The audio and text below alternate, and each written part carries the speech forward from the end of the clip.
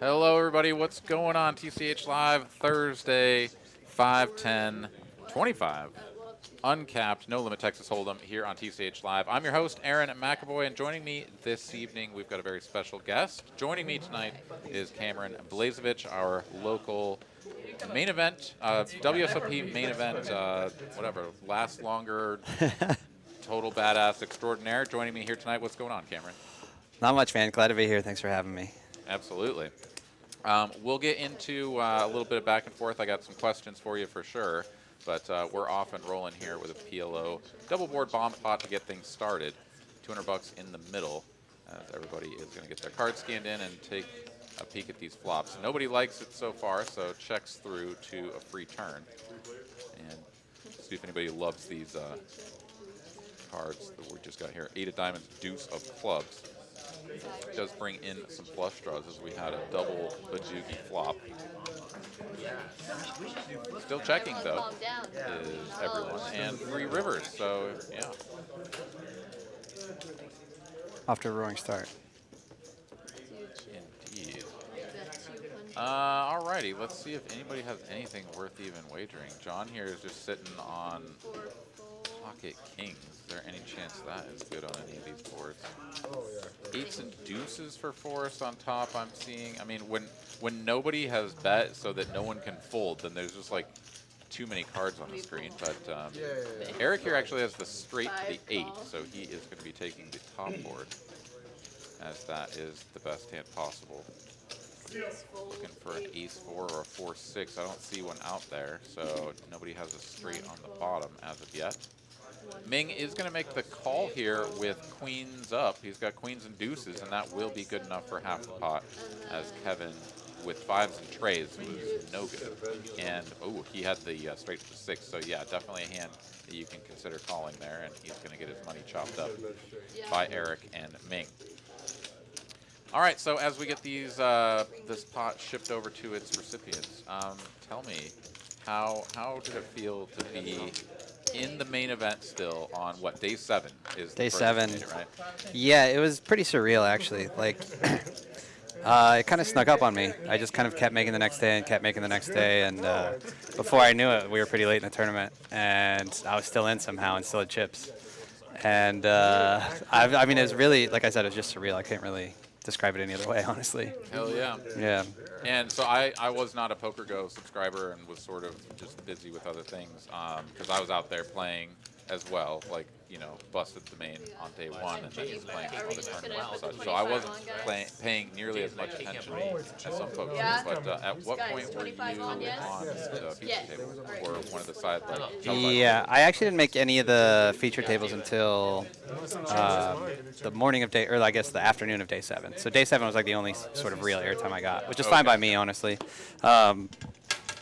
And so I was actually, I think I busted within 2 hours on day 7. So not a whole lot of airtime, but it was still a cool experience. Yeah, no, yeah. Like, I just gotta imagine, like, that's, I mean, we've all played on this game before, right? But like, in that sort of a situation, like, it's totally different. Like, the whole world is watching. Yeah, totally. Pretty exciting. Yeah, and their set is just like insane, like the technology and stuff they have, and all the cameras they have running around, and all the people.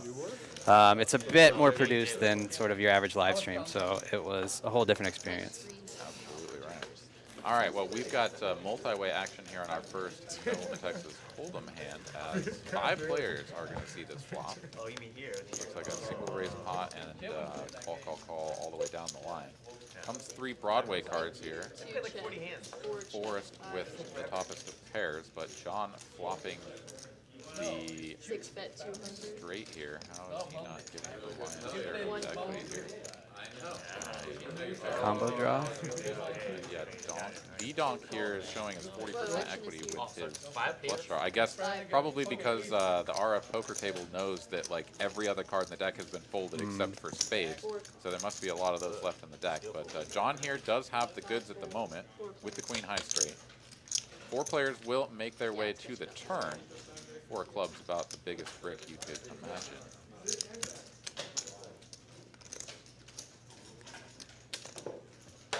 And John will bet pretty big here. This is a 950. Yeah, this is like 80% pot, somewhere thereabouts.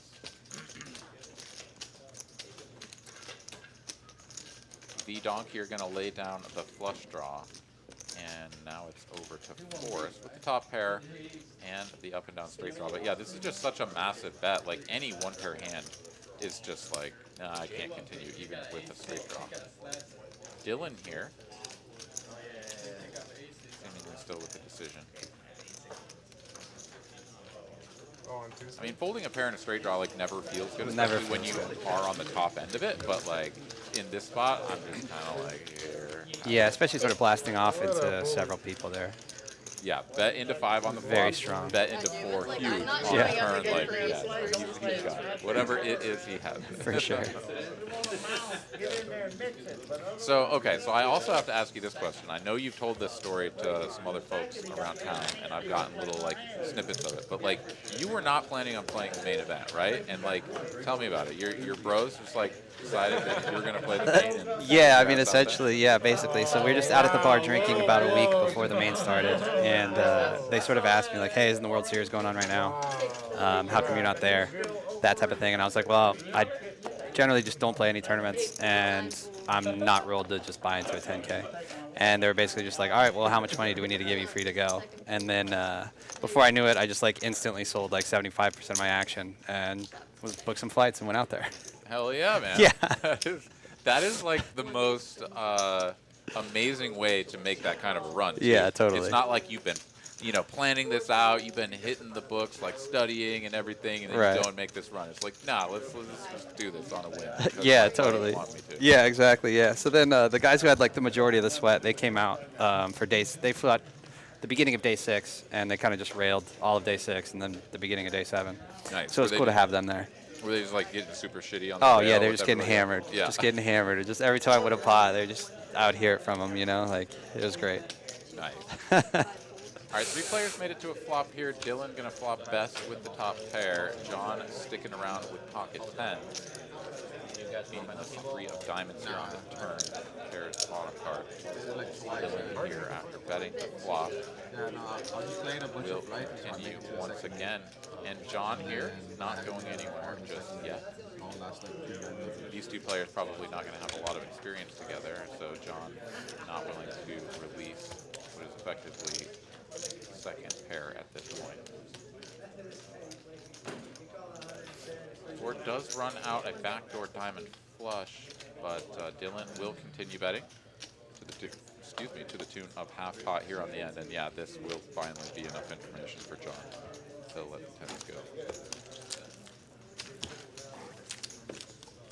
So yeah, I mean that's pretty awesome. Now, did you book like flights and hotel and everything for the whole thing, or were you just like, I don't know, just gonna wing this shit because like what else are we doing? Yeah, basically, I mean, I booked, I think, like as though I would make it to like day 3 or day 4 or something like that, and then once it was sort of clear I was going to make it that far, then I extended a couple days, and then luckily I was fortunate enough to have to extend again. So like, it's like one of those situations where you're like, well, if I have to change my flights and pay more for hotel or whatever, it's a pretty fortunate situation, so I won't be too upset about it. Exactly. I do that every year too when I go out there.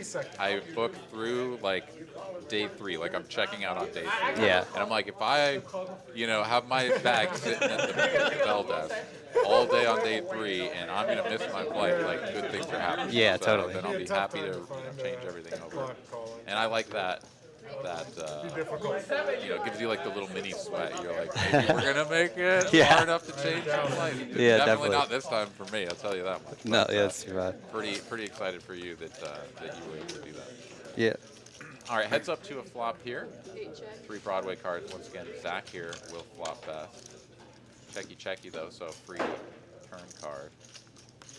And Eric will pick up a gut shot wheel draw, but Zach's going to take a little stab at this, and that is just going to get the job done.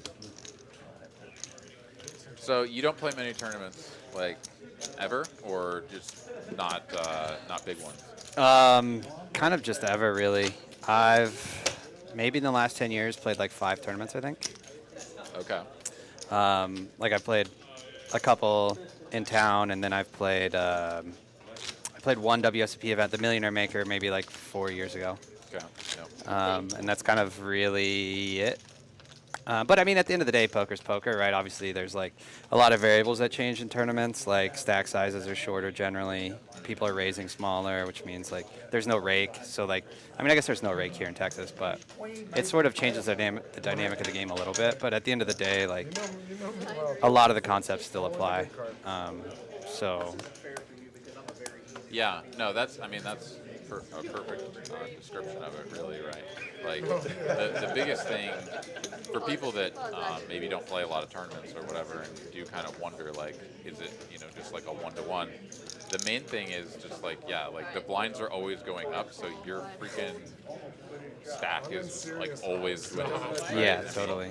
And before long, like, it's almost like when you get the crazy straddles going on at the table, and it's like 25, 50, Yeah. 100, 200, and you're like, shit, man. I Yeah. like have a deep stack normally, and now I got 20 big blinds. Right. Like, you play your hands way differently. Yeah, totally. I guess And just the way it is. sort of the one saving grace, at least with the main, is that like the levels are so long and you start with so many chips that like even going into like day 5, day 6, like everybody that's still in the tournament, or a lot of people that are still in the tournament, are relatively deep stacked. So like, and your min opening, right? Like your min raising when you enter the pot. So like 70 bigs, it's like maybe closer to like 100 plus bigs or something. So like, it's kind of like a lot more similar to a cash game than I thought it would be. Yeah.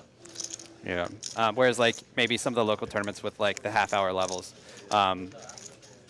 the blinds do go up quite a bit or quite quickly, and so you sort of end up in a spot where like you need to know like your rejam ranges and all that stuff, which is not something I've studied at all and not something that I really have any idea. So I'm just guessing out there. Well, you guessed right. Enough times to get all the way to 32nd, which is pretty good. Let's see here. So we did see multi-way 4 players to a flop here. Forrest going to flop best with top 2. V-Donk here. Top pair, queen kicker, and the backdoor diamond. Certainly a hand that you normally aren't going to be holding to a single raise here, but stack to pot ratio is going to go down rapidly here. If he makes the call, he will be the effective stack on what, like 3.8 in there. Or, sorry, 3.3. Yeah, so just about SPR 2 here. Yeah, a bit of a setup. 7 of spades here changes nothing. I don't think he's sensitive. Unless somebody had the Ask John if I'm making money. jack eight of diamonds combo draw, something like that. Pretty much the only thing you would expect to be in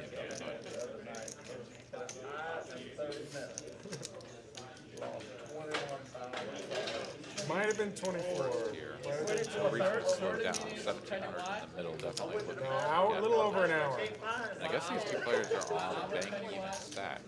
24, yeah. Does make a bet here, 1,000. And that is enough to get V-Donk to lay it down. 4 did get sort of connected and such, but I guess you just sort of like, I mean, yeah, because the 7 peels off JC to snap. some of the potential streets got there with just like the jack eight suit. Our reputation was ruined. These side boards, I don't see too many people check raise, yeah. like the straight draws, right? It's just like you're just always check raising into this like super strong range, I know. and Why installed it? yeah, it's kind of tough there. But I guess it's like, no, if you can continue betting, you just have ace queen beat, and I'm just gonna get away from it. And it was the correct fold in terms of saving him some money.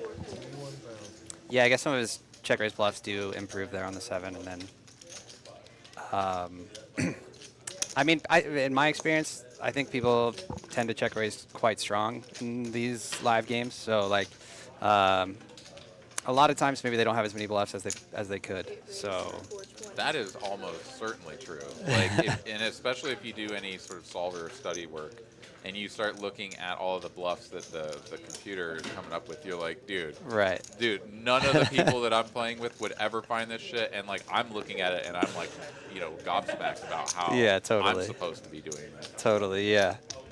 The solvers play like madmen, that's for sure. All right, Forrest opening to 125. Zach hitting him with the 420. And Forrest will make the call, play this one small blind versus big blind. Zach in position with the betting lead. Flops clean. The open pair. And Forrest here without a heart on board, I think it's going to be pretty hard pressed to continue even to a small sizing. Zach does not pick a small sizing. He goes for 500 here. Pretty chunky bet, all things considered. And will get a quick fold from his opponent.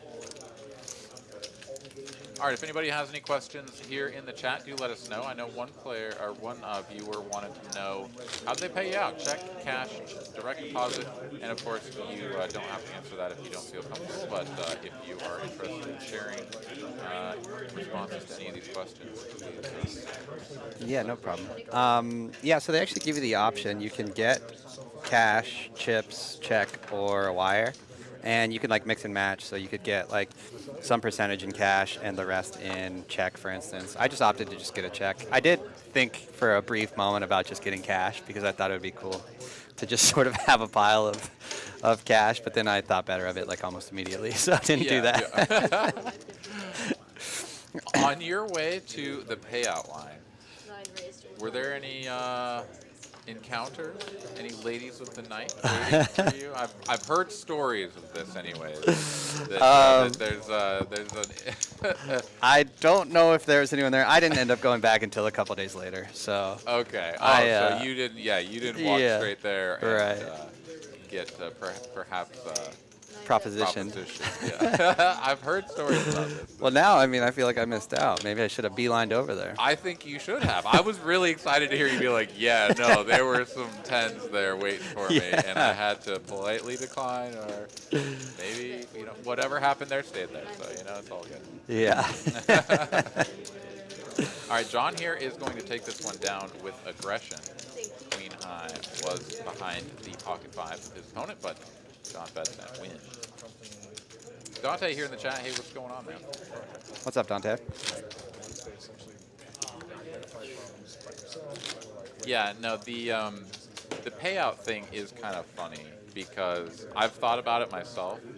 I mean, my first experience with getting paid out, like a sort of, eye-opening amount of money was I just happened to luck box my way into a final table of WSOP circuit main event. So $1,700 buy-in. Oh, wow. First place was over $250,000. And I just ran really pure and had no idea what I was doing. This was many years ago, before I really started taking poker seriously.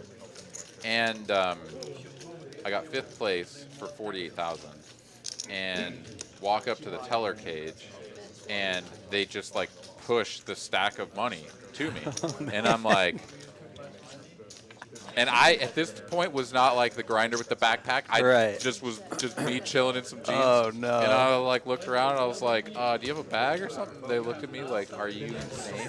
What are you talking about? Everybody just has a backpack or something. Right. I got a P.F. Chang's bag from the little P.F. Chang station that they had there. They were just selling food to the poker players. Right.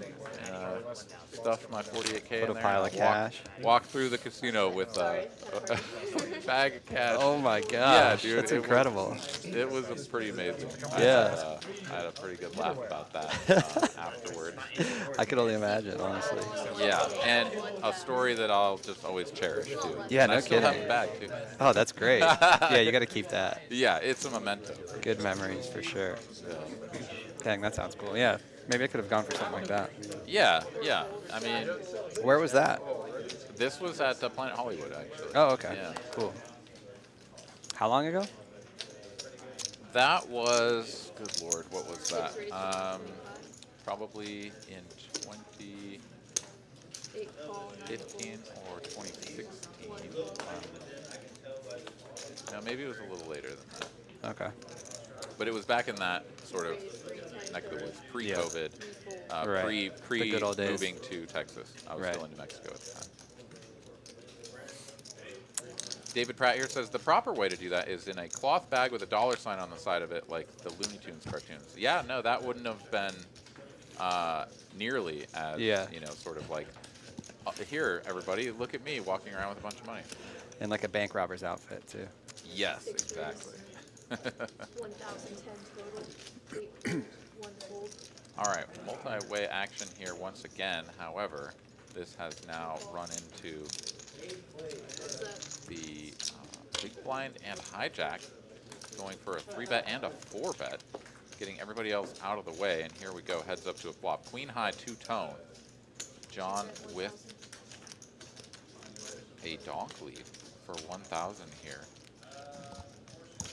Just a gut shot to the queen high straight that he really doesn't want to hit. Okay, so John 3-bet and then called the 4-bet from Forrest. Yeah, then donk leads for 1,000 and a jack would just be absolutely disgusting. Yeah, disaster. Does bring in a double gutty now for John, and he continues with the out of position, uncharacteristic lead here for 2,000. Forrest on only 3 1/4 behind as well. I mean, this is just like, you're playing for all of it or you're folding now. This is sort of strange because you don't see too many people do this. And in this spot, right, like you're Forrest and you're like, wait, but like I have the range advantage. Like they're not supposed to be doing this, and I have a really good unpaired hand.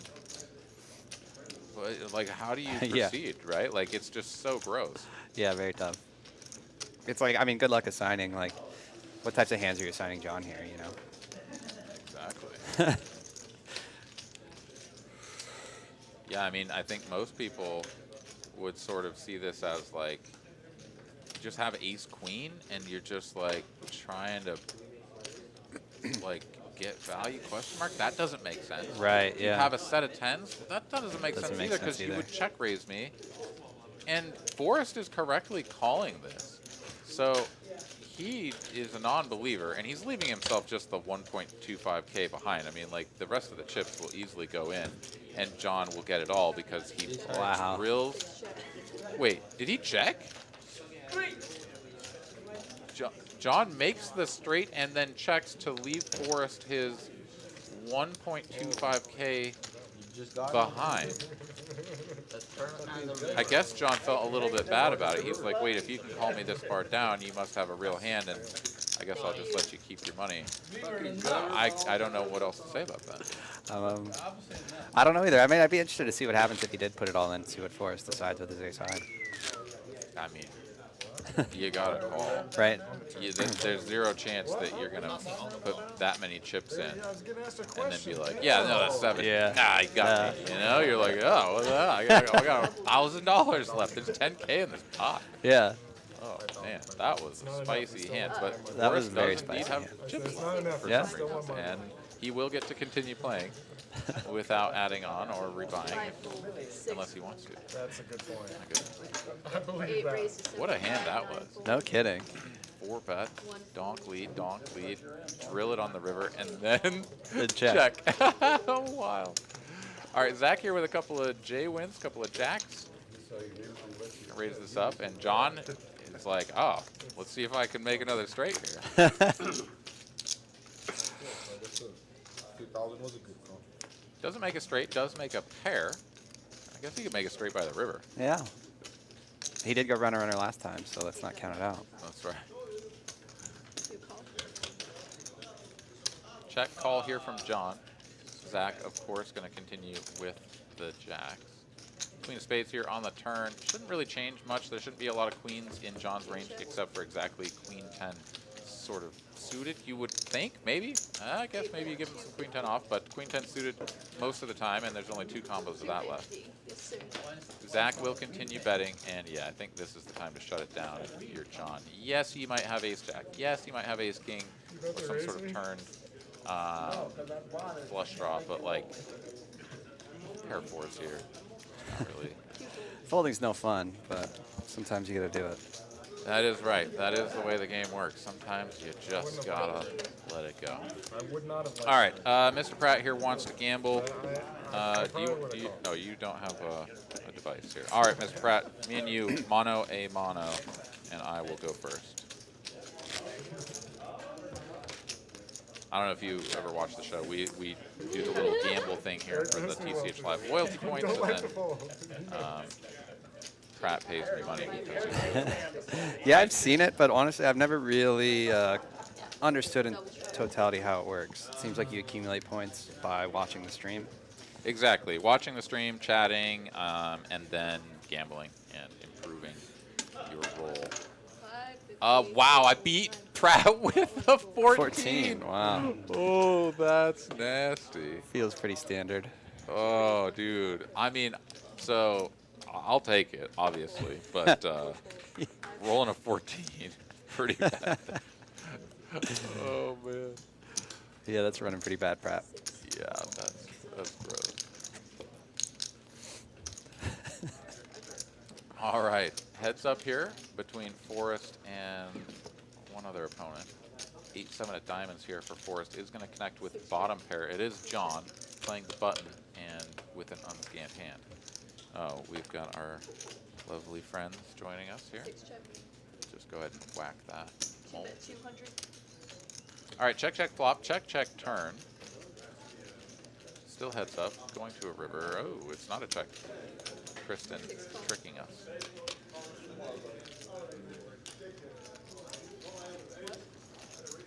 Yeah.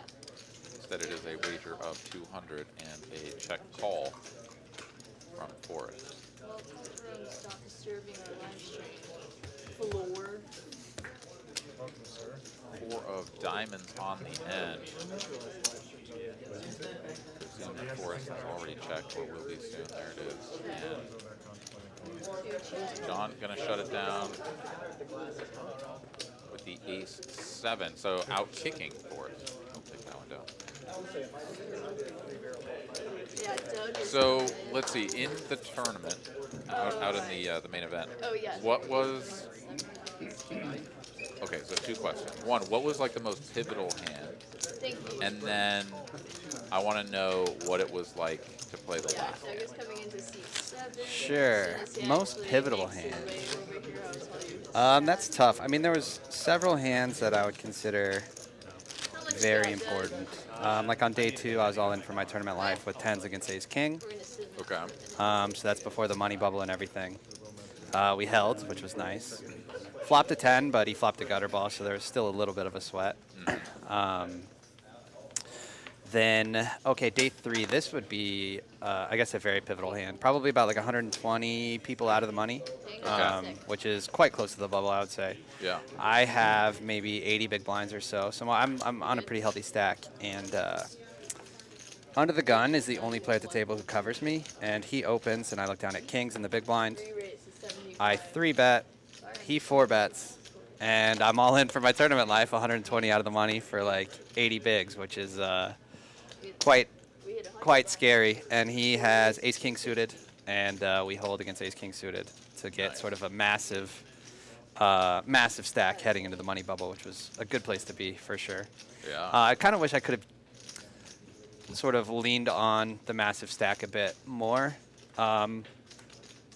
right near the bubble, but people were just playing so slow that we just didn't get any hands in, so didn't really get to sort of just bully the table for a little while. Yeah, just pounded them as much as you could. But Yeah. everybody's tank folding Yeah. anyways, so it's Yeah, like you get exactly. a hand every. Yeah, I'm not kidding. I think we 6 probably minutes. played like less than 15 hands in an hour and a half at one point, probably. Okay. Like, yeah. it was brutal. Yeah. Yeah. I mean, if you are the big stack, I've definitely had many people say, like, you get into these sorts of spots and you are the big stack, like, be very aggressive about calling the clock. Right, and- yeah. Because that's your time to shine and you've earned it, right? Yeah. And, like, if you let these people just kind of, like, out of, what's sort of, like, good natured, like, yeah, like, you guys are my table mates. I don't want Right. you guys to bust out. But it's like, at the same time, you kind of have to exploit the advantage that you have. Yeah. Anyways, Looks like we have a big 7 deuce. we sure do. Forrest, I think, is one of the players that I've seen raise more 7 deuces and dirty diapers than anyone else. V-Donk isn't going to play around. He's going to just ship it in there. That'll be the end of this one. Yeah, so Yeah, no, Forrest doesn't care if the 7 deuce game is on, which it is not. But yeah. the classic playing for the love of the game out there. Yeah, so that was probably, I would say, the most pivotal hand that I can remember. I mean, there was another hand where I got super lucky and sucked out late on day 5, I think it was. I called a 4-bet with jacks, flop an overpair with less than pot behind, and get all in against kings on the flop, and just drill a jack on the turn. Oh, shit. Yeah. So you were dead, and Dead. then you got Stone dead. resurrected. Stone oh my dead. God. Yeah. Nice. So that one was like, okay, I should be out of the tournament. But it's the main, and But we it's have the main, heaps. Let's go. and That's so we're sick. still in. Yeah. And yeah, from there, I guess like nothing too crazy. And then the bust out hand, I think, is relatively standard. But again, I don't play tournaments, so I don't necessarily know the ranges all that well. But I have about 20 bigs. Cutoff has piles, and he opens. Button is short stacked, and he flats. And I'm in the small blind with ace-10 suited. Okay. And I just rip it. And Cutoff just snap calls with ace-king. And we're just basically dead. GG. Yeah. Yeah. That's tournament poker right there. Yeah. Where you're like, I have a hand. I should like try to pick up these chips. Yeah. And then they just happen. Yeah, I think it's, I mean, I don't know. I think the shove's fine, but I mean, I don't know. Yeah. No, tournament poker when you're in like the money and like the next jump may be close or Yeah, the may jump- not, or yeah, there's that's the short thing is- stacks around you. You don't Right. know all the details, or if you did, you could try to make some Yeah. differences or whatever. But Yeah. ICM is a very different animal. Yeah, totally. Forrest here, back-to-back 7 deuces. He is at it once again, and this time I think he's going to get the job done because Zach is facing a bet of full pot on the turn with just ace high, and it's going to be very tough for him to continue here. Back-to-back 7 deuce? Is that what it is? Yeah. Zach, however, is pretty sure his ace high could be good, makes the call, drills a 5 on the end just to add a pair to his repertoire. And now it's up to Forrest if he wants to continue the story here. Pre-flop raise, bet flop, pot it on the Hot on the turn, right? Yeah. So a chunky 3/4 size on the flop as well.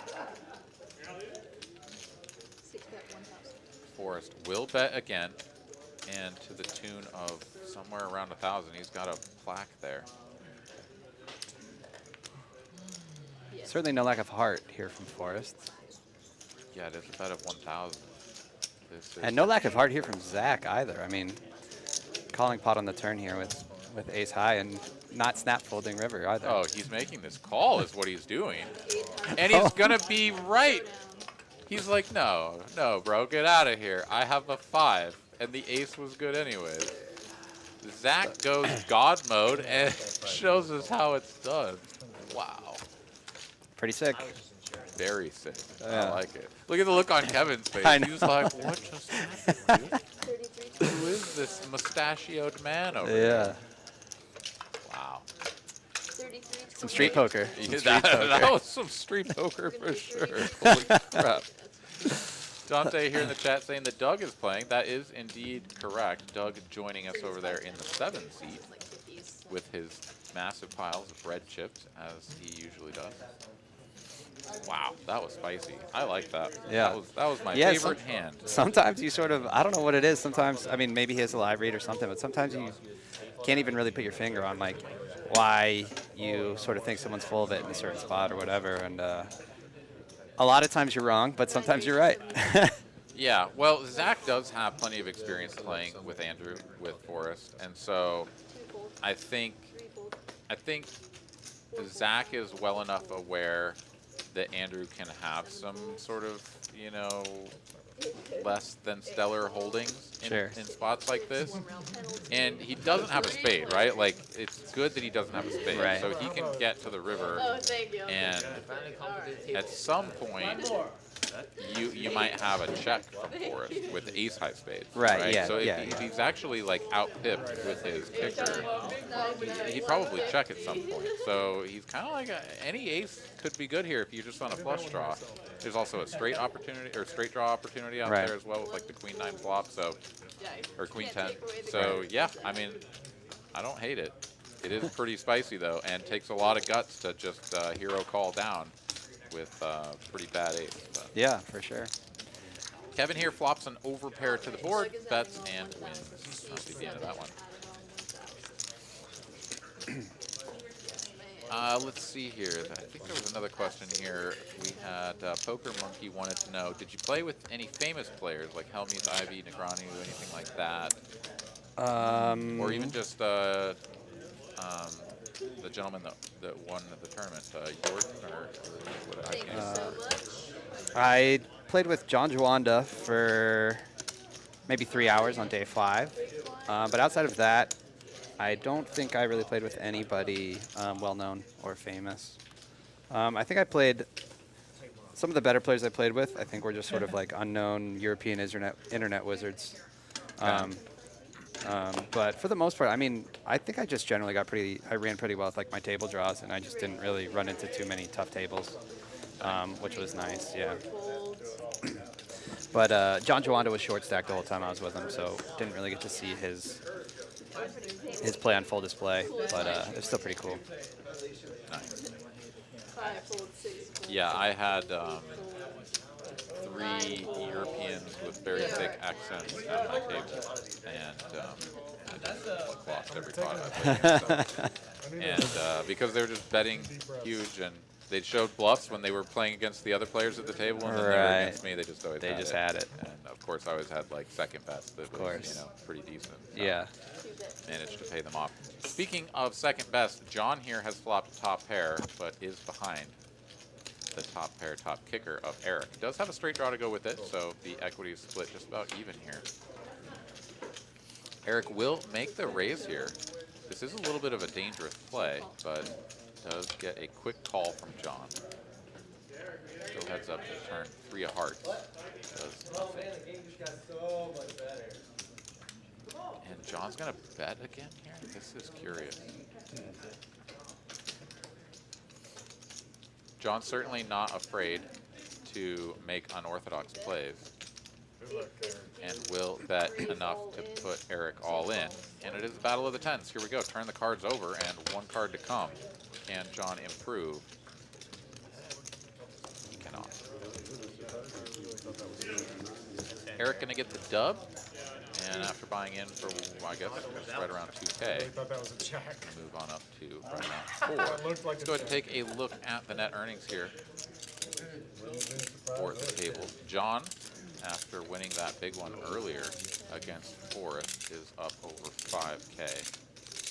We'll take a little bit of a hit after this hand updates, but Zach there, the only other player in the green at the moment. Eric, after this hand, will be up 2K, so he'll move into third position.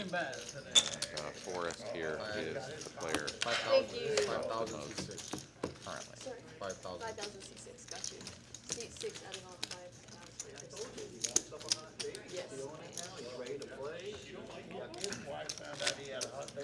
So when you ripped it in with the ace-10, you get the bad run out against ace-king, and you're toast. Yeah. At the time, were you on like the feature table, or I was on like the side feature. side? Okay. Yeah. So then they get a camera right in front of you and follow you out the whole way, which is I don't know, it's fine. But I didn't know where to go or anything like that, so it just felt a little weird. Yeah, they just have to get that for the camera, like the walk of shame or whatever. Yeah, exactly. Yeah. And then you had to go like give a microphone to somebody or whatever. I Yep. imagine. Yep. They come. They take the microphone from you. Tell you congratulations. And it's weird. It's weird, like how bad you feel despite like it being like a really cool thing that happened. That is every tournament that anyone ever plays. Unless you win it, you are unhappy. Yeah, yeah, totally. I didn't. I mean, I've told people this before, but like if on day 1 you would have told me like I'm gonna finish in 32nd, and I would have been ecstatic. But then like once you're there and you're 32 people away from first place, your sort of normal shifts very quickly. And yeah, it's like I was describing. It's like I don't think anyone's ever been like sadder to win like $250,000 in their life. You know, like I was just crushed. Yep. But like looking back on it, I mean, I'm really grateful. Like, I mean, I shouldn't have even been there. Like, I got that miracle jack on day 5. Like, a lot of things had to align just to get me there in the first place. So now that I'm sort of a bit removed, I can look back on it a bit more fondly as well. Ming is a monster hand here. He Sure it does. Flops the joint, picks up a redraw on the turn, and Forrest is committing calling chips 7 folds. with his second pair and a gut shot Broadway as well. Third opponent out of the way. 3 of hearts now on the end. Ming. Just have a jack. Whoa, quick check. Check. And looks over his shoulder, flips over the winner. And Forrest is like, oh, yeah, no, that's good. That wins. Yeah, I guess Ming maybe trying to induce a bluff or something there. I'm not sure. Yeah, I mean, the front door hearts gets there. So Oh, okay, fair enough. I you're- missed the hearts too. Yeah. You're like a little bit squeamish, I guess, about it. You'd rather check call than like block bet and then call a big raise or something. Sure. Yeah, I don't know. People will have different approaches there too, whether or not you'll go for a block or Yeah, it's that weird time of day. just check. Yeah. Right. But very clearly, a big size is just not going to accomplish anything with the straight. So either way you cut it, I think the check is pretty standard. All right, 25 is on once again. 3 folds, 4 folds. 5 raises, 6 folds. So you think you'll be playing more tournaments, or not really like 8 I raises, don't know, 250. inspire you or? Yeah, I don't know. There's like part of me. I don't think I'll be playing a ton more tournaments now. Maybe I'll play like 1 a month or something like that. But I think like I was just kind of spoiled with the structure of that tournament. Absolutely. To the point where like I don't know. I just like cash games so much. Like I just love playing cash. So that's kind of where my Super spicy flop here. Ming getting in the mix with the 7 deuce. Zach in there with dominating heart and 2 hearts on the flop. Ming does have a pair though, so it's technically ahead here. Going to bet his pair and a flush draw to the tune of 210. and it looks like Zach was actually the 3-better here. So Ming just leading out. 8 raise, 800 total. Yeah, very curious dynamic here.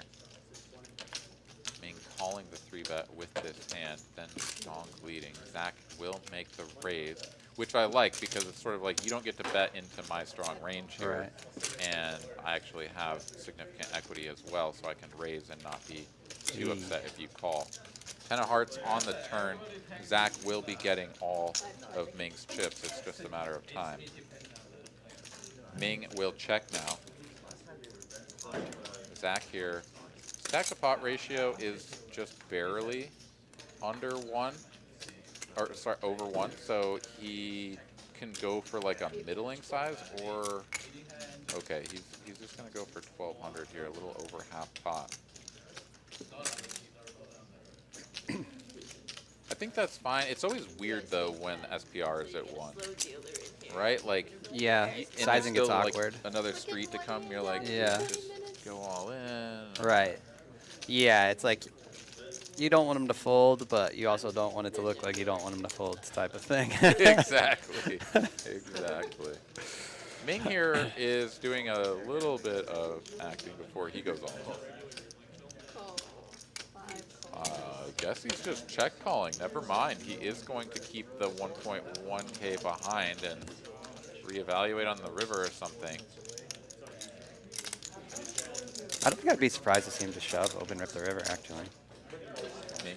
Yeah. Oh, yeah, for sure. Yeah, I mean, I don't think he had any other plan. Maybe if there was like a heart that comes off, then he checks and can think about folding or something. But Right.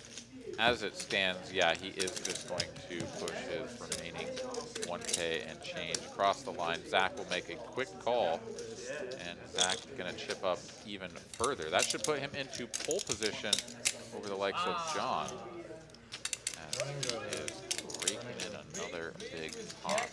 Bring up the net earnings, and again, this is 1 hand behind, so Zach and Ming are going to update here in a moment. But as you can see, Players, John sitting players on checks almost online. 15K in front of him. Try and save it there for Is now our second biggest winner. Zach over a double up from his 5K buy-in. Main getting stacked down to the felt. He's gonna have to be fine. See a lot of cash coming out. Zach with some good play in the hand earlier with ace-5 off, sniffing out that bluff, and then just getting lucky here, flush over flush. Pretty good way to accumulate some chips. That's for sure.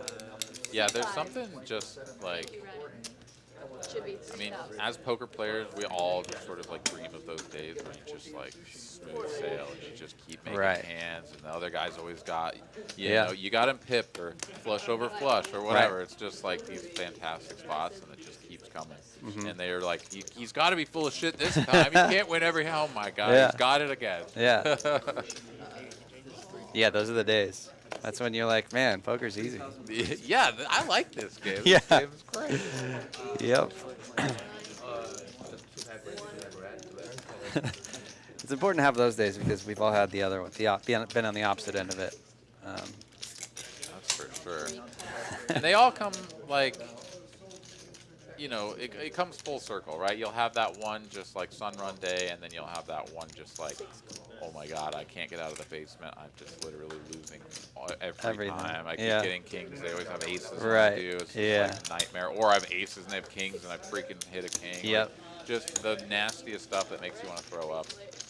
And you wouldn't enjoy the sun runs as much as you do if you didn't have those just sick nasty days, right? Yeah, like definitely. we all think we would, but no, we need to have the sick nasty days to really give us the full experience. Right. All right, Forrest and John both gonna flop pairs here. Forrest with the redraw to the straight does have a slight equity advantage, but will no longer on the 8 of clubs turn. I love John's nonchalant, just like flick the chips. He just sort of pitches them out with his finger. Yeah. Betting a call off to a river. 6 of diamonds, not going to do it here for Forrest, and I don't think his hand has the properties to turn into a bluff. After John checks to him here on the river, it's just going to be the 10s beating the 9s, and that'll be the end of it. 28, 3,000. Thank you. Ragnar playing with cheaters. Damn, bro, that sucks. But yeah, online, dude, I remember back in the day playing the little like $1 tournaments and stuff. Like, dude, you just knew that like everybody was cheating in these games. Like, it just. Do you play online at all anymore?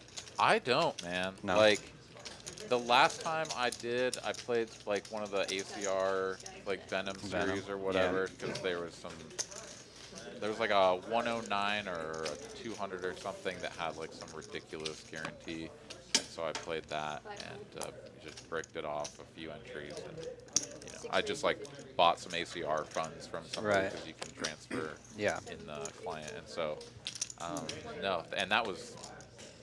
What was that, a year ago or something? I don't know. And I just don't do it. No. I don't enjoy it. I don't get the same like thrill or the same like appreciation for the game sitting there clicking buttons as I do sitting at the table across from the other players, having the chips in my hand, having the cards in front of me. I don't know. And I feel like I perform way better live. Yeah. Like I know that like the fields are just tougher online, but like I just feel like when I'm there at the table and I can see my opponent and I can feel the interaction during the hand, like I get like that intuitive feel about what's happening. When I'm playing on the internet and somebody check raises me, I'm like, all right, I guess I gotta GTO this up. You know, like I just don't have any connection to what this person's doing. Yeah, totally. Yeah, I mean, yeah, they're definitely two like completely different realms. How about you? Do you play at all? On the internet? Yeah, I play online a bit. Not like a ton, but I play on one of these unregulated American sites that are just like, who knows what's going on there. But the games are, they're tough, but I mean, they're still beatable despite who knows what's going on. But so yeah, I really enjoy it actually. I think I don't know, I go back and forth between whether or not I enjoy live or online more. Wow, okay. Yeah, I mean, like when I play live, I'm playing much higher stakes than I play online. Like I play like 200 and online, so like 1-2 online. But it's like with a 100 BB stack, whereas like when I'm playing live, obviously we're playing like 2-5, 5-10 with infinite big blinds. So like stakes are much, much higher playing live, which And is more fun in its own way too. sure. And yet, like, the fields will sometimes be like, sometimes like Yes. 200 NL is like, Yeah, it's just a tough game. You know, Or it can be. 7 grinders and Yeah. like 1, 2 fish. Yeah, yeah. All right, bunch of players saw this flop. Ming gonna flop top pair, and John with second pair. Those are the only 2 players that I can see. Oh no, Dylan here is a combo draw. How did I miss that? Because there are too many hands on the screen. Zach is out of the way, and it's down to top pair and the combo draw. Brick City here on the turn. Dylan still with a sizable chunk of the equity here. And Ming now gonna donk after check calling the flop. So Ming taking a page out of John's book, or perhaps John taking pages out of Yeah. Ming's book. Yeah, they both seem to deploy the donk bet quite a bit. Dylan quickly calling though, no thought of putting his opponent all in. 8 of spades on the end. God, isn't that just what happens when you have Yeah, a freaking yes. combo draw? You're like, oh, we're gonna get him. Oh, we're gonna get him. Brick, brick. What the hell? I'm Yeah, you just can't believe it. It's like one of the most tilting experiences in poker is flopping a combo draw and then breaking out. Yeah. I mean, Ming here, stack to pot ratio is tiny. It's barely over 50% here, so. I mean, I think his only play is all in. And I don't hate it either because front door and back door flush draws missed. He doesn't have diamonds, he doesn't have hearts, so there's a bunch of bricked draws that he just doesn't have to worry about. And then there's all of the middling strength hands that might just be like, shit, like I gotta look this up, like Jack 10, Right. Queen Jack, right? Like it just cooler them for the rest of the chips, but he is going to make a wager. I didn't actually see if he went all in or not. I think he actually just bet small. He bet small. Yeah. Okay. And Dylan is like, ugh, fucking 10 high, no good. Yeah, brutal.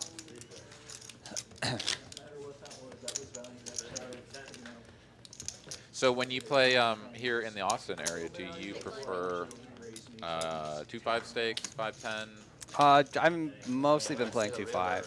I think, I mean, the 2-5 games here in Texas are like huge. The game here is like match the stack, and it just plays so big. So I mean, like, no real need for me to play much higher, I feel like. But I mean, I don't know. We'll see. We'll see. Like, I'll shot take every now and then if I see like a good lineup or something. But generally, I just mostly stick to the 2-5 game, and it's generally like 2-5-10 even. And I guess like sort of the trouble with the 5-10 game, not the trouble. Depends on what you're looking for. Is like it's 5-10-25, so it's quite a bit larger than like a 2-5 game is. Yeah. No, and that is something that sometimes people, especially from out of state, won't really fully appreciate. Is not only are you just like omega deep stack, just because that's how we do it here, but the straddle makes a big difference. Like, Yeah. in the 2-5 game that we play here regularly, I mean the 10 is on half the time, if not more, around the table, and so you're just always playing basically 2-5-10. Like you just, that's what you're playing. You shouldn't confuse $5 big blind at all. Totally. Yeah. It's hard to explain to people who are more familiar with games elsewhere. Like, I mean, for instance, like a 1-3 game here might just be like the size of a 2-5 or maybe even bigger somewhere else. So like, yeah, it's just hard to describe to people. People don't necessarily understand exactly the stakes that you're playing just because the blinds are a certain stake. Doesn't mean you're actually playing that stake, really.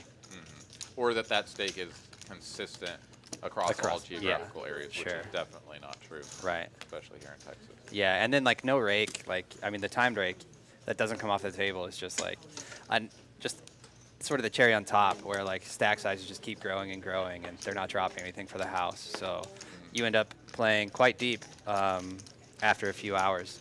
You know, chips change hands, people rebuy.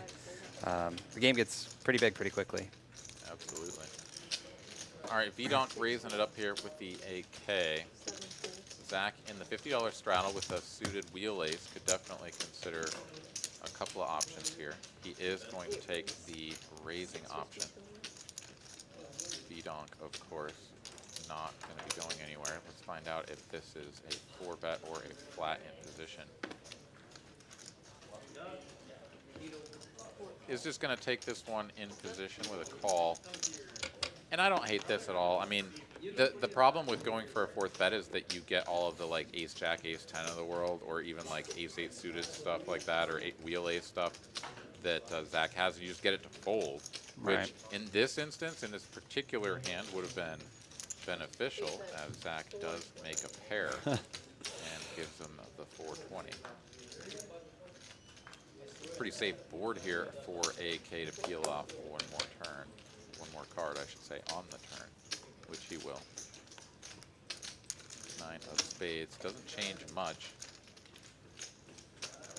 Problem now is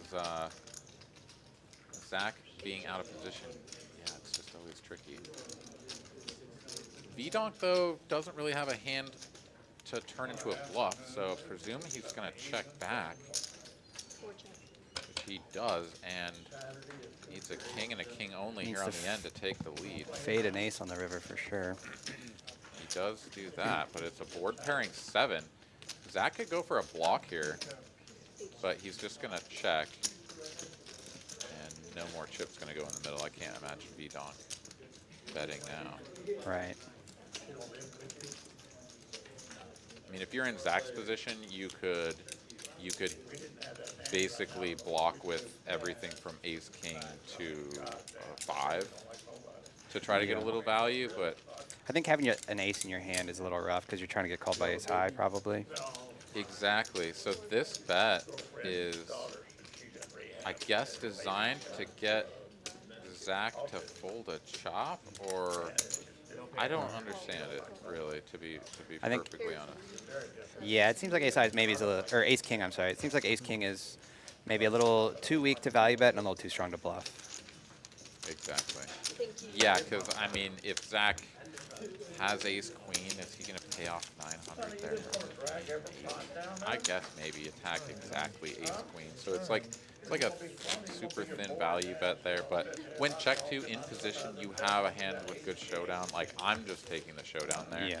If I'm out of position, I definitely lean a little bit more towards like going for that little bit of extra value, just because the block gives you some sort of initiative, and a lot of people will just sort of like feel more inclined to just defend instead of attack. Whereas if you Right. check to them, they're like, "Fuck, man, I guess maybe I got to turn this Yeah. shit into a bluff," and you don't want to check call with your It kinda- ace high. Yeah, it kind of keeps you out of a tough spot, finding yourself in a tough spot. Of course, like, I mean, sometimes when you get raised, when you block and get raised, then you have to start wondering, like, well, did they raise because I bet small? And you can kind of level yourself that way, too. So, but I think in general, you don't get raised all that often, so it doesn't, you're not in a tough spot. Yeah, well, and also, I mean, And diamonds for that hand played out in such a way that it's, golden the nuts. unless your opponent's a real sicko and they recognize that they can For a suited you play. value raise over your block Yeah. with something like a 5, like ace 5 or Right. whatever, right? That's now like, wait a minute. Yeah. You're blocking here. You could have some ace king and shit. Let me Yeah. let me just 3x you and try to get called here, or whatever, right? Like, it just doesn't happen very often though. Mr. Pratt wants to know, is it gamble time? I think it is. I won the last one, so I'll go first again. Heads up between Zach and Ming, who flops the joint middle set, but no more money for him. I think the only better feeling than flopping a set is turning a set, especially after you, like, maybe it's like a 3-bet pot and you see bet and you get called and you're like, well, I'm definitely behind, and then you just drill it on the turn. What a great feeling.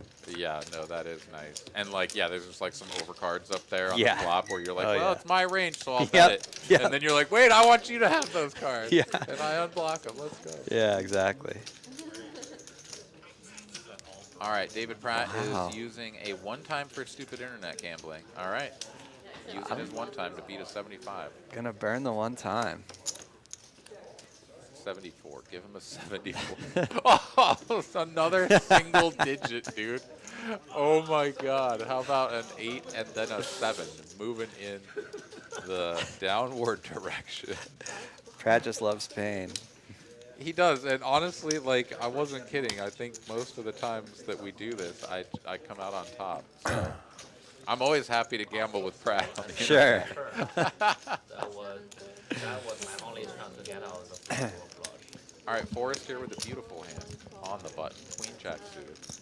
Gonna make it 125 to go. And Dylan will call from the straddle with ace nine, Ace nine. And drill it. Yeah, One bet 100. And don't agree with this lead. completely. 6 call. I'm seeing a lot of leads. Indeed. I mean, I think there's certainly maybe a time and a place for a lead, but There are indeed. This one, in my opinion, is not one of them. But One bet 230. well, Forrest is, yeah, going to pick up some equity here on the turn. yeah. I mean, the 10 of clubs is like the only better card in the deck for him, so this one's pretty juicy. 230 is the bet. Forrest makes the call. Looking for an 8 or a king here on the end. And he gets Wow. it. Gets the king, and Dylan could be in real trouble here. He is perhaps going to be a little bit worried about the 10 and the king peeling off. Right now he beats Right. like ace, queen, ace, jack. These are the hands that he's targeting with this bet here. 950 in the middle. 480 is the wager. And when he gets raised here, I mean, he's probably going to throw up a little bit. Because, like, now you lose to all the other two pairs, and your opponent has called 2 streets in position, so, and was the pre-flop aggressor. There's like all these things factoring into he can definitely have you beat. Totally, yeah. Oh, this is 580, I apologize. Saw that as 480. It's 580 for a little over half pot. And now let's see the sizing here from Forrest. I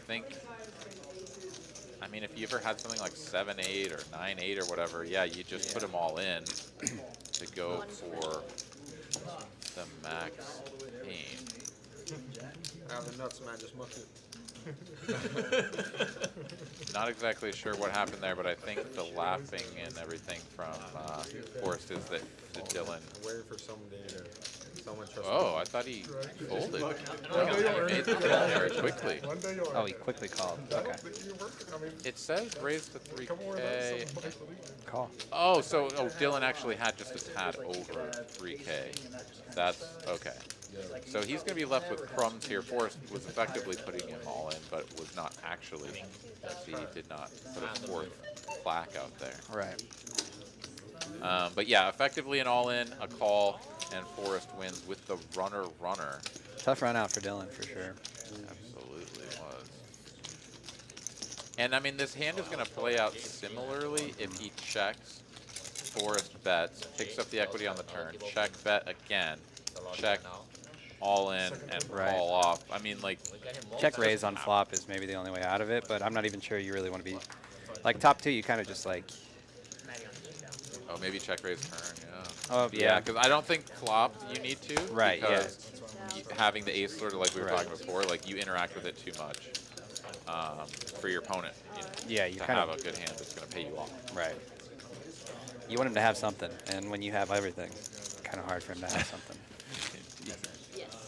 All right, let's take a look at the net earnings after that hand, as it's going to be a little bit of a move in the positive direction for Forrest, as he was solidly in the basement there after picking up the 3K on the river and, you know, the previous streets. I mean, that was a big pot. Dylan had somewhere around 5K or whatever to start with. And, yeah, all of those chips going into Forrest stack to get him moving on the up and up. Zach's still in pole position, up over 7,500.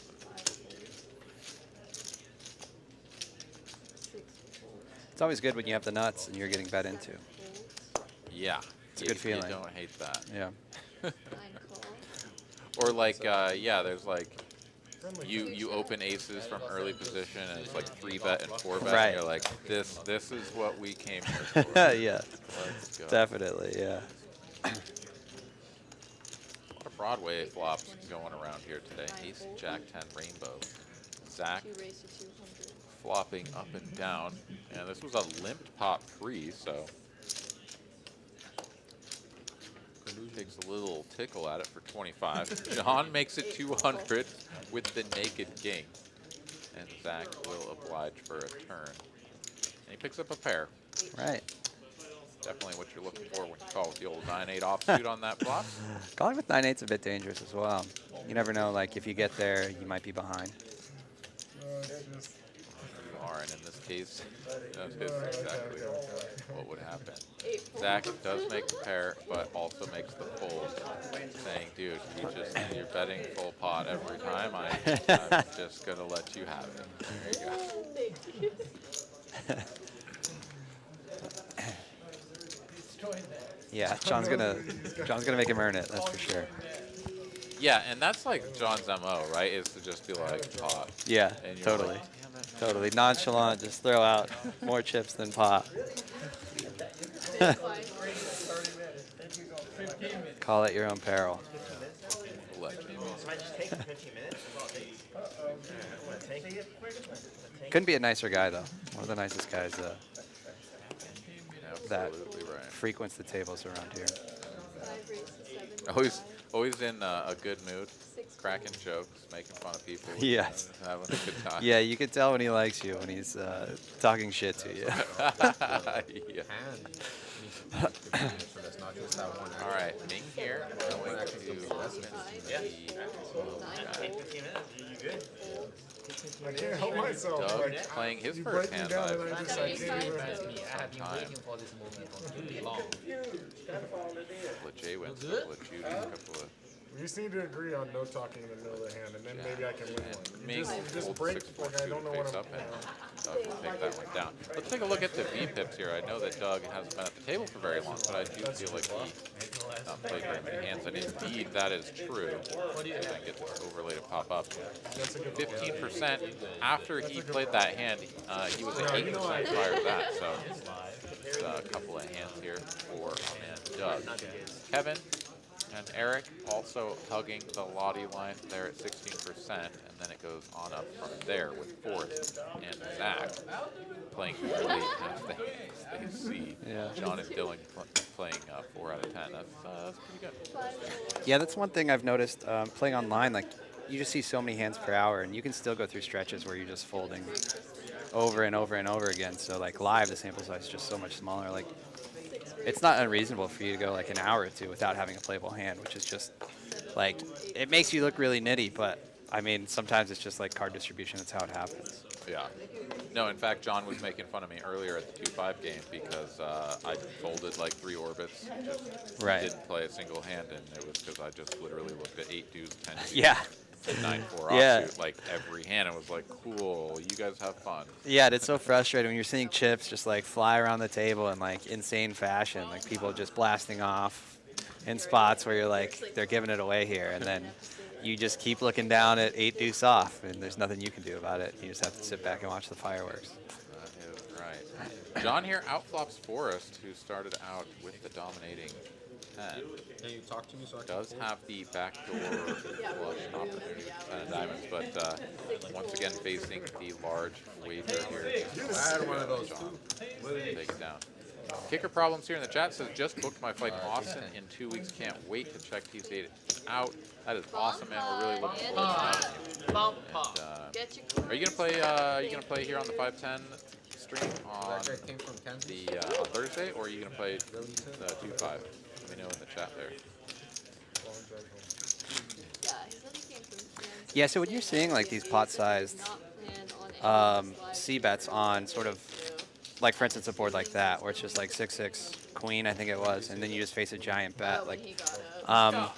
do you think it makes it harder or easier to figure out sort of your strategy when you're on sort of the not on the aggressive side, where you're sort of defending? Eric's locked in. Do you think it makes it easier or harder when you're facing these giant bets? I think it makes it harder, and well, so certain hand classes it makes it harder. Like ace 10 of diamonds is a slam dunk call for a small size, Right. because you just can't be letting go of hands as strong as ace high on paired boards. Like you just can't do it Yeah. from a theoretical standpoint. Grocery- But once the bet size gets large enough, Yeah, that's what I'm saying. you get put in a tough spot because now you're like, wait, I've actually like folded out so much of the bottom part of my range that's just like an easy fold. That now Right. it's like, wait, like like, this hand is actually still pretty good for this large size. Yeah. But like, this pot's gonna balloon. I'm gonna have ace high. He's gonna bet pot again on the turn because I know this guy. Like, what the hell am I gonna do? Yeah, true. If I miss, and I'm gonna miss like all the time, or maybe I pick up the diamond draw with my 10. Like, is that any good? So it puts that hand class into a tougher spot because you feel like you still need to continue, Right. so that you don't just like overfold. And yet, for all of the stuff that would like be continuing, otherwise you'd be like, I got my my king 5 here, you know, king Yeah, 5 totally. suited with Yeah. backdoor, and like, I guess I'm gonna peel this off. Now Yeah. you just let it go. Right. Cool. I Yeah. don't have to fuck around. Yeah. 6-4. But yeah. I mean, makes it's like you makes it easier to play some parts of your range and harder to play others, I guess. Exactly. But like you said earlier, it's never fun to fold, and that is absolutely true. And especially from a like theoretically sound standpoint, like you should not be folding very often at all. Right. I mean, if you look into how a solver will play in a lot of these tournament spots where there's a lot of small betting happening, Yeah. I mean, you're calling with just shit that makes no Right. sense. You're like, why would I call with that? And you're like, because you got backdoor straight and backdoor flush equity, Yeah. right? And it's like, that's enough to call? Are you kidding me? Yeah. People aren't doing that live, like Right. ever. They're just Yeah. pitching it, or maybe check raising it if they're like sort of a spaz or something. But Yeah, that's sort of a trend you see online a lot. Is a lot of really small, like third pot C bets, and you do. I mean, you have to call like surprisingly wide against like these small sizes. But then live, yeah, I don't know. Live's just a whole different world, so it's kind of hard. Some people will call way too often when you bet super small, and some people will not call enough when you bet super small. So it kind of just depends on who's in the pot, who you're playing against. a bunch of chips going in the pot here as John has flopped 3s full with the dirty diaper. Ming here has flopped the second nut straight on bottom. So those two players in pretty good shape to take this down. V-Donk had opened for 200 here. Started everything off with a pot-sized bet with the wrap on the bottom board, playing the 9-10 jack. But yeah, of course, now facing all of this, you're like, all right, cool, you guys have fun. Right. Thing for Ming is that he's got the ace-high hearts on top. I mean, I think his hand is just a little bit too strong to fold. Right. Because, like, let's say that he's beat. Let's say that John has the 6-9. Well, he can always, I mean, he might just be best on top with pocket sixes. He can always improve to a flush. And if his opponent is just playing the top board, then it's, like, really tough for his opponent to counterfeit him in some way. Unless he's also got, like, just some dangler, like 8-5 that can improve to both. Yeah. So I think his hand is a little bit too strong to let go after he repots it to 800. But let's see how he plays. Yeah, these bomb pots get out of control quickly. You end up in a spot where you're like, okay, we might be just gambling for 5K or whatever it's going to be total each. Yeah. Maybe even more. With 2 cards that come on both boards. So, Yeah. gotta love that. Yeah, and this is the thing too, like when you pot, you're like, yeah, I'm in charge. Everybody Right. else has to sweat. And then you get repotted and you're like, whoa, dude, how are you going to do that to me? Yeah, I mean, it's nice he has 2 6s. Makes it a little less likely that he's sort of dominated on that board. But yeah, I mean, he could easily be basically dead on that board, right? And then sort of drawing on the other. I mean, he's got backdoor hearts on that board as well. Of course, Right. some of his hearts are already gone. Kicker problem says he's just going to stick to 1-2. Oh, I thought you were going to be playing on the stream.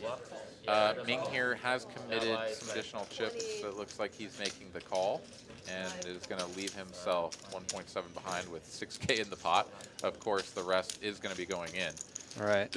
This is a spot where I'm like, if I'm going to play this hand, I'm going to play it Just for all put of it it. in. Because I might actually somehow win this. If John has like ace 3 Yeah. and I mean- 6-4 or something, right? Like quarter him somehow. Or if he drills a 6, Yeah. you know? Yeah. Yeah, Oh, yeah, I mean, quarter. he is drawing live to, Right, yeah. to some stuff. That's Yeah. All right, so effectively all in here. 10 of spades changes nothing on top. He's not going to like that. Yeah, board pairing on the bottom. Oof. But he's committed He's so just many committed, chips. yeah. There's just no way. Okay, check. Alright, No, check. I haven't. And I mean, I would say that most of the time John is just never going to check because he just kind of has to put them all in. Right. Except for the time that he let Forrest keep his 1.2K. Yeah, maybe he was feeling generous this hand as well. You never know. All right, hands are on their backs. All the chips are in the middle. It is a 9K pot. Well, not quite, but no, it is. Yeah, 9K pot. Yeah. And yes, the straight gets there for Ming on the top, which is, of course, no good to the flop boat for John, and they are just going to chop this up. Yep. Let's put heaps and heaps of money in to win 175 bucks. Yeah. I mean, it's kind of crazy. It's kind of like how poker works, right? Like, at the end of the day, like, if there were no blinds, nobody's playing any hands, right? So, like, sometimes you get into these massive pots, but it all started with just, like, those are my blinds, and someone saying, like, no, actually, those are my blinds. And then by the end of it, you've just put in 300x, whatever was in there, just in an effort to what started as win a blind and a half or whatever. Yeah. It's kind of a crazy game. It's so crazy. And the craziest fucking hands in tournaments happen when the dude in the big blind is not at the table.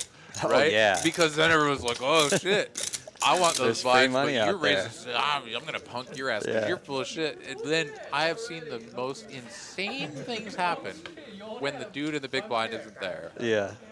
For no reason. For no reason at all. People Yeah, just totally. pile so many chips in. Right. The dumbest shit I've ever seen. Yeah. Trying to just push each other around because the guy can't defend his blind. Right, yeah. It's really easy to be like, to level yourself and to be like, well, he's only raising because the big blind's not here.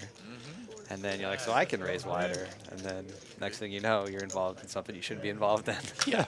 4 people in a 4-bet pot. Yeah, exactly. I wanted to see that. Yeah. No, it's absolutely bonkers. I've sort of The show for free. committed myself through experience mostly of watching just people torch stacks. Of just like, if somebody wants to open on that guy's button or on his blind or whatever, and I don't have anything like in my standard range, like, Yeah. I'm not gonna go Right. fucking around Yeah, because yeah. I've seen these people fall off of the ship Yeah, and totally. drown trying to take down whatever that free blind is. Right. You know? Just not Yeah, worth it. yeah. Like maybe they're getting out of line a little bit, but that doesn't necessarily give you license to get way out of line in return. Yeah. But I mean, I sweat when I squeeze the cards like a little extra when the big blind's not there. You know, I'm like, please let me have something I can open because Yeah. it's free money out there. 10-3 suited. Yeah. Did fold to me in the cutoff. Let's go. Yeah. Yeah. Ragnar has a question for you. Sure. Would you consider your strategy at the main event more offensive or defensive? In tough spots, did you weigh towards aggression or folding and picking easier spots? I think generally what I noticed at the tables I was playing at was play was very, very passive. And I felt like I was able to get away with sort of taking away a lot of small pots from people. With just like there was a point where probably like 7 hours into the day, I was pretty sure I was the only one at the table who had check raised the flop. Like, people were just playing very, very passively. So I felt like I was able to accumulate chips by winning a bunch of small pots by sort of taking pots away on like favorable boards and things like that. And then where I'd like really chip up, like I would accumulate small pots here and there and then like sort of cooler somebody and win a big pot and then have a bunch of chips.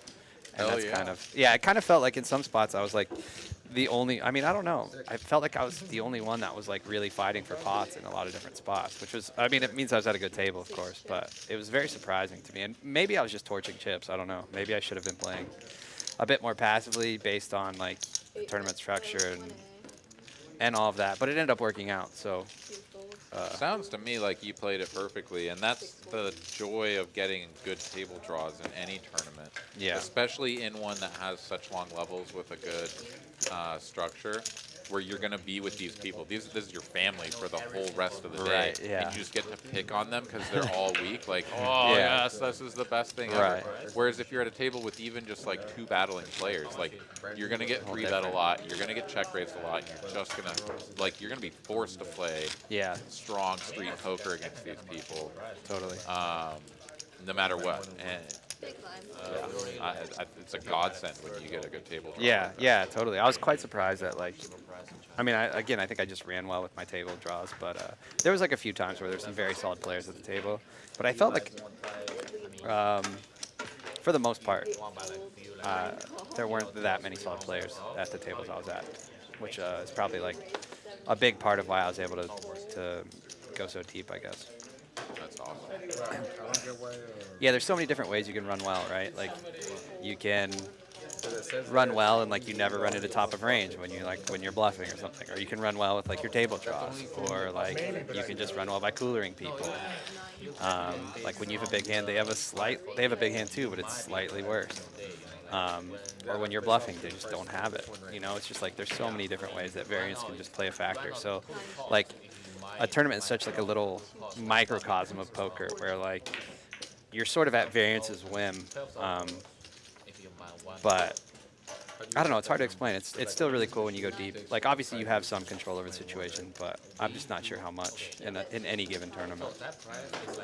I mean, obviously the best tournament players in the world are consistently showing strong results, and so, you know, there's the obvious data there to show that like the good players are going to be outperforming, and yet at the same time, how many times do we see recreational players making it to final tables in these tournaments and like making huge errors, like huge mistakes along the way, left and right, and then just getting bailed out of them because luck and variance is a very real aspect of this game. So totally. Like, you have like the Jerry Yangs of the world. I mean, this is like kind of a throwback, but like Jerry Yang, or like, I think his name was Darwin Moon or Darvin Moon. Darvin or something. Moon, yeah, dude. Yeah, him. And then even last year's runner-up, I mean, he basically just like played home games with his friends, and like you could see like the sizings he was using and stuff. It was just kind of like, I mean, he was just playing street poker. He was just flying by the seat of his pants type of thing. But you could tell that he wasn't like a well-studied tournament player, and he's runner-up in the main event.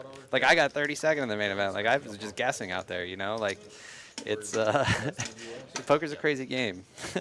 it is, and there's never gonna be. I don't think there will ever be a time where poker is going to lose its allure. Right. Yeah.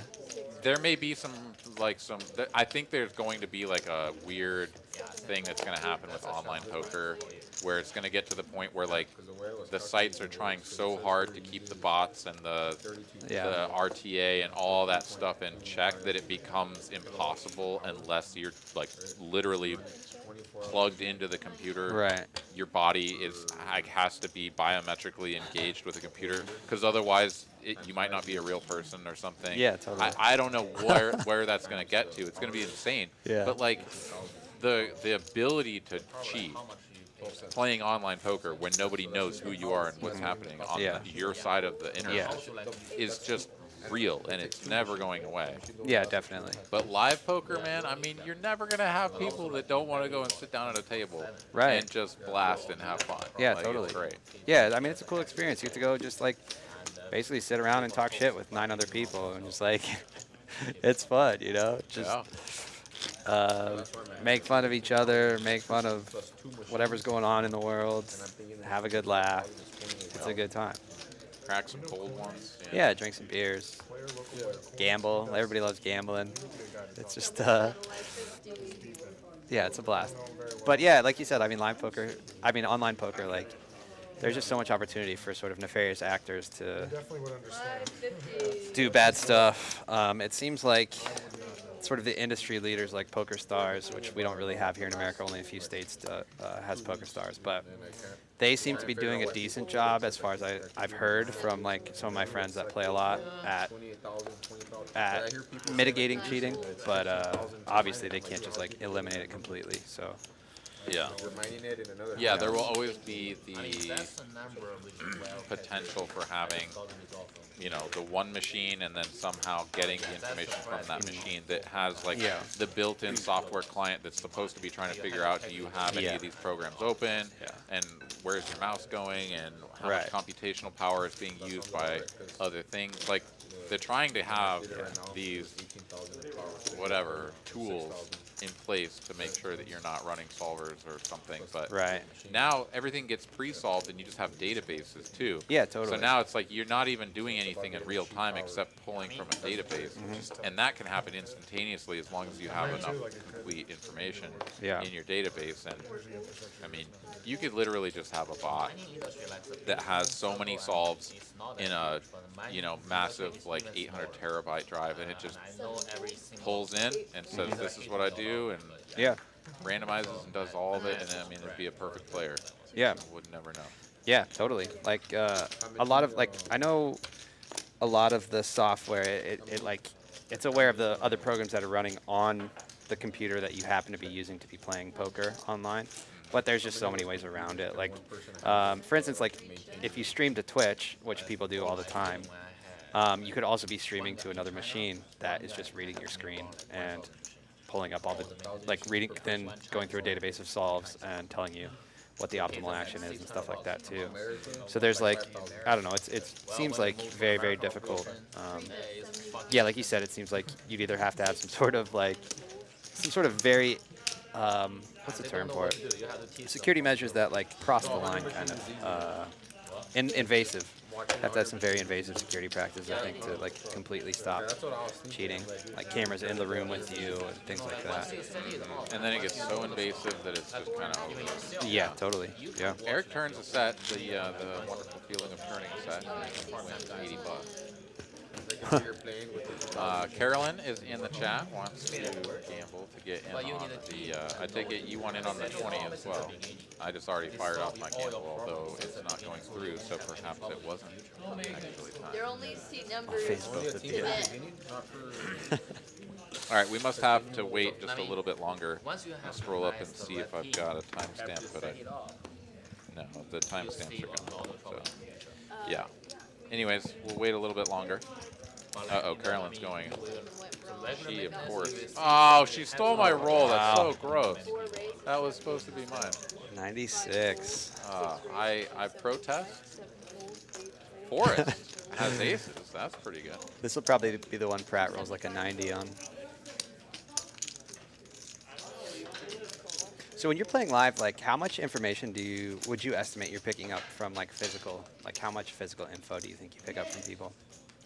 Oh, that very much depends on the player, because there are certain players that give away a lot of information through their mannerisms, Right. and there are other players that are just very even keel and like they're sticking to a sort of script of like how they bet and how they hold themselves, and there's not much information to be gained there.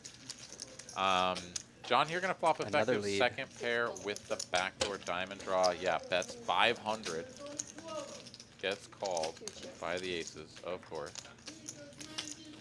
This is a nice spot to just sort of sit back and call down with aces. Oh, okay. He checks the turn.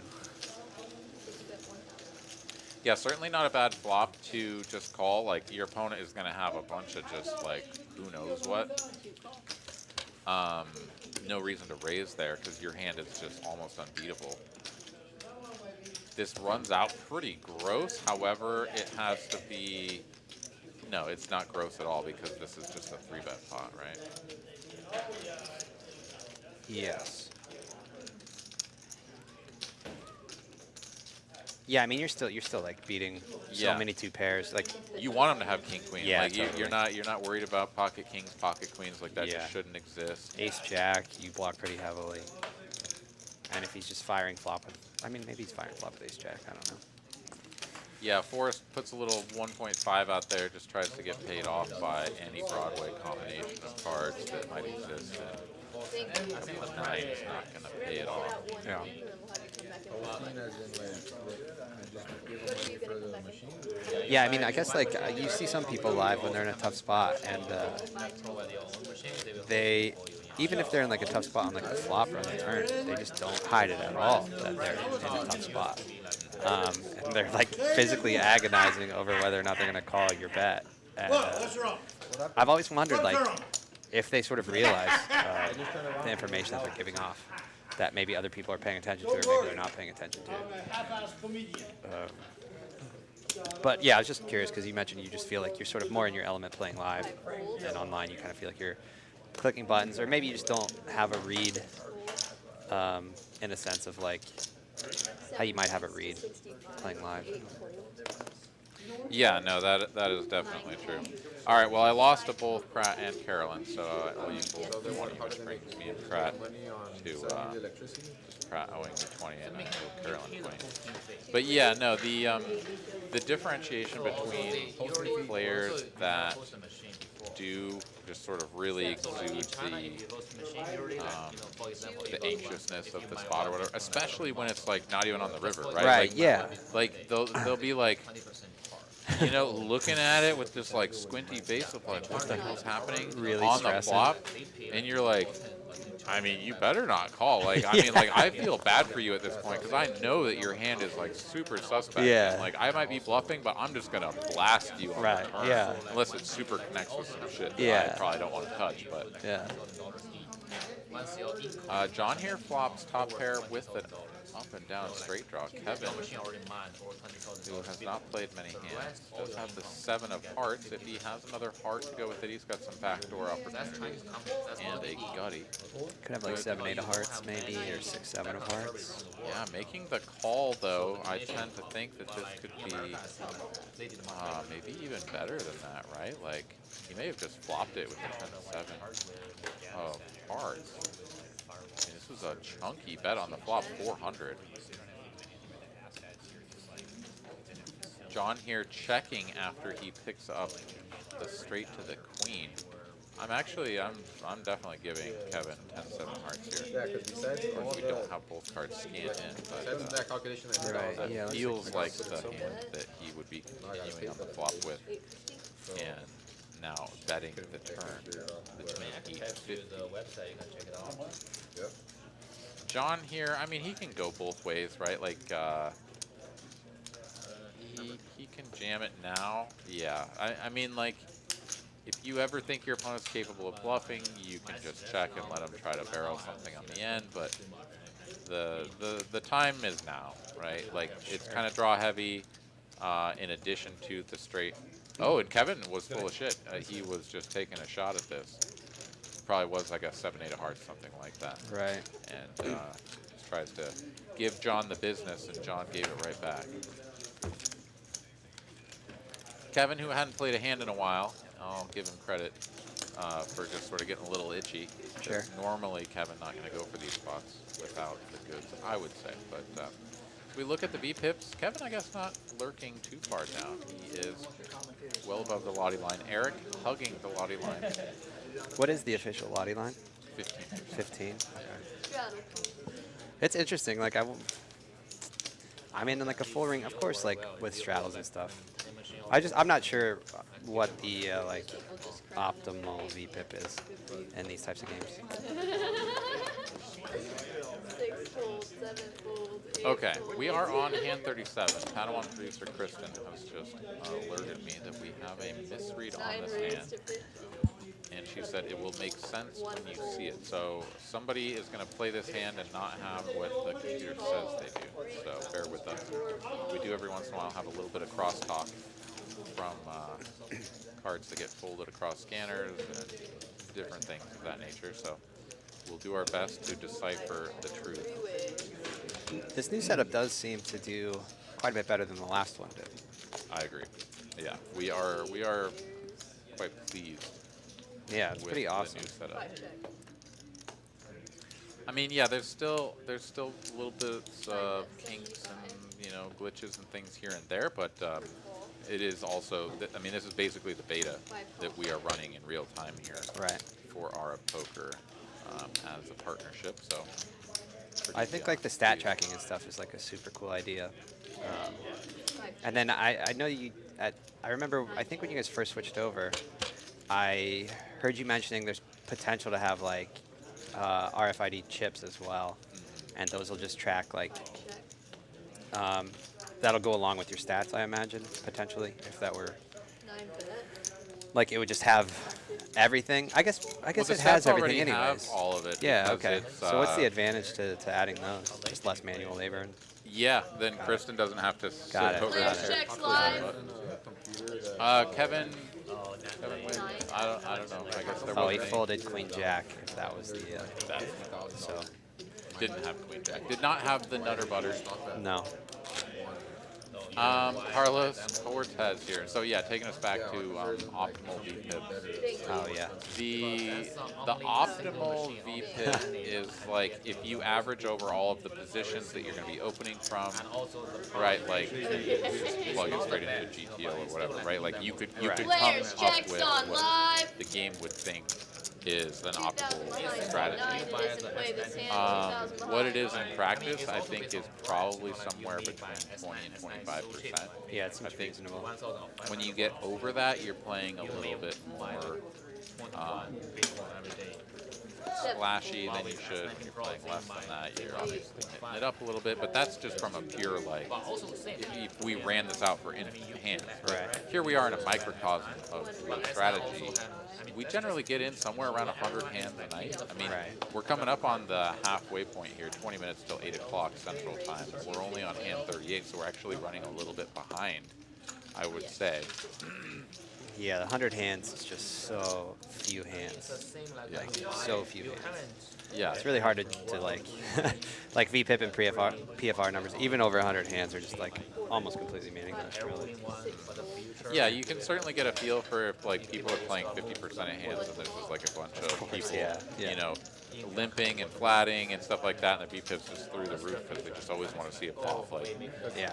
there's that type of player, and then there's, you know, people that are It uses less electricity being a little bit more in water than conservative with or a fan. sticking to a more strict strategy profile. Yeah. The hydraulic is completely the box, right? Yeah, there's something to be said about playing more hands in certain lineups and things like that. So like just do it one size fits all. You should be VPIPing this range for this spot in every game. It doesn't really make a whole lot of sense. Yeah. So it's like more efficiency, much more stable. Yeah, and your orientation at the table is going to have a big influence on that as well. Like, imagine that you sit down and you know, like up front, that like there's going to be 5 whales and 5 sharks.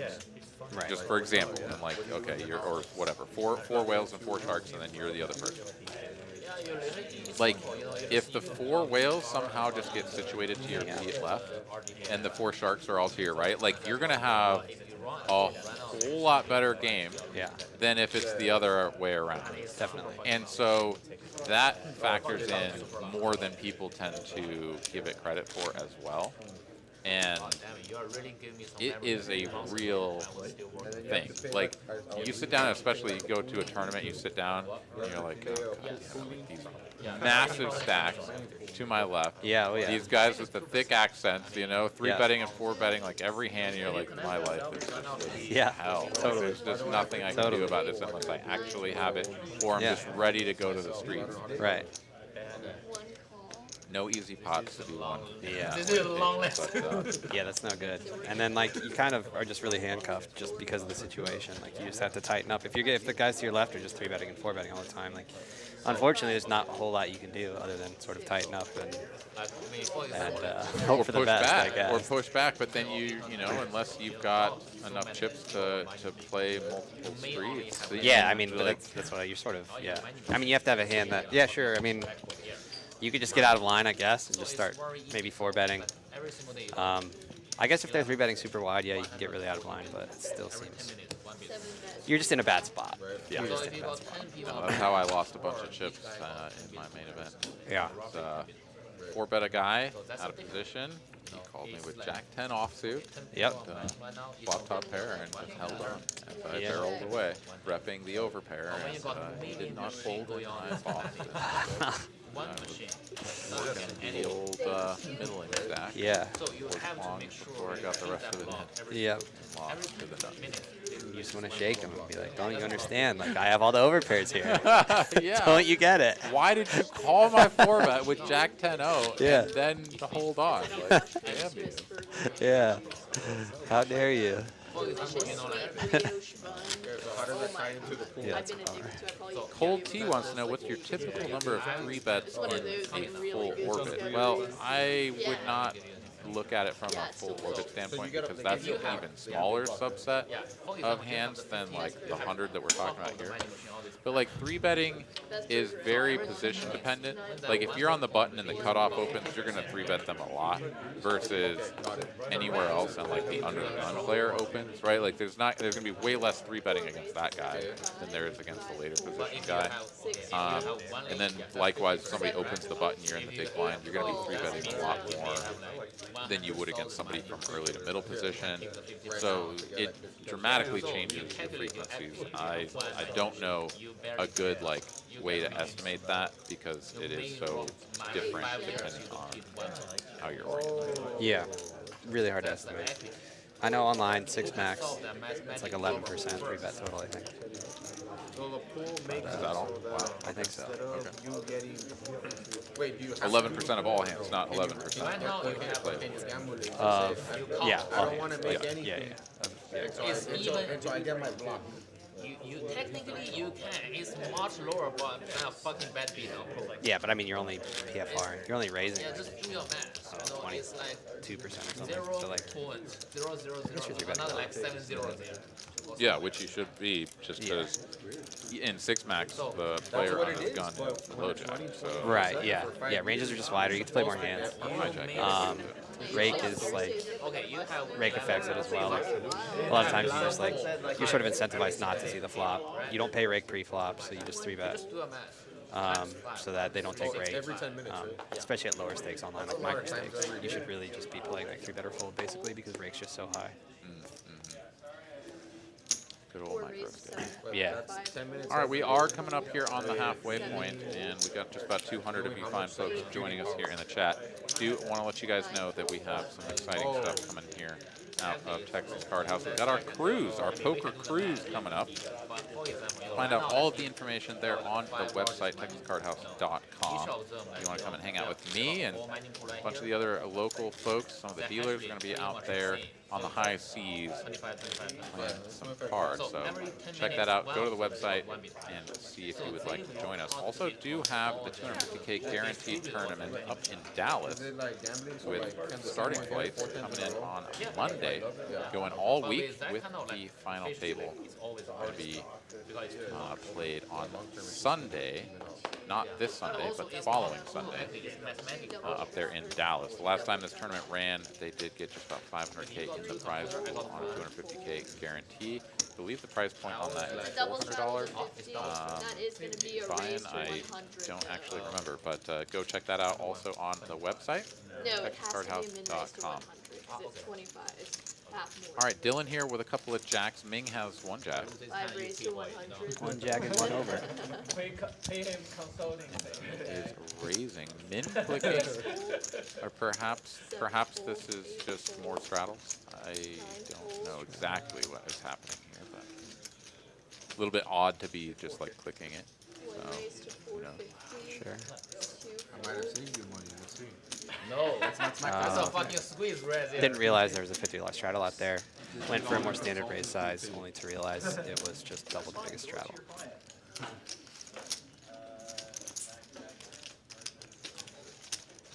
David Pratt, yes, I believe you can play cards in international waters.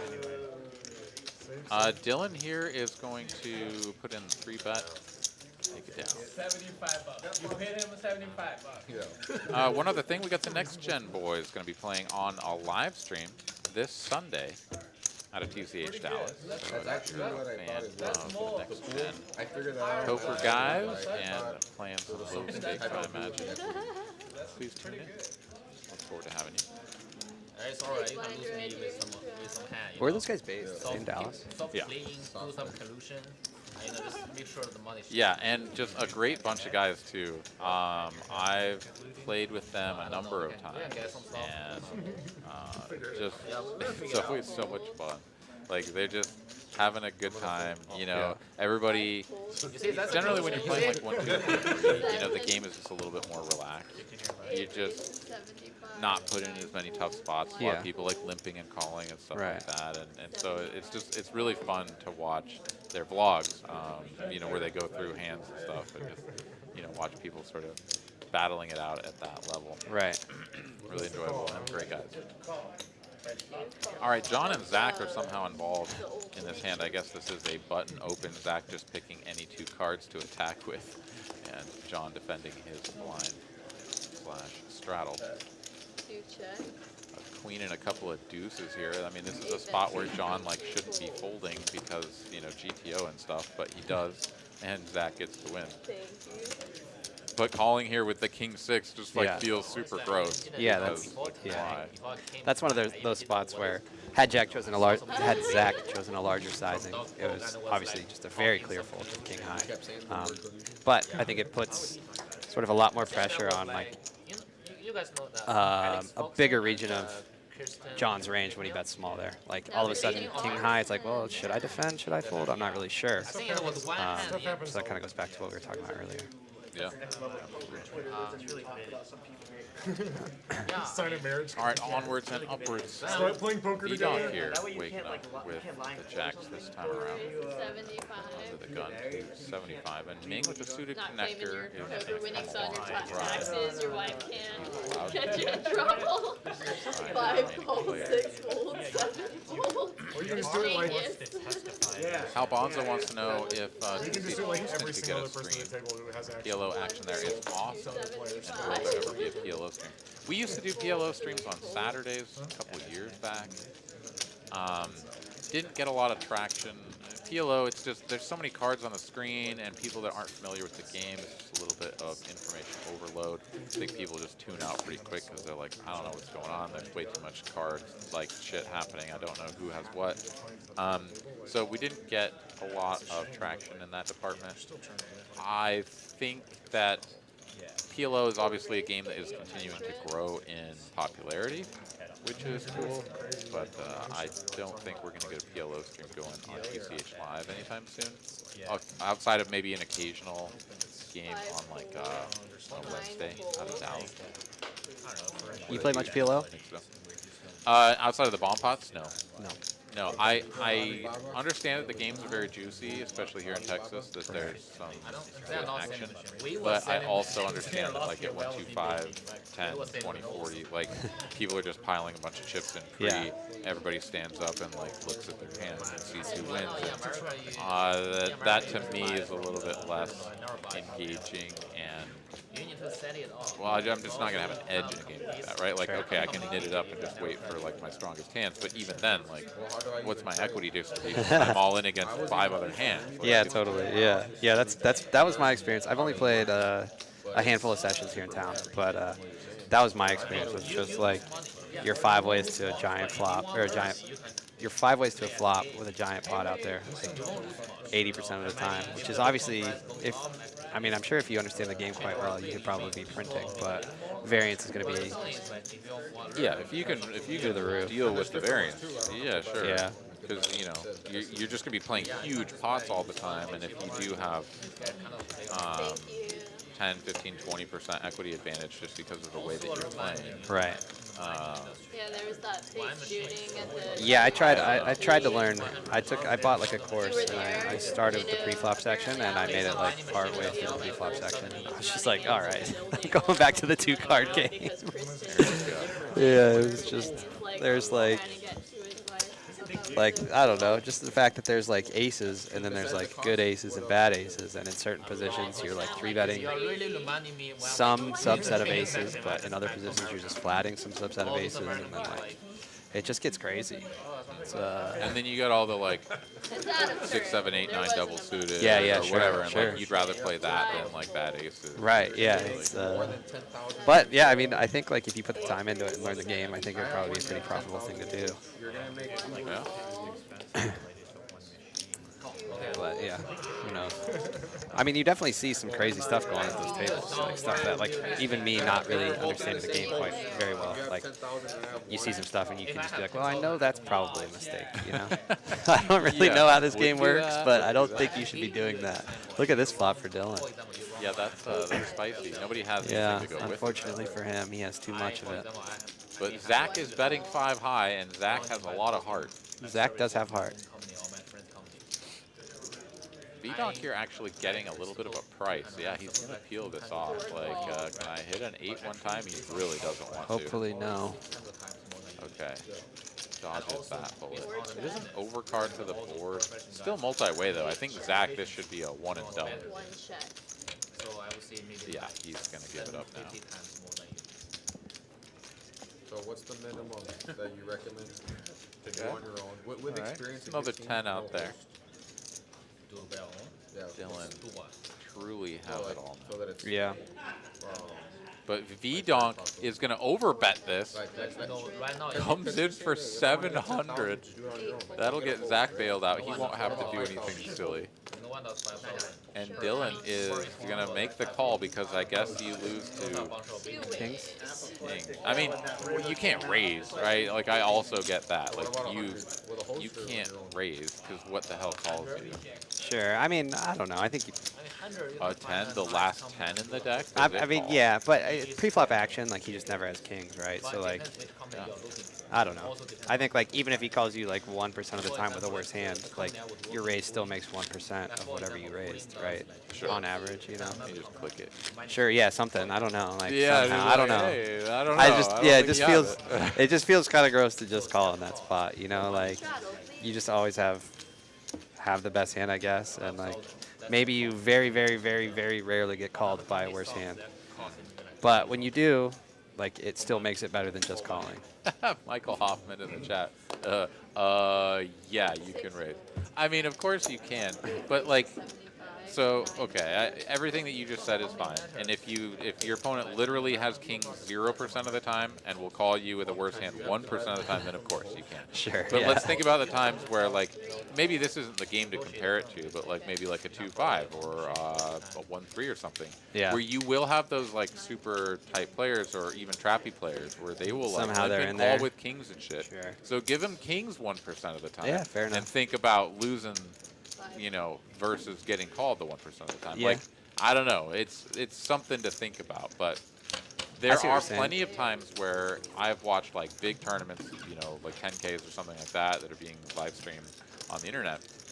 And you'll see someone just like totally checking a spot where you're like, what are you checking for? Right. And it's like, because there's one hand that beats you, Yeah. and everything else folds. At this level, like, no one's calling with a worse hand. So Yeah. if you bet, you actually open yourself up to that one motherfucker that could have that hand. Right. And there's just no point. And then you're out of the tournament. And And, then you're you're like, out oh, of I the got cooled off. I ran into it when I had second nuts, they had nuts. And I'm out of the tournament. Yeah, like, instead of having Jack 10 there, imagine that you have, like, Ace Jack. And so it's like, I've Yeah. got... And then it's like, no, you actually lose to that combo of 10 Right. for quads. And, like, you just, you know, what's going to call you? I don't know. At the end of the day, yes, you can raise. You can always do that. But I think there are plenty of opportunities to just avoid the damage that could exist. I just saw Ragnar says, does Cameron rate his stash above or below Zach's in awesomeness? I'm gonna go. I don't know. I think it's a toss up. Good Hard. question. Yeah, it's a good question. Need a celebrity death match between your Right. two mustaches. Yeah. His looks good. That's for sure. V-Donk here with a ton of equity in, like, you know, the world where we don't see that all of these cards are missing. Oh certainly man, in look at his all those mind. dead cards. Yeah. Zach here with the top pair and the turn flush draw. He gets there on the end, improving to the queen high flush. Of course, he didn't need it, just needed to fade all of that other stuff. 6, Jack, or Diamond. V-Donk not willing to go for it this time. He just got caught hand in the cookie jar last time. Right. Over betting with nothing, and now he's like, I got 9 high, and I lose. Yeah. How do you figure out which? Zach, of course, here should be going for a value bet, but he blocks queens, so it's kind of like hope he has a 7 or a 10. And the way that Yeah, the what betting size do you went think on you should use here? flop, I would be attacking a 7. I would be going big. I like this because, again, this is a check raise flop, a C bet on the turn, right? So you want your opponent to have a 7, Right. like 7-8. That's like, I got a bunch of chips in here, but now this somehow backed out into a flush, and I'm gonna check and let you bet if you want, Right. or just take my showdown. And Zach should appropriately punish all of those like 7-6, 7-8 type hands with a big bet. Sort of like you're kind of rarely getting called here, but when you do, it's by a strong hand, so let's put a bunch of money out. Exactly. You don't want to get any whatever bullshit stuff. Does not get called, does break the pot, and it's another good one. So let's keep the net earnings once again as Zach will move up even further When there's no more atop the net earnings chart. Once this hand updates, there we go. Yeah, up almost 9K. That is a pretty good session right there. Pretty good session. Dylan here stuck the most down, almost 5. B-Donk stuck 4. And Forrest has continued to grind his way back up after getting down like 7K at the beginning of the stream. Is back to a little over 2K down. Sometimes those days just feels like you won, you know? If he ends the stream down 1K or something like that. Dude, yeah. Just like chalk that one up as a W. Yeah, no, I'm fist pumping my way to the cage if Yeah. I finish anywhere close to break even. Yeah. All right, we've got our first strong limping Right the way up front pot. Most of that has been avoided. Sometimes you get the orientation of players at the table too, where it'll be like you have 3 players in a row that all tend to limp, so then it'll be like limp, limp, limp, and then it's kind of like weird. Right. Because there's just a ton of limping happening, it feels like. Whereas if you spread everybody out, then they always have to like face a raise in between. Right. And the limping can't happen as much. As it stands, we do have 4 hands in here, 3 of whom I am squinting at a little bit, but Dylan still with the best hand. That was the only one. John with a drills pair. the gutter ball, I think. Surely The does. wheel. But yeah, nobody else really has much to go off. So like if you guys want to make some huge decision on the Yeah, Dylan here calling, just drawing dead. Really doesn't want to find a 7. I mean, you can Black go on, 7 I can would have give been you some of the white. I don't take any responsibility. Disgusting. Yeah. At least I have no too many. Another flick of the chips here from John, and I think Dylan would have to be reaching pretty deep to call with this if he does let it go. Offering. Thank you. All right, just past the halfway point here, 8 o'clock hour. Initial. What do you think about holding down the fort here all by yourself here for a minute as I step out? Sure, I'll give it a go. I probably won't have the play-by-play quite as on point, but I'll do my best. All right, well, you guys hold him in check. Let him know in the chat how he's doing. I'll be back in just a moment. Yeah. That guy wrong from America. I was having dinner with my boss, sure. boss of my boss all the time. Fucking ridiculous. The most obvious money monitoring system in the world. ETF? Oh, and right off the bat. Oh, I guess Doug's in the straddle here with ace king, and Zach has a pretty strong hand as well. King jack suited, he's going to open. I was like, damn, I got a lot of ETFs. 1 fold, 2 fold, So if my ETFs and REITs will 3 fold. People are pretty gullible these days. I don't think it's that surprising at all. Looks like V-Donk will come along with queen 9 suited. Pyramid schemes are like successful these days and stuff. Like people are pretty gullible. Shit, I talk too much Bitcoin. I can't focus on poker. Ming here thinking about it with jack 9 off. Little do these guys know there's likely a big squeeze coming in from Doug here in the straddle with ace king off. Pay for that. some good money in cover call ETFs, and they're just market down 28% right now, and I'm just a little bit. But being in the green right now is good. I'm planning to play the tournament tomorrow at 11. I think at 11 now. This is yours. I may change out of it. The only reason And Doug reaching for chips here. Let's see what size he decides to go with. 375 looks like. So pretty hefty. There's a lot of dead money out there. Oh, 3 bet. That's full for me. 8 calls. Zach is coming along here with king jack suited. And V not closing the action. I wouldn't be surprised to see him come along here, but I wouldn't be surprised to see him fold either. And he does let it go. If you call, I will question my decision again. I'll let you know if I regret it. You probably don't want to when they are still playing. Oof, and we see a king high flop, which is going to be Alright, have tough another flop piece. here for Zach, being out Yeah. Okay, yeah. Kicked. $200 for Doug with top every pair, top kicker here. 1 year, 5, 10, 25 table. I think that's fair price. Check this one out. Why do people even buy Bitcoin? Like, let's say someone wants to buy. We'll see if one Doug Bitcoin, right? decides to 20,000. c-bet. Why don't they just He put goes that with 20,000 into a host? 500 into 8. The Bitcoin for cheaper. What do you mean the host? And Zach in a tough spot here. Like when Buy you the hash rate, buy the mine himself.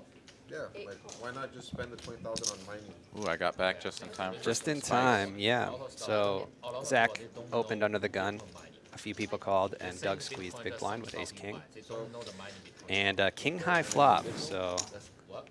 And if they did know, kind of And a also second, for example, you believe Bitcoin price is going to tough flop for Zach so far. We'll buy see a mining machine. how the action plays out. Like 6 months or 1 year Zach maybe, to get before he'll maybe be able to sort of sniff out the strength of Doug's hand just based on the fact that like he opened under the gun and then Doug 3-bet. So Doug's range is going to be pretty strong here, but I mean, pretty hard to ever fold top pair depending on sizings and everything. last time when I was talking Yeah, about stack to pot ratio is a little under 2. Doug is shipping it. Oh, I think this is going to let 20,000. Zach off the hook. No. It also looks a little fishy. Yeah, it does a bit, I mean, right? the 2x overbet, but like, I guess it depends Yeah, on I if still Zach pay has enough attention in experience the with scene, Doug or but not. industry is fun, but Right? poker is more fun to me. Yeah.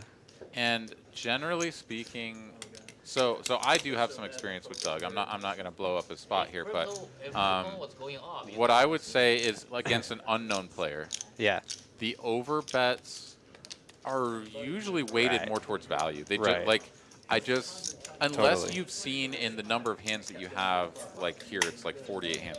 Let's assume they've never played together before. I know that's probably not true, but in 48 hands, have you seen Doug getting out of line doing some crazy shit?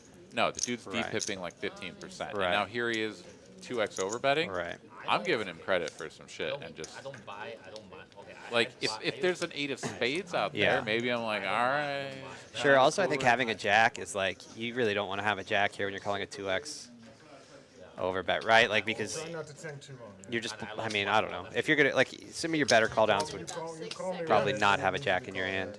You'd rather have king like 5. I got another Yeah. Right. Yeah. Totally. Like Okay, something the, Yeah, the as queen, weird as the that sounds, jack, yeah. the 9 are all cards that you want your opponent to have. Right. change. And What do you it's recommend? just like, yeah, how far down can you go before you like stop interacting Yeah. with these things I have 3 Bitcoin right in a now. bad way? I told And like you said, yeah, live poker. I mean, like there's almost like this invisible force field around like the size of the pot where people just like that's sort of what they limit themselves to betting, even though it is no limit hold'em, right? Like it's pretty rare that you see these big overbets from like non-nutted hands, I guess. Yeah. Yeah, no, and I've even started thinking about this because I've been incorporating more overbets into my game. Uh-huh. And I have to force myself Right. to do it with my bluffs. Yeah, you have to Because find I them. generally just am like, no, I'm going to make this look like value so that they don't fall. I'm like, what am I doing, man? Like, I Right. would be hammering this if I had top of range, so I got to bluff. Totally. Like, Totally. Exactly. hard. Yeah. Yeah. Oh, okay, that's Definitely. A change. But it also, it feels super good to get it through, especially when someone is just like, Oh, you yeah. know, they like grab their forehead and Yeah. they're like shaking their head and Like they think this about exact move that Zach's doing now. Is Exactly. And we're like, yes, we're going to get him to fold top pair with this giant bet. Well, of course, assuming that we're bluffing. Which right. Doug If we were is not. bluffing, sure, sure. After Doug sees that, now he's praying for a call. Oh, yeah, Yeah. absolutely. Anything that gets past the snap call point, it's like, okay, yeah, put your please money call. in there. Yeah. 30, what was it again? Sorry. Zach is assembling a Yeah. fistful of wagering tokens. I mean, it's hard to fold top pair, man. It's tough. The thing is that, like, with the ease that he had those hero calls earlier, like the ace high that turned into a pair of fives Right. that was effectively still ace high against Sure. fours, like, he made that call without any of this, like, On the table. Uh-huh. Remember, like flustering. And here, just the fact that he's got any fluster whatsoever, like, his gut is telling him, like, it's speaking. Zach, he has Yeah. it. Fold. I know, Right. John, And he I just know. doesn't want to because he doesn't want to get bluffed. We never do. Right. Oh, look at that. Nice lay down. There we go. Zach is the stash god. He channels the power of the stash there with that full. Nice fold. Indeed. JTN 1968 joining us. Yeah, this is Aaron and Cameron, I believe it. Indeed. Could see me giving him a listen, Linda. I haven't had an opportunity to give you the old listen, Linda. What is A lot of that? brain power. Listen, Linda. Like, you know, like when you say something that's just like, nah, no, I don't know about that. Got it. Usually Carolyn gives me plenty of opportunities, Okay, so I she's see. the usual recipient of Got the it. listen, Got it. Linda. Got it. Yeah. But no.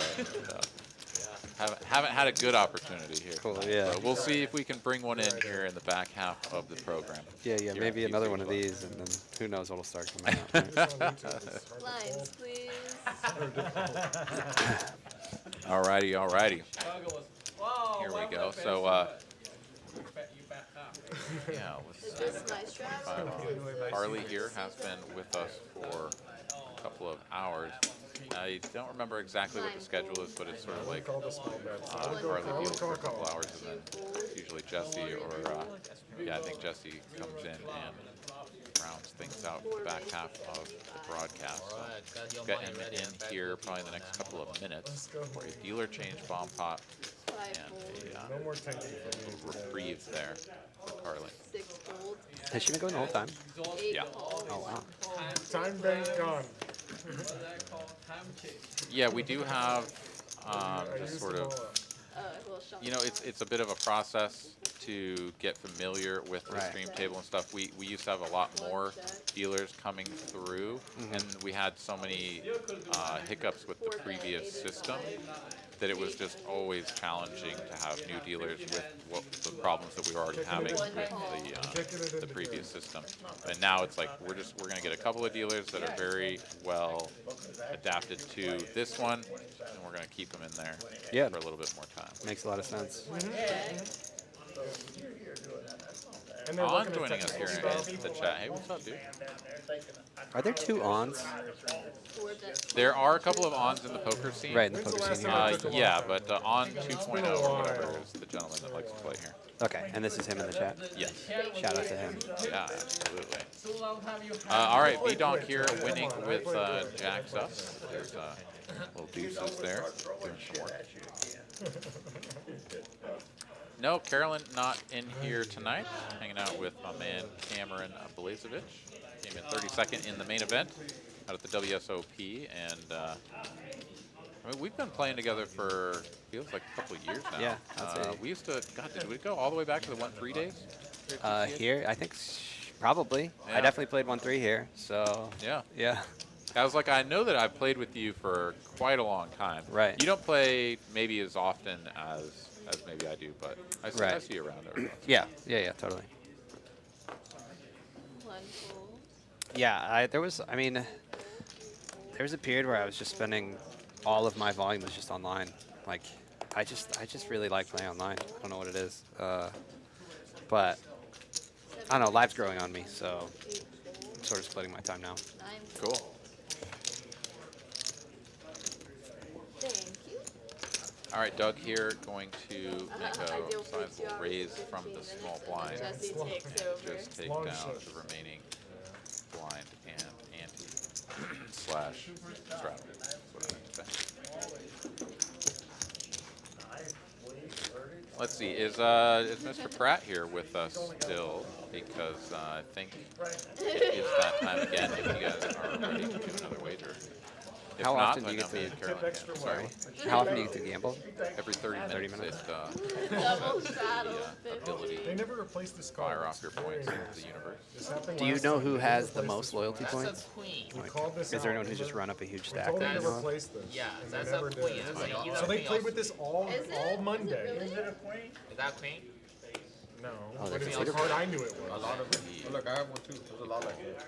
People Yeah, have but all like- kinds of Yeah, loyalty there's a lot. points. Oh, they All are? right, all right. I think it was- that Skullbone was sitting queen on Still a C. problem. That's a 3 million. Threefold. Jedi Master Ted They're on 2 noticing million. that there's a All the circle chat Captain regulars. That Underpairs, makes yeah. sense. Makes sense. No, I'm confident you don't have pocket queen. Wow. Five How many do you have? fold. You know, approximately?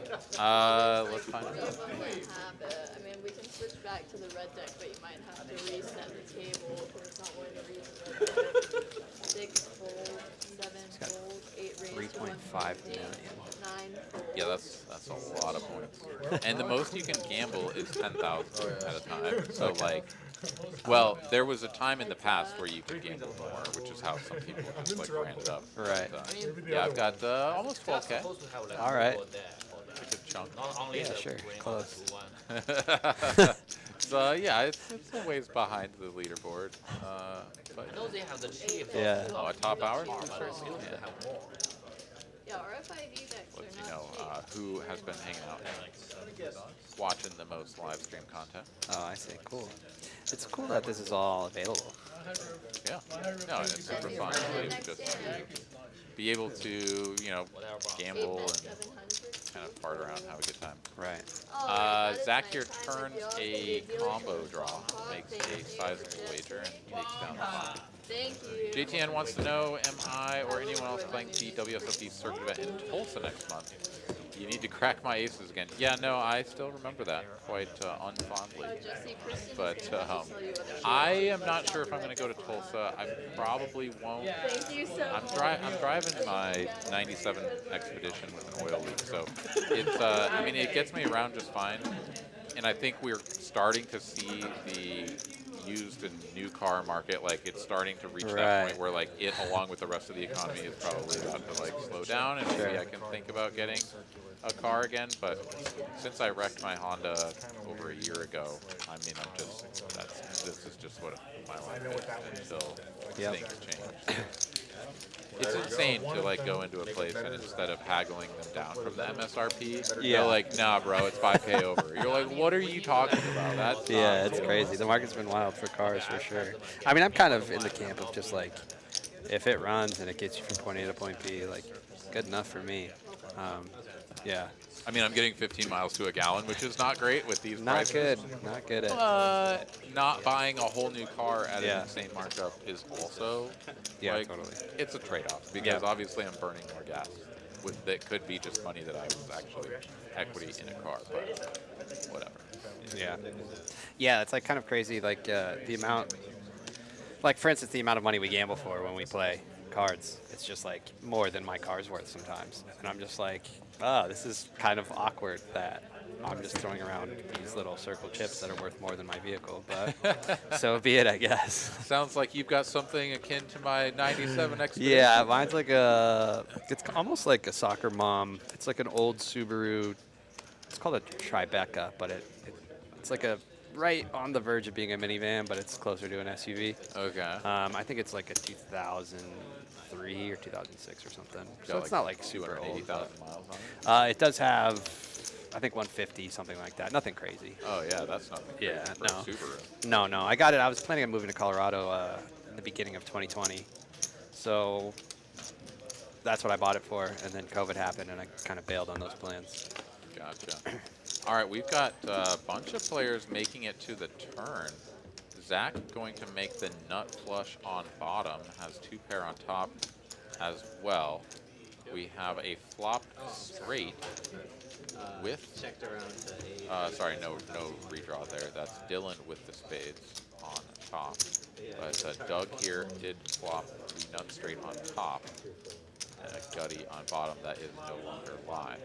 Forrest was in the mix with 2 pair on bottom and not much else. He's out of there now, and we are going to just be down to Doug and Zach. Zach looking to find an ace or a tray or a 7, in fact. Wow. To boat up on top.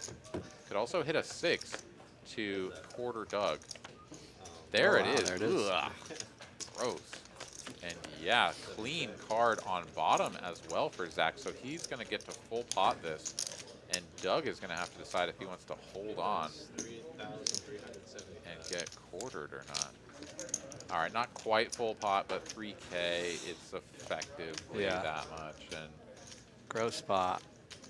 These are the spots where you're just like, why do I play bomb pots? yeah, but Doug is just going to side call and find out that he has been quartered. And yeah, because like the front door spades misses. The Right. board doesn't pair. It's Sure. like, come on, what do you have? No, Yeah. you just happen to have it. Like, get at it. All right, so 1.5K from Doug will go over. When you get quartered in a spot like this, you give half of the last wager to your opponent, and then they get 3/4 of the pot. So 1.5K gonna be headed over to Zach. Counting out a whole hell of a lot more than 1.5K though.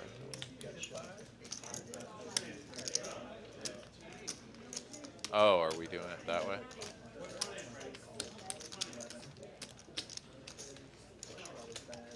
Right. Okay.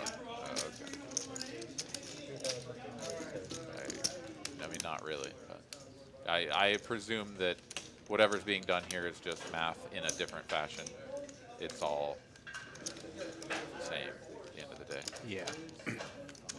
He just had him put out the full amount and then took half of it, rather than having him put out half the amount. Yeah, okay. Yeah. Yeah, which is just extra steps, I guess, but doing it for the cameras. To make sure everything is correct. But Yeah, sometimes, oh man, sometimes when there's like these multi-way bomb pots and then people are getting quartered, like, and then the players are yelling at the dealer about how much each player owes, and I'm just like, please just let the dealer just handle it, because if you guys keep yelling, we're gonna be here forever. yeah. You know, it's like kind of watch, make sure the dealer's doing it correctly, but to like shout out different techniques and numbers and things, it's just like, that's certainly not helping the situation. Yeah. All right, I did just see that Carolyn rolled and got a 28. I think I can beat that. Cruel Stir took the 47, but I don't care. I'm going to get like a 90. Ooh, 60. That'll do. All right, back to parity with Carolyn. Put her number back to 0. So you just have a running tab, you just keep in your notes, yeah. Yeah. Yeah, usually Carolyn is seated right where you are, and we just exchange 20s back and forth. I see. And then Pratt is the one that gets the little note on my phone. But What's the tonight it's full. peak, like who's been up or down? What's the peak amount either player's been up or down? Well, so we usually just like settle after a session. Oh, so, I see, okay.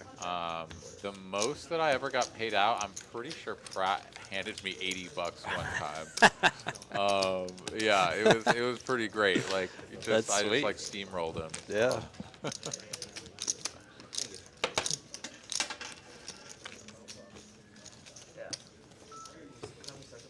Ragnar, Aaron is a nerd. He has spreadsheets. I definitely have spreadsheets. That is how I keep track of my finances and everything. Yeah. Spreadsheets galore. All right, let's look at the net earnings here after that cooler hand. As Zach profits even more handsomely. Good Moving day. up into 5-figure territory here. 10K? No, 11K. And more for our good friend Zach the Stash. John and Eric still in the green/black as well. Everybody else taking a beating here tonight. And Zach is running well, but he's also playing quite well. Watched him fold that top pair. Watched him call down with quite the bluff catcher. Yeah. I mean, he's playing pretty well. Yeah. He's earned some of those chips, and some of them have been just kind of poker. Poker happens sometimes. Flush over flush. That pot there where he cut the miracle river to a quarter instead of chop. Yeah. I mean, imagine if he boated and just totally scooped Right, him. sure, That would have yeah, been could've gross scooped. as fuck. Yeah. But yeah, hit the other piece of equity that he had. Yeah. It's always good when you're playing well and running well. That's the combination. Indeed. All right, everybody playing Broadway cards here. John gonna flop top 2. Eric top, and Dylan 2 overcards, a gut shot, and backdoor hearts. This goes check, bet 200, min click to 400, and now Dylan here trying to decide what he wants to do. This is a spot that I usually will just sort of side fold because it's like, I don't know, if I call here and then John just blasts it, like I'm just torching this 400. Yeah, and like, had it not gone bet raise, then maybe you could think your king or your queen is good, right? And like, but once it goes bet raise, you might just be drawing to a 10. Well, yes, I mean, so that's certainly true, and I think this is exactly the And this reason, though, scenario that happens. you don't want to do it, because if it's bet call, certainly peel it off. And Right. who cares what are your cards are just like totally dead to you, because you know you can reevaluate later. But here it's like, no, the pot is reopened for the initial raiser. You could just be setting that 400 on fire, and it is on fire right now. Yeah, it's smoldering. Eric now facing this action. I don't know. I mean, this one's tough. For him too. This is tough. But does John bet into 2 players? Does anyone bet into 2 players with this action without having whatever it is? Right. Sure. I guess you just have to wonder if he's value betting king jack or something, right? If he's ever value betting worse, but it'd be surprising. Or even just like queen 10. Queen 10, sure, but Clubs doesn't he or just hearts. call? You know, I don't know. Needed an ace and an ace only. I guess a queen actually on the river after the queen peeled on the turn would have counterfeit John's 2 pair, but instead Eric is going to get stacked here. Rips it in, and I'm not too sure from a theoretical standpoint what the right play is there with the ace jack, whether you would ever just like call and try to just play and just see what happens on a turn and maybe actually give yourself an out, or just, nah, we got to pilot, we got our backdoor equity with the heart and just hope for the best. But yeah, tough spot. It's weird though too, because like having that ace of hearts, while it's good to have that extra couple percent of backdoor remove some of his bluffs, equity, right? yeah, you're like all of the other stuff that's just like ace rag of hearts that is just like, screw you guys, I'm gonna raise you. No, it doesn't have it anymore. Totally. It's so interesting how in some spots it's like a really positive thing to have like the extra bit of equity with like the back door, and then like in other spots maybe it's better not to have it because you just want them to have the bluff or the draw, you know. Well, and there are tons of times in Solver Land too, where on the flop you want to have the whatever spade or something, right? And then on the turn, now it completely flips upside down, and now you want them to have it. So you know, then the hand classes that do the betting in different spots flips. And it's fascinating. Yeah, poker's like, it's such a sweet game, man. It's so cool. Yeah, and as our understanding of it continues to grow, like, I don't know, I mean, it becomes more and more just like a math problem, right? Like, it's just people crunching numbers at the end of the day, which takes a little bit of the sexiness out of it, I think. I mean, especially when you see, who's the guy that just tanks all the time? Vogelsang. Vogelsang, right? Like, he sits there and, like, who knows if he's actually doing math that whole time or what he's doing. But, like, it's just like, come on, dude. Like, if you're trying to be a computer here and get it down to the, like, sub 1%, like, just fuck off already. Yeah, I listened to an interview, and it legitimately sounded like he's going through every single combo in his range by hand, or, like, in his head, going through every single combo. And then thinking about, like, what does that mean? What do I do with this hand? Which is just like, first of all, that's insane. But also, like, we did a shot clock or something for I don't know what the right answer is, but like I've heard like the chess clock. That seems to be like a reasonable thing where it's like you can take as much time as you want, but you're like you have a set amount of time, and so if you're always using a lot of time, then you're going to run out of time, basically. Yeah. Because it makes sense. Like, sometimes you're going to be in really tough spots. And sometimes you are going to need a lot of time to think. But if you're taking that long to think in every spot, then, like, maybe, unfortunately, you kind of don't deserve the time when you actually need it, you know? Yep. No, I think that's pretty reasonable. I think it's pretty challenging to create a system. Although technology is always improving, right? Like, it won't be long until someone actually like prototypes out a table with like a little screen in front of every player, and it tells you exactly how much time you've got. The chips are RFID, right? Like Right. it knows what the bets are to do like big tournaments where it just takes all of this stuff out of Yeah. the hands of the organizers and stuff. They're like, look, it's built right into the system. And The rules, yeah. who knows? Yeah. All right, we've got check call here, John. I put in the 425 to see a turn. It does not help his king jack. Eric here with the top pair is just going to pile it in now and How take much? That's like a third pot? half pot jam from Eric. Half pot jam. Yeah, he rebought for 2K. They got a little bit over 2K into the middle, and he bet 1K, leaving 1K on that. It's actually pretty Or- close or, there, sorry, I think, jam- right? With king jack. jamming is less. Maybe Did not. you register for the It's live close, stream, but when you were maybe here still or full. ahead of time? Yeah, he's getting a little bit better than 4-1. You need better than that, right? Like 8 into 44, so you You need like 5. yeah. This is 5 to 10. Yeah, honestly, you even need better than that. Like, Right. You need a little bit better than 5-1 Yeah. with an open ender, with a flush draw, getting to 9 clean outs. If they're all clean, then which is also right. You have to like think about what your opponent's hand could Yeah. be, and if it has like aces in it or whatever that are going to be some of your outs Right, totally. for his Totally. jamming range, then you can Yeah. also subtract some there. But Yeah. That's a spot where, like, for me personally, it's probably a leak. I'm like, oh, I'm open-ended. And then I'm like, oh, my king's probably good, too. So there's 3 extra outs. So, like, oh, I don't have to fold. Sometimes You know? that's actually true, and you should Yeah. think about it that Sure, way. sometimes, yeah, definitely. But in reality, I'm just, like, looking for any excuse I can not to fold my hand because I have, like, it's a draw. I want to gamble, you know? Yeah. For me, it's usually trying to find bluffs, you know? Right, And I'm yeah. like, well, he Oh, could have this totally. fucked up combo. And you're Yeah. like, yeah, that's one shitty combo that he definitely doesn't have. Yeah. So, like, shut up already. The amount of times I've just, like, made up bluffs somebody can have just so I can call, just so they just have the nuts. yeah, you're just, like, quickly folding your bullshit one pair. Yeah. Like, oh, get it out. Yeah, and then they'll like ask you what you had. They'll like be like, "Oh, you had ace king there," or something like something really strong. You're just like, nope. Yeah, it's a cooler, man. Yeah, let's just bluff catch you because I'm an idiot. Yep. Yeah, it's one of my favorite activities actually. The look would have been on Zach's face when he called with the ace-5. He would have been like, whoop, you know, pushed that one slowly towards the dealer. Like, Yeah, no, totally. we don't need to see that one. Totally. I don't remember who I was talking to recently, but they were saying like if you just never fold, some of your hero calls will be right. And I was like, that's true, and you don't have to show when you're wrong, so you can just always pretend like you just got cooler, you know?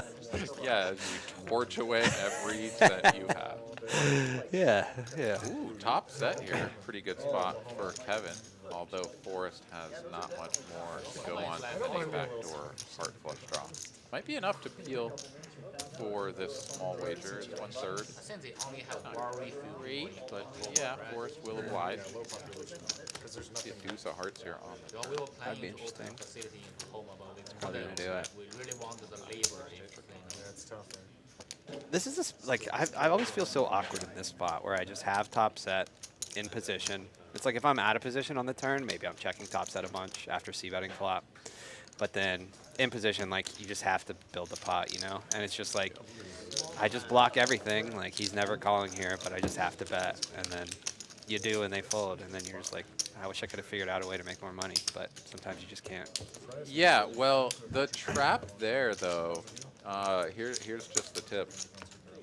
The trap there, of course, I mean, this isn't for you, but for the viewers. Probably for me, too. Like, the concept is like, oh, I want to get paid by something. So, like, Right. you bet tiny again on the turn, and it's like the 7/8 of the world or whatever that have a open-ended are like, cool. I Yeah, get to like- see the river for this, and like Yeah. they get there, or see the river, whatever, without paying a large price Right. for super cheap because you're trying to get paid by everything. And it's like, no, don't try to get paid by like pocket twos or some shit. Like, Right, totally. Or ace bet high. big and make 7/8 be like, oh, Yeah. well, that's a big bet, but if I hit, I'm probably gonna get paid, so Yeah. I guess I'll commit it. with my like 15% equity, or you know, and you know, make them put that money in there. probably best So if you having want top to set, big blocking box. everything, No like hurt you feelings. unblock the draws and you unblock some other things by having the cards that are on the board Yeah. too. So there's two ways of thinking about it, Yeah. and going for the max value, building the pot as much as you can with your best hands is always Yeah, going of to be the course. best recipe. It's just it's much nicer to have bottom set or middle set, you know, because then you're just like, all right, let's pile chips and hope you have top pair and see what happens. That's a good spot to be in. A lot of things happening here. Zach with a club flush draw, pairs and straight draws abound. Dylan here, along with Doug, the two players most likely to just get away from this one without too much additional damage. But I can definitely see Zach, John, and V-Dong. Yeah, they are all going to be in there. Ooh, Dylan, in fact, after seeing the bet call in front, is going to make the call as well. It's kind of like, dude, do you really want to see a jack? Right. Are you not concerned about someone having an ace when Yeah. there's 3 opponents in there? I don't want to see a turn with pocket nines here. I don't want to see a turn. If it's a 9, Even if it's a a 9. jack, I'm like, what the fuck happened? I don't know totally. if I like this. Yeah. All right, board pairing 10 interacts with no one. And yeah, John, who bet the flop, is going to check now to V-Donk, who's going to take a stab at this. This is a little bit ballsy. Interesting.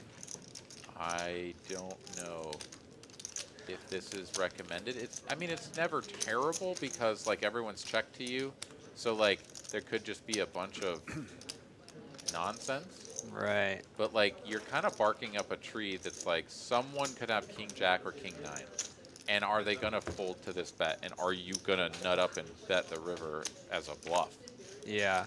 when you don't get there? Both players do get there. They're going to chop this up, so it's a moot point. But if that's like a deuce of hearts on the end, right?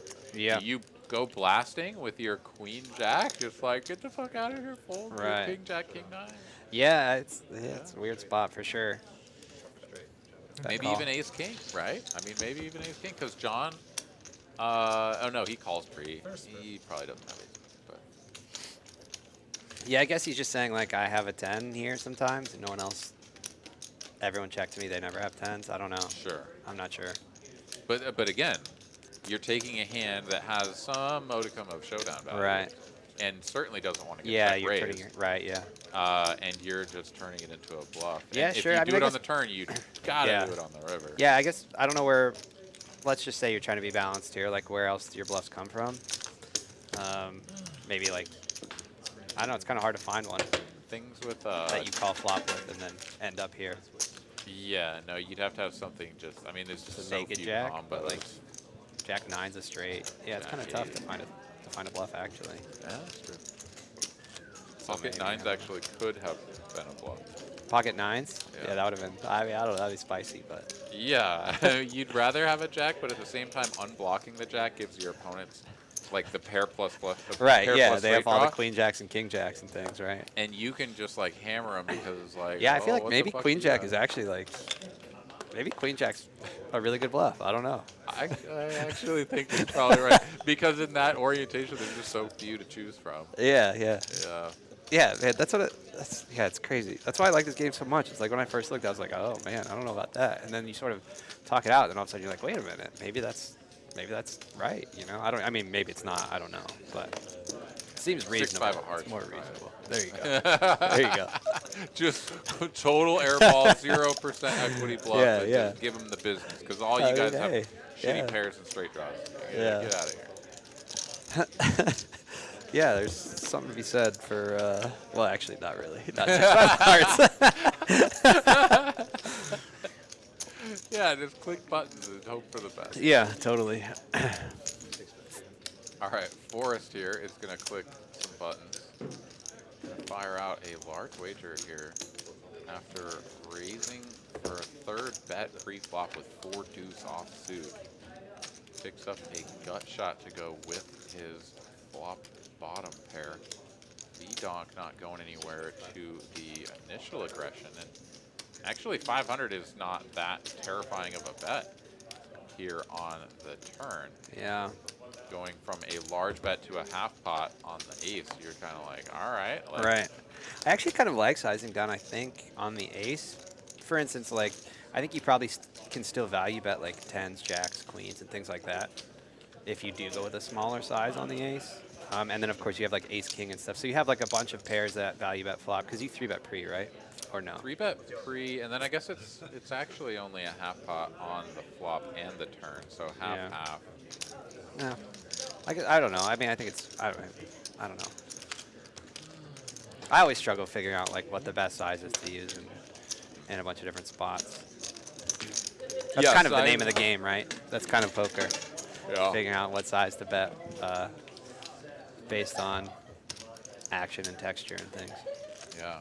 Yeah, and something that is definitely not fully explored is super deep stack, right? Oh, Like man. when people are playing 300 to 500 blinds and things like that, like Good luck. overbetting has, like, if you were plugged that all into a computer and solve through the whole tree and shit, like Yeah. overbetting is going to be in there all the time. And we're definitely not doing it. Right. Right? Like people are not playing optimally because Yeah. we should always be striving to get all the chips in with our best hands. And we're just not doing that. Right. Yeah. Totally. Yeah. Yeah. Actually, like literally today, for some reason, I like set up like I just ran like a solve with like a 500 BB pot, and I compared it to one with 100 BB.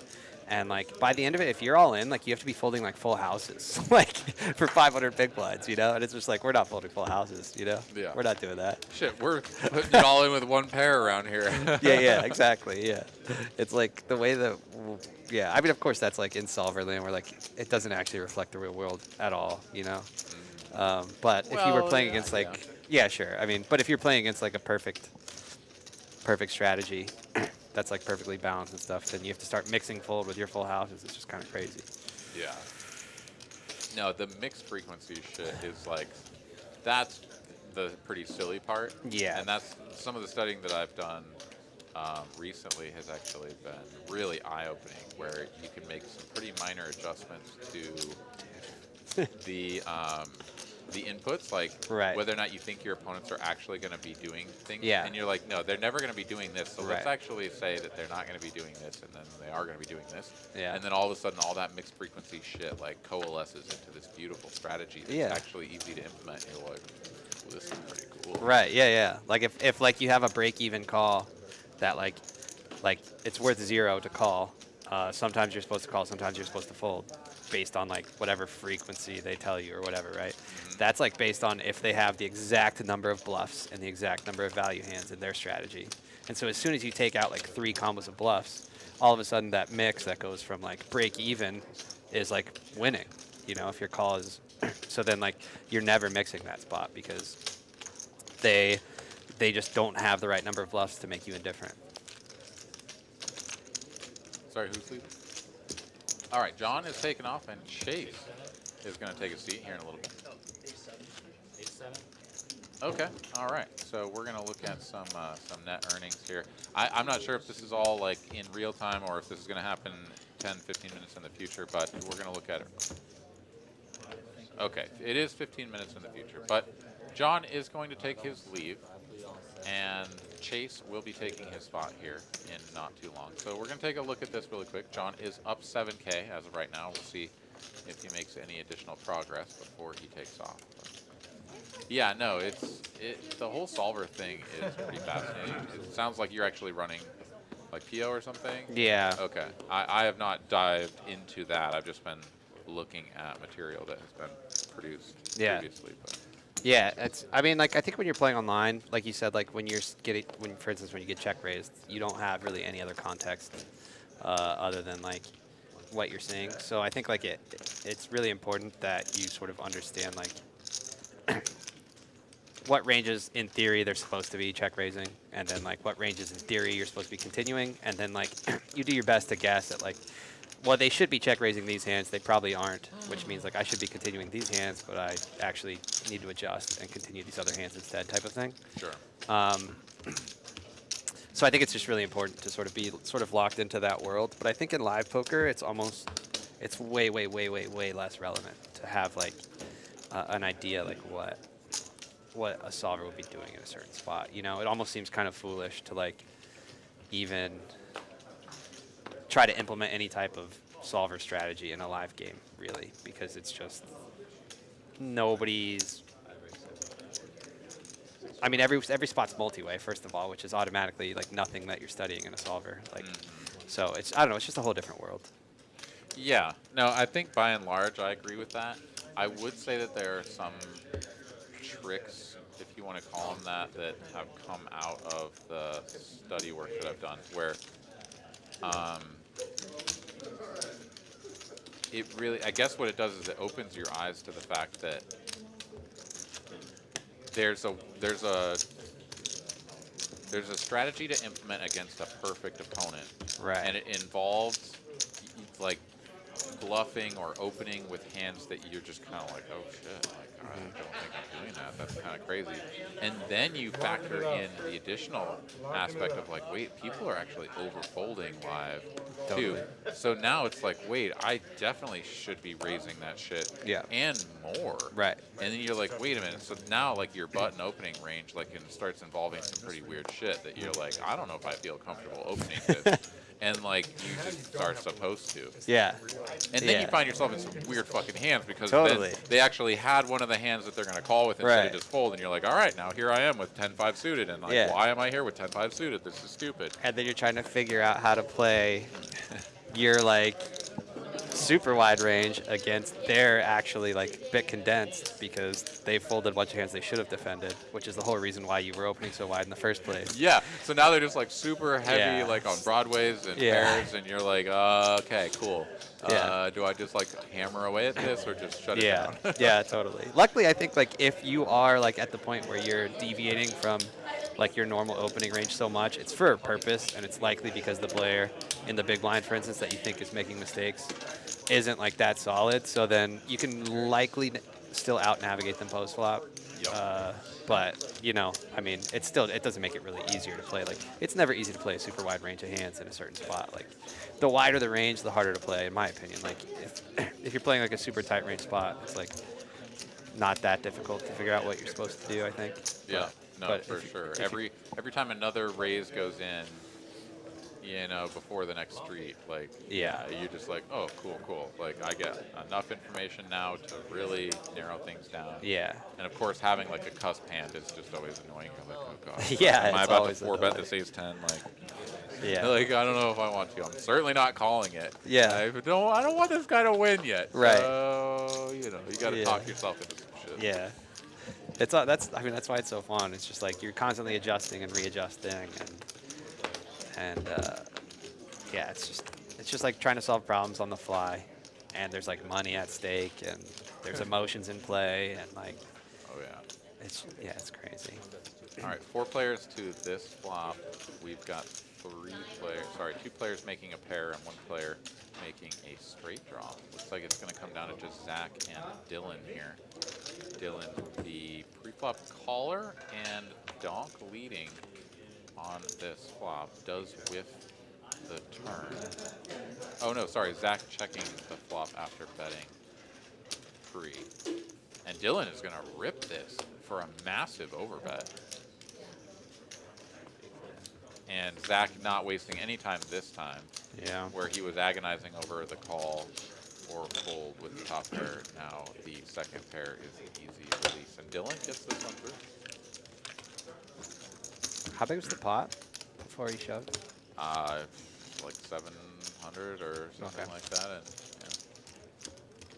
800, whatever it was. 2x overbet jam. Yeah, The we're seeing job done. a lot of big bets tonight. A lot of leads and a lot of big bets. Yeah, looking at when the solver will lead, you know, like the donk lead is pretty fascinating. And it's kind of eye-opening in a way. It is, and it makes so much sense too. Yeah. You're like, oh, of course, like, right. Of course, like that range doesn't have any of these cards. It comes fucking 6-5-4, like, bro, like, you don't have 2-3. Get out of here. You're not 4. Yeah. Like, there's a reason why you like check to the razor, right? And like most of the time, it's because they have the advantage. But every now and then, you know, the tables turn and like a certain board comes out, and then potentially the caller has the advantage. and then all of a sudden they're the ones incentivized to sort of try to disallow the other person to be able to pot control and things like that because they have all the good hands kind of thing. For sure. All right, we got some hands running into each other here. We did have the $50 straddle on, opened at 250 if I'm not mistaken, and a call in 2 spots. Eric, Ming, and Dylan all seeing this flop. Pair of aces here for Dylan, no kicker. Eric with 4 to a flush and 3 to a straight. Ming here, of course, has no business continuing with the nut no pair. He lets it go. John Looking wagers at his cat cell video. phone.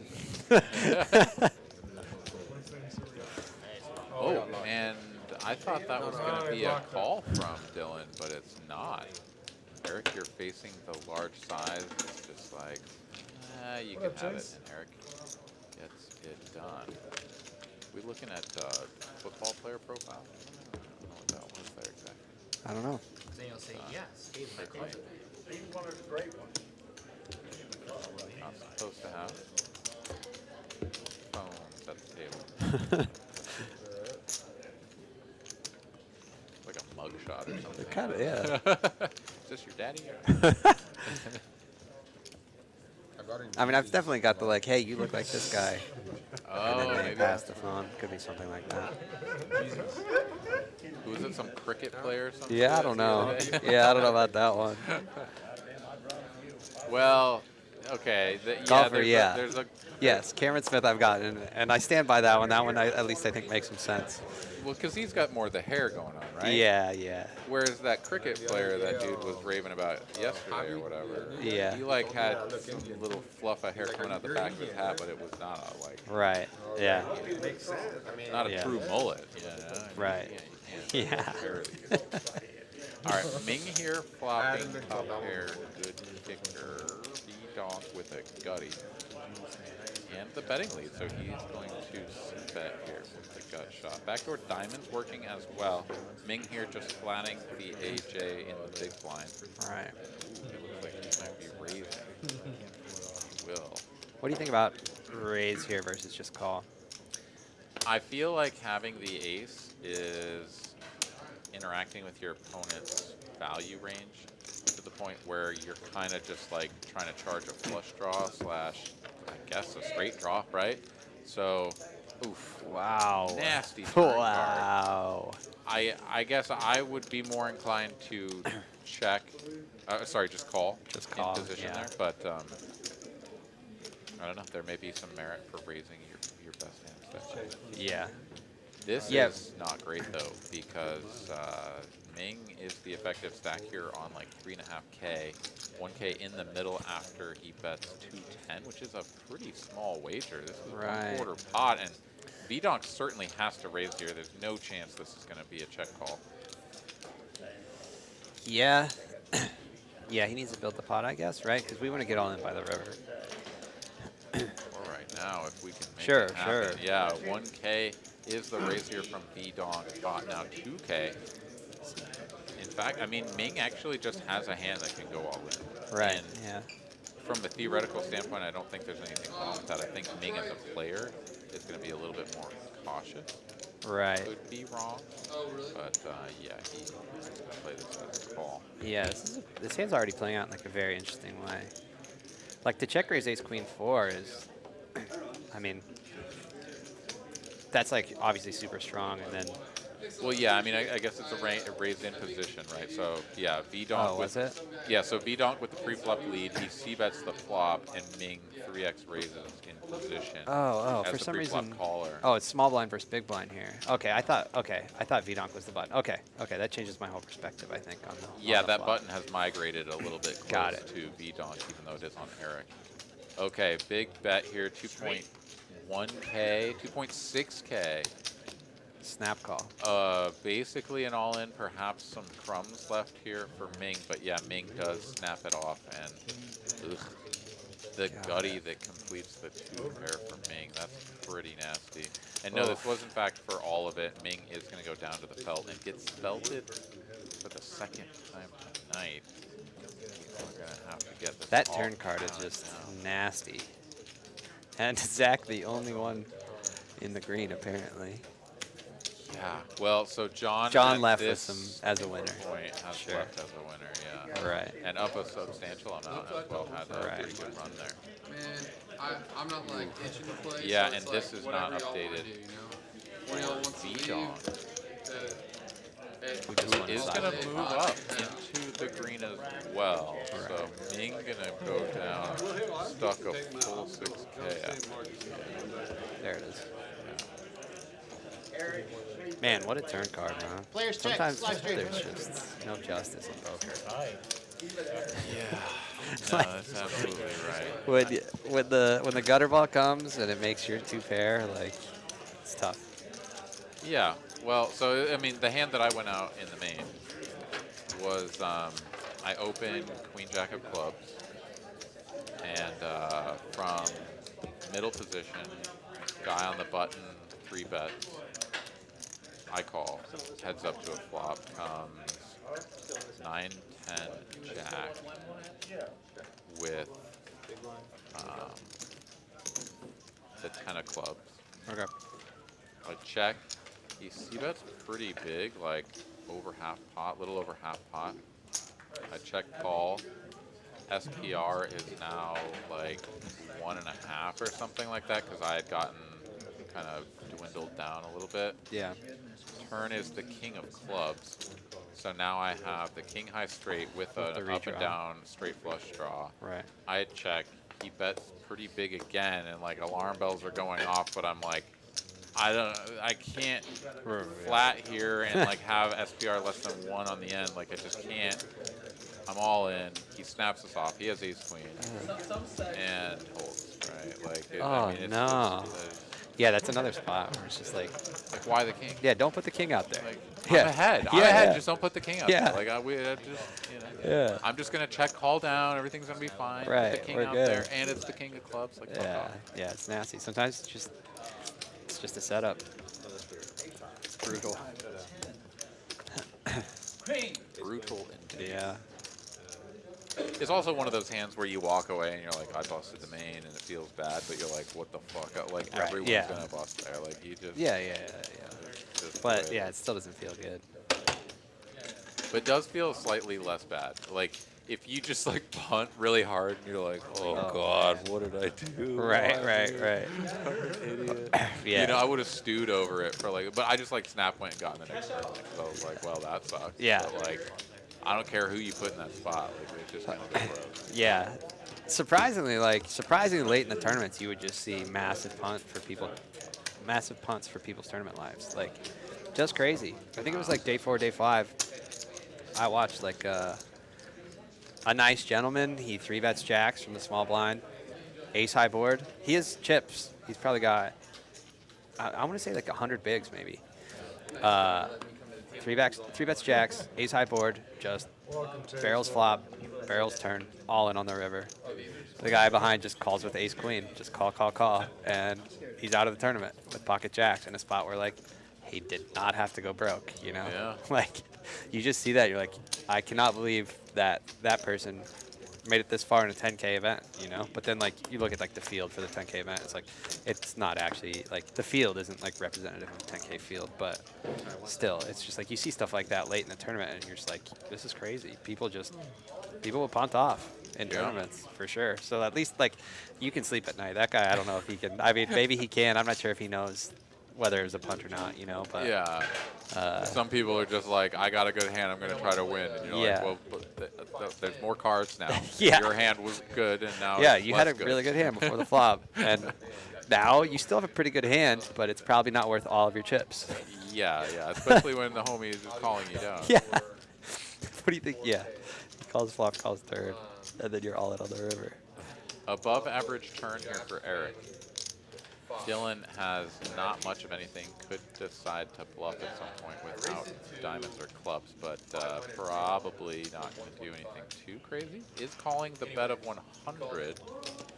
Zach's out of the way, and Dylan, yeah, he's going to follow suit. Yeah. Eric will get this one done. Bet a grand. Called. River was a king. Didn't want to see it. Yeah, one of the Euro guys that was at my table, I'll pay you. came in at the end of level 1, sits down, opens his little like chest pouch thing, whatever, just pulls out a fistful of Aria 5Ks, makes a whole point of putting them out on the table, organizing his shit, and then counting his chips, puts like 80K in chips back into his little pouch, like for no reason, right? Like we're all just like, cool. And then just like plays one of the tight older gentlemen at the table for like 2/3 of his chips. And just like puts in this massive river bluff, and the old man has rivered the nut flush on a paired board.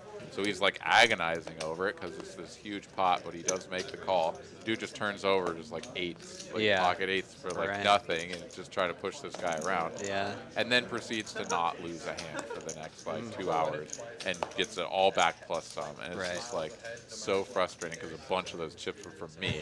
I was like, this is the guy. This is the guy that I'm gonna just like. I gotta look him up here because I got top pair second. No, he's just got a set. Like, what the fuck? You know, like this is so stupid. Yeah, man. It's gross. It's almost like it just doesn't make sense sometimes. It just really doesn't. Yeah. When they just own you. Yeah. No, not like. It's like the one person who's giving it away to everybody, but against you, they're just smashing you. And you're just watching your chips like go to him and then get redistributed to like a sharper player, and then you're just like, okay, those chips are gone forever. All right, Dylan here flops pretty well, not just in this particular instance, but 2 overcards, not so bad when they're the same overcard. Doug here going for 0 equity continue for 450, and that's just a massive size relative to the quality of the flop, right? Like paired boards are really good for the pre-flop aggressor, and yeah, there's some diamonds out there, but like you just don't have to go big. There's really no point in it. You can go small and put your opponent in such a tough spot. So going big here like would get all of the chaff to fold anyways, and just makes the pot massively balloon when your opponent does call, which he did. Yeah, I think especially deep stacked, it's like more important. Like if they were shallow, I don't know, maybe half pot or I don't know. What size was that bet on the flop? Oh, good lord! It was. Was it bigger than half? So the pre-flop raise was to 375, so 750 plus some change, and he made it 450. I guess it's only half pot plus, so. I guess I was over. Well, I mean, half pot still. I mean, it's generally usually pretty big on a paired board. Yeah, definitely. Maybe in a.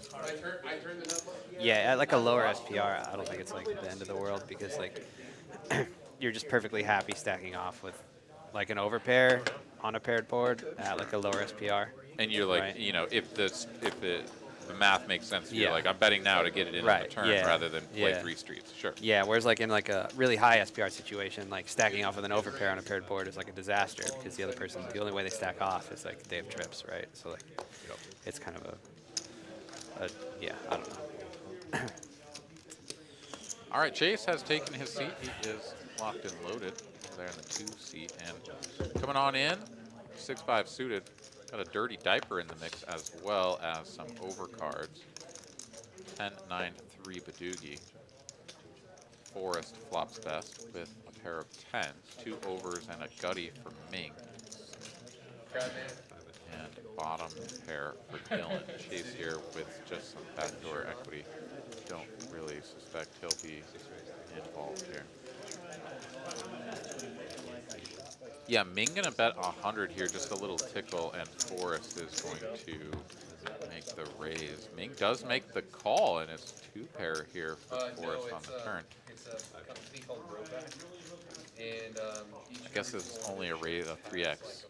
So Ming, yeah, he can peel one off. Hit a king, hit a queen, hit a jack. You feel pretty good about it. All of which would have been good. Checks it over. Forrest bets 500 here, a little over half pot, and now I think it's definitely time to get out of here. I mean, you have a queen, which I guess you could turn this into a bluff. I mean, hey, if you want to get creative, yeah, you got the king of hearts and you have a queen, maybe. I mean, but you're all in, right? Like you don't have a non-all-in size. Yeah. Yeah. If you really want to take it to the streets, this hand doesn't seem like the worst one to do it with. Yeah, I guess the other option is to call and then donk jam Heart Rivers. I don't know. Yeah. He does make the call. It's a Drills king, it. and that's, That's not not good. That's though, not because he's good. up against Yeah. two pair. Not good. If he's donk jamming this, He might is- lead.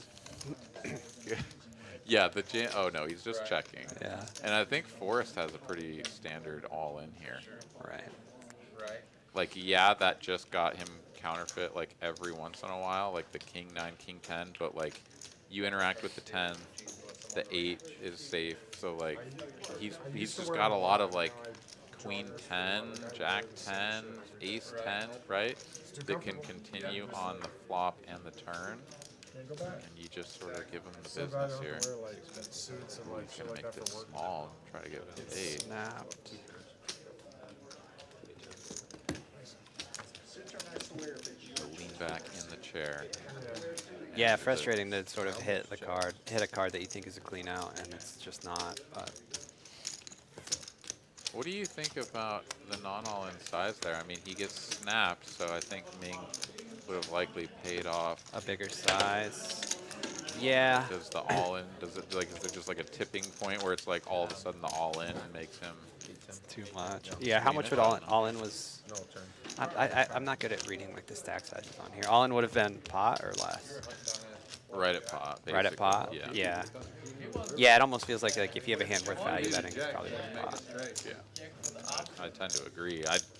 I don't know if Ming, does get squeamish about it, but as it stands, he's preserved just around 1,000, I think, maybe 1,100, something like that. Let's go ahead and take a peek here at the net earnings after that last hand. Eric is just barely over positive. Chase, of course, just joined us. Ming and Dylan stuck the most. Zach up over 10K still. John, of course, did leave us with a substantial profit.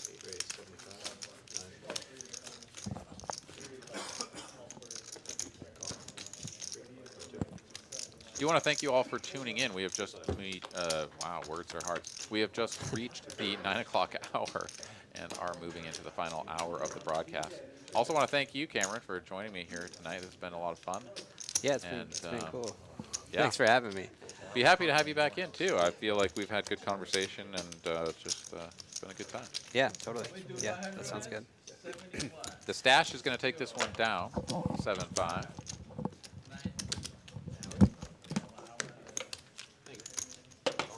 And we'll move right along to hand number 71. Oh, yeah, just leave it. Crack or whatever, and then if it closes on y'all.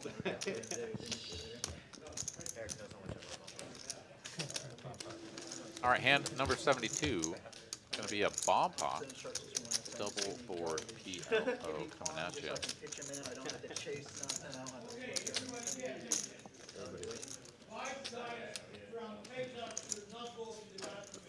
Ragnar says, can't stop the stash. That is correct, man. Zach is on a heater here tonight. Has slowed down just a little bit. We want to take a look. I figured that one, but I didn't know.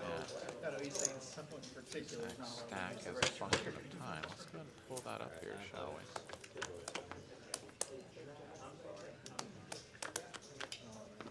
Yeah, as of late, has slowed down just a little bit. We'll do that one more time. You can see the initial accumulation happened quickly and early, and then has slowed a little bit, but still sitting with a healthy profit.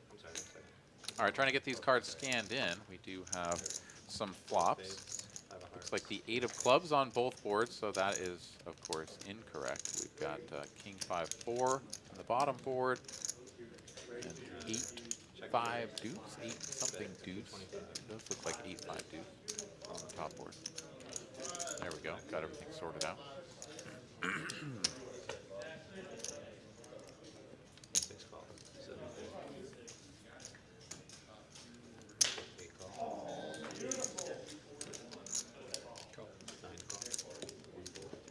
Bet up 225 here from Eric. He's got, well, looks like 2 pair. Top 2 pair. Yeah. David Pratt is back. All right, very good. Well, we can do the gamble here. Let's see if Ms. Carolyn is here with us as well to get in on this action. Let's also see who all is left in this hand. It looks like we've got 4 players, 2 of whom have full houses. So Eric in a dominated position by Forrest, and this could be really dangerous here for Eric unless they somehow get like a king or a queen on the river. Forrest here with the nut boat on top, certainly not going anywhere. Now it's just a decision point as to whether or not he wants to call and allow this pot to continue growing with the rest of the players perhaps roped in fighting for the bottom board. Does just make the call. Zach is out of the way. Kevin is out of the way, and it's heads up nonetheless. So here we go off to a river. 6 of spades changes nothing. It is going to be boat over boat on top. And I do believe both players are playing the king on the bottom board, but Forrest has kings and 5s, and this is going to be a scoop. Eric is all in, and Forrest here, after a moment's thought, is going to make the call here, and Eric is going to be cooler down to the belt here. Yeah, you probably have pocket 5s. Yeah, boat over boat there. That's tough. And then also having the king on the bottom board Sure. as bailout, like you're playing kings and 4s with a queen kicker, like everything's working for you and you're just getting scooped. Like this is so nasty for Eric. You don't run into these spots too often where your hands are like so similar in strength and you're just like pipped, like what the hell? Gross. Yeah, that's a tough one. There's no pocket 5. Yeah, so Eric gonna ship all of his chips over there to Forrest. And Forrest shipping up massively after being down. He had a rough start. 7K to start things off is now up almost 3. Wow. That's a 10K Yeah. swing over the course of something like 60 hands. Wow. Yeah, Damn. that's pretty wild. We were talking about how he'd feel like a winner fist pumping his way to the cage if he got unstuck by like down, down 1,000. Sure, yeah. Homie's working his way up into second position here. Yeah, it's pretty unbelievable. Big old pile of plaques out there. I love how he's been putting them on top of his cards. Yeah, This giant good card stack protector. of plaque covering the cards almost entirely. Yeah. Damn. All right, me and you, Pratt. It looks like Miss Carolyn is not here. Let's do this. Is your preference for plaques or like the oversized big chips, or neither? I prefer rounds. So for at least for 1Ks, I definitely think that chips are better. Right. I mean, I like the style points of the plaques, but honestly, they're just kind of bulky. They're a little and impractical. ridiculous. Yeah. But I do think that if you're going to play like in a tournament or whatever, you start going to the bigger oversized chips. I love those. Love the oversized chips. And then the plaques are, again, just sort of bulky. Right. Yeah, I remember the TCH Dallas in the beginning. There was like a few wild players, and it was before. I think they switched. I think it was before they had 500 chips, maybe, and they just had these piles of plaques on the table, and it just looked crazy on the live stream. Yeah. Yeah. No, it's pretty wild. That was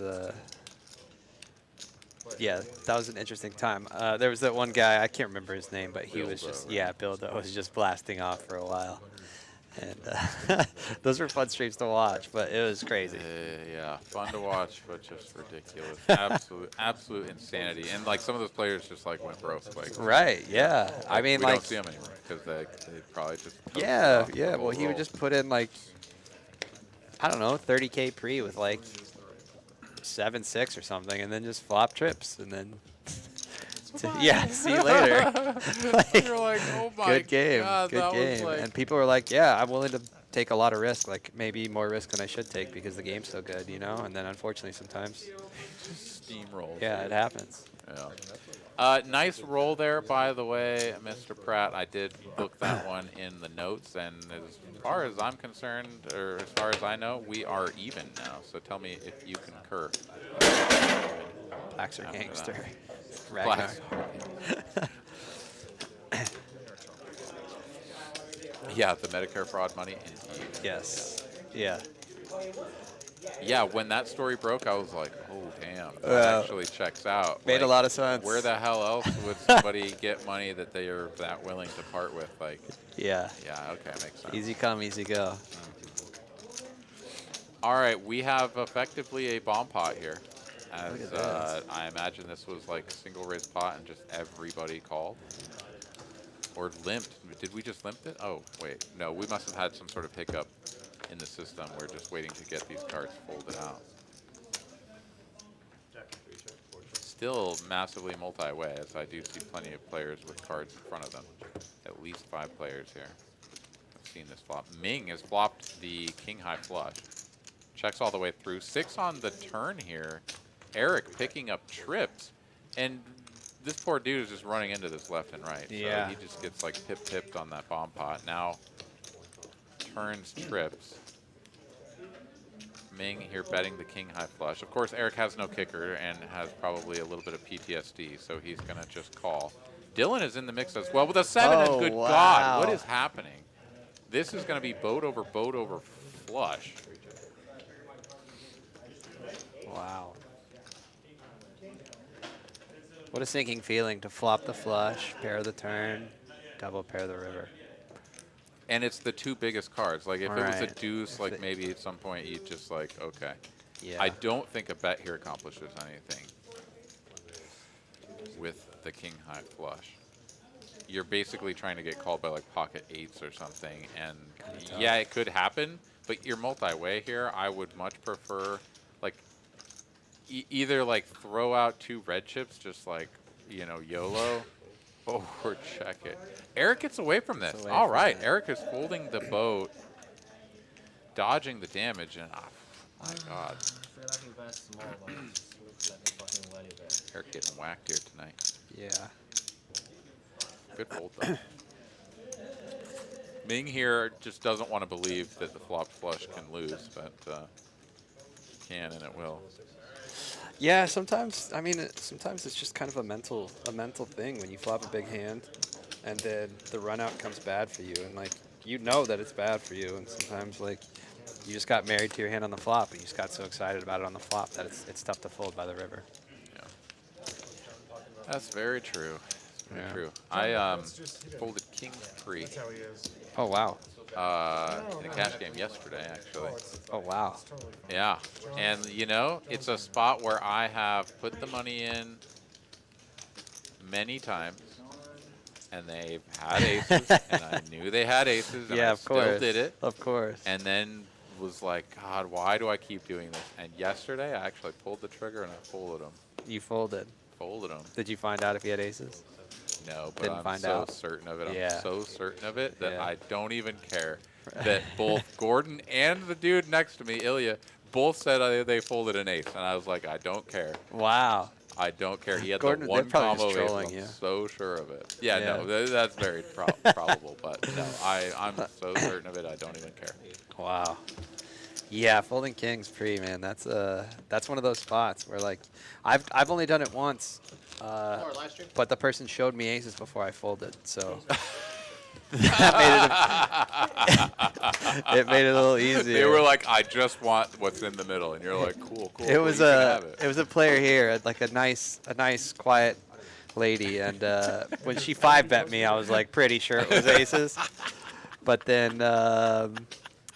But then, just in case I had any doubt, she just showed me, and then I was like, "Well, I was probably gonna fold anyway, but now I'm definitely gonna fold." So Yeah, was that's nice. amazing. yeah, yeah. Yeah.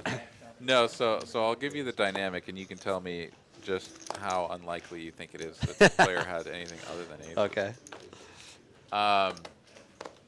We've been playing chases in the game, and you know, 65 is his like standard straddle and Right. wagering amount. It's just 2-5. This Okay. this older man who has not played very many hands, has not raised like any hand, Right. or even opened any hand. Limps for $5, folds to Chase. He makes it 65. I look down at 2 red kings. I make it 175. Folds back to him, and he kind of like cocks his head a little bit, and then just like grabs a fistful of blacks and just hucks 400 only. Okay. He's on like 800 and change, and just like grabs half of his stack and tosses it in there, and then just like looks off to the side, crosses his arms, and Chase folds, and I'm like, wait, what? Yeah. There's no way this is anything other than aces. Like, you would jam queens, you would jam ace king, totally. you would jam kings. Like, you're just limp jamming all of those. It's only aces that can just like casually put in half of your stack. Yeah. And I let it go. I flash it to corner off. Fuck it. Yeah. Wow. And Yeah. I'm I mean, like, that's got to be aces, right? It has to be. And then they both tell me, he's like, I folded an ace. And the other dude's like, I did too. I was like, you shut the fuck Yeah. up. Like, get out of here. Yeah. Like, it's still got to be. Maybe he's just like a real gangster. He's like 7-8 suited, you know. He's just Get punked. yeah. He's like, screw these guys, dude. I'm gonna stick it to him. That would have been sick. I mean, if he had turned it over, I would have thrown up right on the table. You know, No, yeah. I mean, yeah. I'd be willing to wager a decent amount that he had 2 aces in his hand for sure. yeah. Yeah. That's pretty good. Yeah. Limp sick back play if it raise, wasn't- limp 4-bet, limp cold 4, I guess, right? Yeah, exactly. Yeah, limp And 4. then Over the 65 open. right, And then 3-bet to 175. Like these, and then just chuck out half your stack. right. What the Yeah. fuck is that? If not aces. Yeah. Oh, Pratt says he might know the person I was talking about that showed me the aces. I think you probably do, Pratt. She is a nice, sweet lady for sure. Is she a nice, sweet shark? Yeah, I think she's more of a PLO player, as far as I know. All right. I don't know. I mean, just the fact that she 5-bet and like the only hand in her 5-bet range is aces.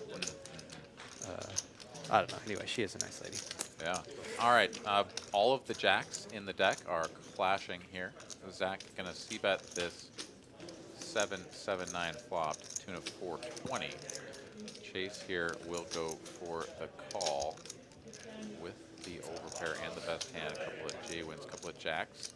Forrest here with a gut shot and 2 overs here, facing a bet and a call. This is a spot where he could get a little bit nasty, but he's just gonna make the call here and realize his turn equity out of position. I mean, I would not have hated a check raise there. Right. Definitely would not have. I honestly think that's probably the superior way to play this hand, Yeah. because like, are you sure that you want to hit a 10 or a jack?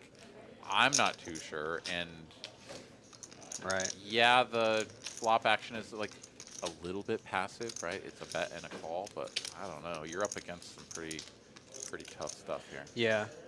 And I mean, like earlier we were talking about like paired boards. It's like pretty hard for someone to really hit them very well, right? Just by the nature of the texture. So like potentially like a check raise gets through quite a bit. Yeah. Of course, like here Chase has an overpair, so maybe at this particular hand it wouldn't have worked, but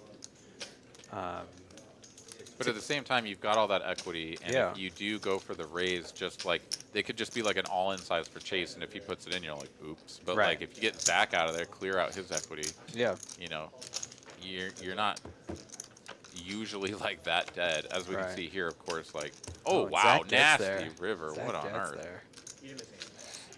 And yeah, He's gonna Zach lead. is just gonna snap, put it in. Didn't want to see that card. Chase is like, perfect river, thanks. Thanks, Yeah. Jesse. Who's that? Good jack. I mean, yeah, and these stack sizes are correct. Chase does have just a little over 1K. Yeah. He has to be right 1 in 6 times to make this call profitably. Yeah. Field 3 outer. I think you just have to call. Like, you block all the 10 jacks, the jack 8s, like, whatever. And no, nice so fold. Chase gets away from it. Why Yeah. not? I mean, I guess he kind of just says like it's such a small bet. He's never bluffing, something along those lines. I don't know. And he's not wrong. Yeah, he's right? not wrong. I mean, I mean, if Zach is like balanced there, you know. If he does have bluffs there, then like more power to him. But Yeah, what is it? for like what is 1K into 5 or whatever, 10-8 of hearts is just like all in. yeah, sure. Just like thinking you. I mean, how much fold equity could you possibly think you have? You know. So I mean, maybe good read by Chase there to sort of realize it's just never a bluff, or at least in this instance it wasn't. Now I'm getting to know what it Ragnar's cheaters in the online site got banned. Wow, nice, dude. Got him. Oh, nice. I don't know how you know that. Though. Yeah. Like, I'm curious. Did That was quick. Did like a pop up on the screen say like, nice players were caught cheating? But I don't know. I mean, get them out of there if they really. Yeah. Good for them.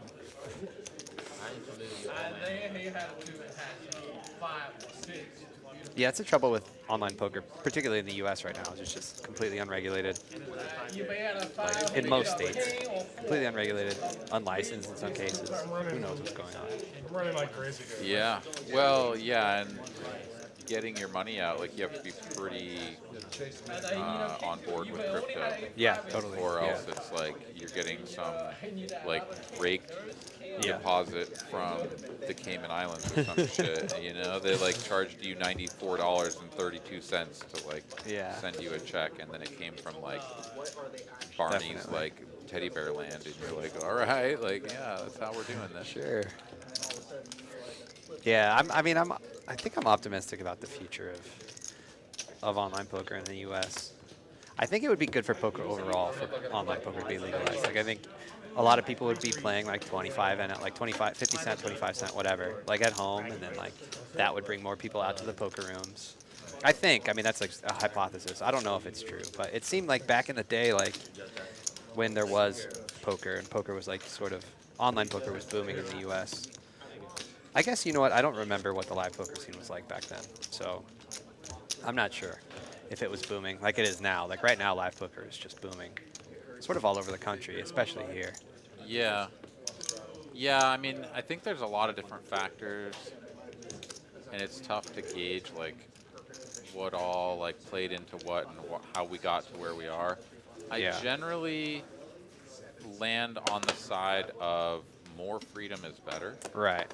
And so giving people the ability to play online poker if they want to, like, yeah, absolutely, 100%. Like, why should anyone tell them not to? Right. But at the same time, I'm a little bit less optimistic about the status of online poker just because I think we are getting to a place where the technology is such that if your average recreational player can be even like beyond just like, whoa, scary conspiracy theory bullshit from the dark, you know, nebulous regions of the internet.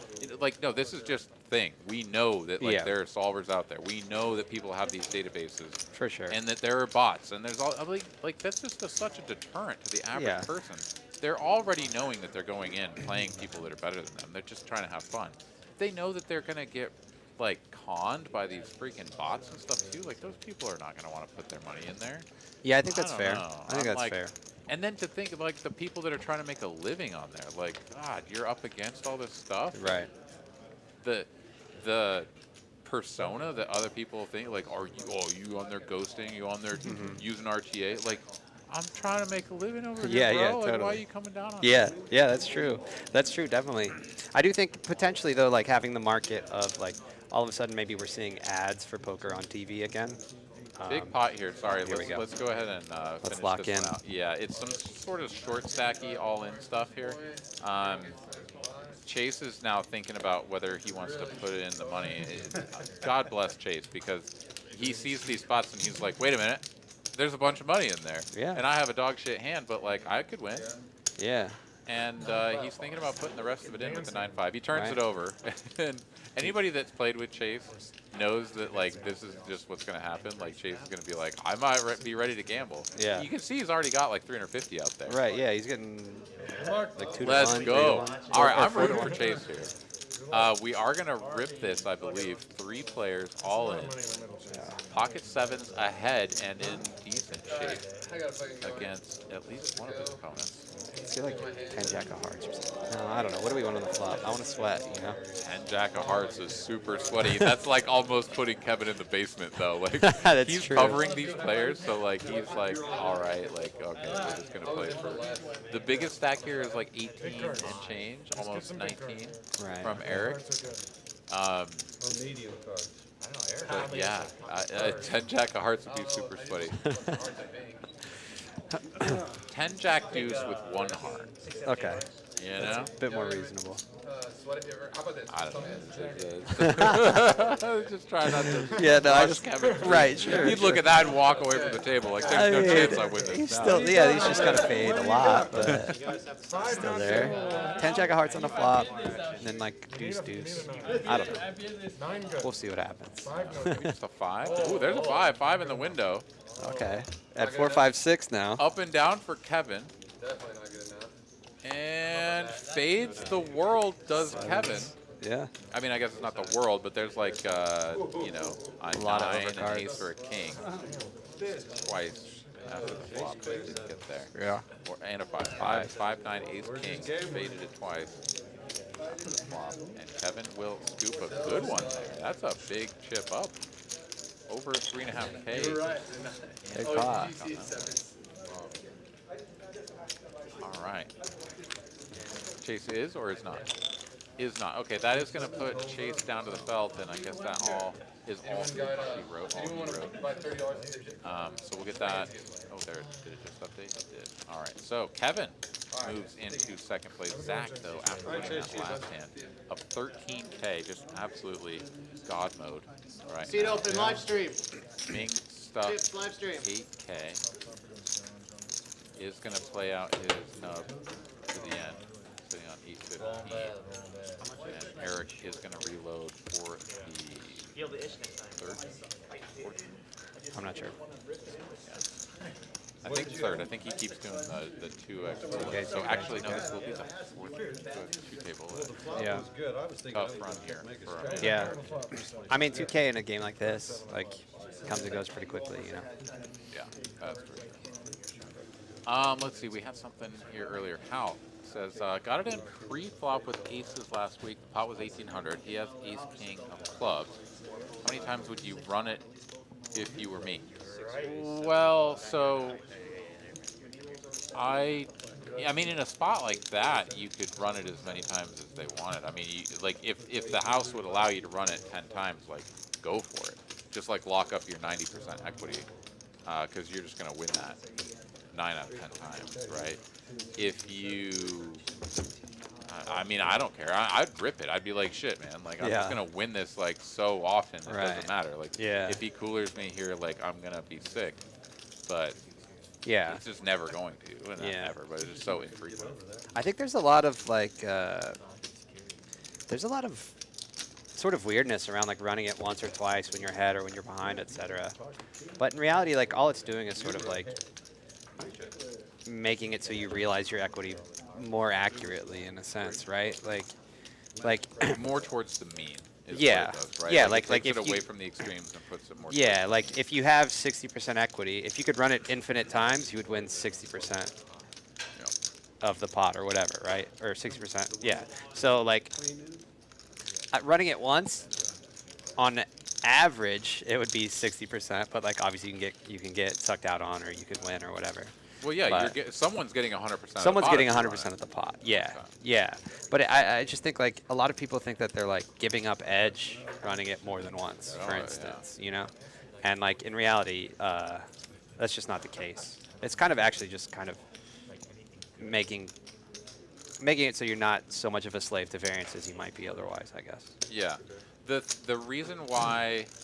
Given like so Forrest is going to pay this off. Does make the call after Eric rivers the 2 pair. Now, understandable spot there, maybe a little bit on the splashier side, but flop top pair. Yes, the overcard and the flush completes on the turn, but yeah, pretty reasonable, understandable call. Bluff catching there with the pair of jacks. But no, so I think in a spot like that where you're just like a 90% favorite. Right? It's like if we run it twice and one of those times they do get lucky enough to like take the pot away from me, it's like now I win half the pot. Yeah. Which is just my money back. Right. Whereas if I run it the one time and I just hold, like I get all of the money. Yeah. And the same thing can be said on the other side. Also, what's up, David? In the chat joining us. How's it going, man? TLP, what's up, man?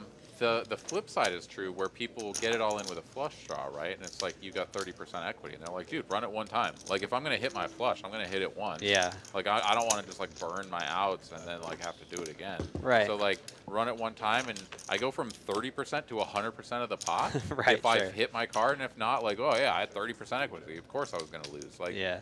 let's just rip it. So people will take like both sides, and Right. other people will be like, no, Yeah. I do it this way and I do it that way, whatever. Like it's all up to you. Yeah, it's definitely that. If you run it more than once, though, you have the opportunity to win less than 100% of the pot. And some people don't like that, and some people do. Right. Yeah. Yeah, fair enough. Fair enough. Yeah, it's just, yeah, exactly that. I ran it twice against Chase in a big spot, all in on the turn. You know, and I've got a pair and a straight draw, but I know I'm behind, and I just like had the price, and I was like, this is stupid, but like put it in. Chase, Gamble. of course, always happy to run it more than once, just like to see, you know, kind of what happens. And I Yeah. did get bailed out with making it straight on the second run out, but like I also would have been like, yeah, we can run it once, you know. Like Right. actually, my default now is to run it once. Run it once. Yeah, like whether I'm ahead or behind, I'm just Yeah. like run it once because like so often I have chopped in the past and I'm like, dude, that was a huge pot. Yeah. And if I didn't run it the second time, Yeah. of course it goes both ways. Yeah, But, like, sure. But then the one time you run it once and you lose, you're like, oh, that was a huge pot. If I had only run it the second time. I mean, Yeah. But yes. you don't know when that happens. Like you're not aware. If you only run it once, you're not aware that like you would have won the second run Exactly. if you lose the first one. And if you ship it, you're like, oh yeah, I didn't want that second one because I might have lost that Yeah. one. Like, shit. Yeah, we got exactly. This one. Let's Yeah. go. Yeah, I mean, my personal philosophy is like generally I'll just do whatever the other person wants to do. But if it's like an exceptionally small pot, then I'll just like be like, let's just run it once. you know? Oh yeah. Small pots, I'm not doing it. Yeah. For sure. Yeah. And anybody that wants to do it 3 times, I'm like, sorry. Yeah. No. No. I mean, I couldn't tell you. Somebody that says 3 times, I'm like, once. Right. I don't even come back with twice. I'm just like, once. Yeah, fair enough. Yeah. Yeah, but the I mean, and then like in a big pot, then like I'll often suggest twice. Like if it's like an exceptionally large pot, I'll be like, let's just run it twice. You know? 'Cause, Yeah, if that shit could hurt real Yeah, bad, yeah. I could get on board with that. Yeah. Like. You're playing the biggest pot of your life. Right. But at the same time, dude, it's the biggest pot of your life. Yeah, that's Try true. to win that Scoop shit. that thing. Scoop it. Yeah, dude. for None of sure. this I chopped the biggest pot of my life. Right, That's yeah. a shit story. Yeah, that's a bad story. It's like I remember one time in particular, we were playing on the live stream, and who was it? JC. Yeah. JC was at the table, and he had heaps, and he ended up all in against some cat who had been playing a fair bit with us or whatever, but it was the biggest pot of his life. Oh yeah. And as soon as JC heard that, he's like, one time. And it wasn't out of spite or anything. It was like, this is the biggest pot of your life. Like, you're either going to win it or you're going to lose it. And this Wow. is going to be an experience for you. Like, we're not going to chop this. Yeah, Like, yeah, no, yeah. This is for you. Oh, that's pretty good. And JC's got kind of a there. sicko too, so like. Oh, it was sick nasty because JC hits fucking whatever. of he course. had like 5 outs or something. He Yeah. hits it. Just crushes this kid. Sorry, bud. Oh, it was gnarly.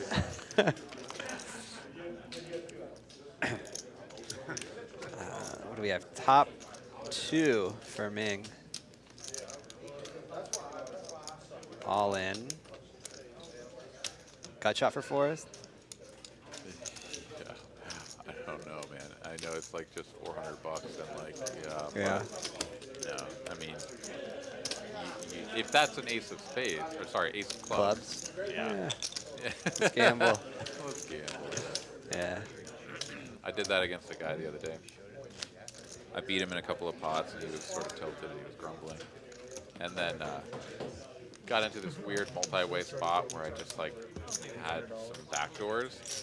Feel like the price was good enough. I got in there, and then I like didn't turn the combo draw, but just turned the flush draw. Yeah. And then like the original better slowed down, and I check, and then this dude rips it all in.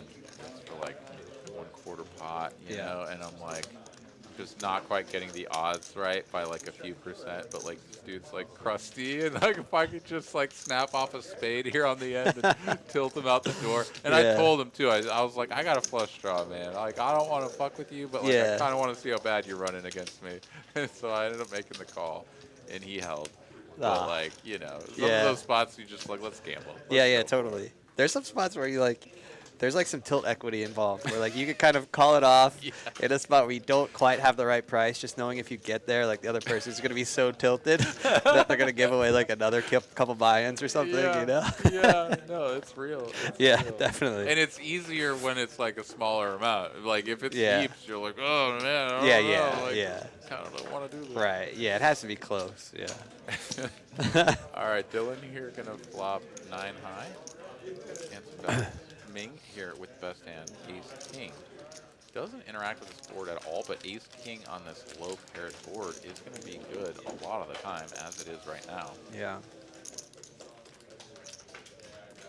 After checking this flop as well, I think it's a mandatory call.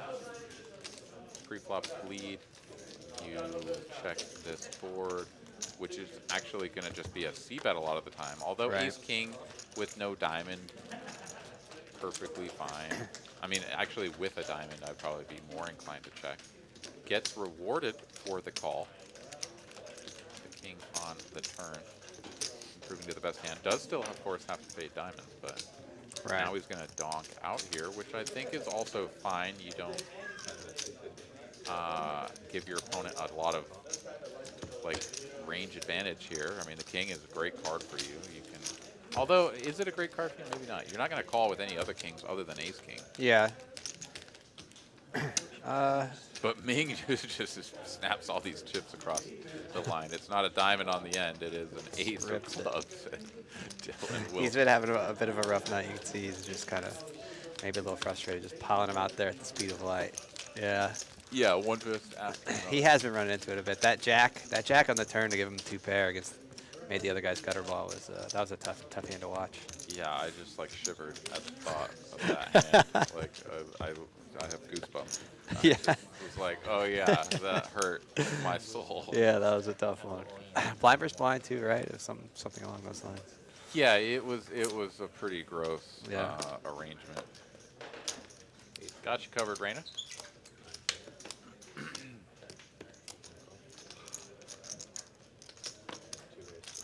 Ragnar, the angry value shot. Indeed it was. All right, Mr. Pratt, if you are in the chat, we do have one more wager here before the end of the broadcast. We can do it anytime between now and the end. So if you're there, let me know. We can fire one off, and somebody will go home in the black/red.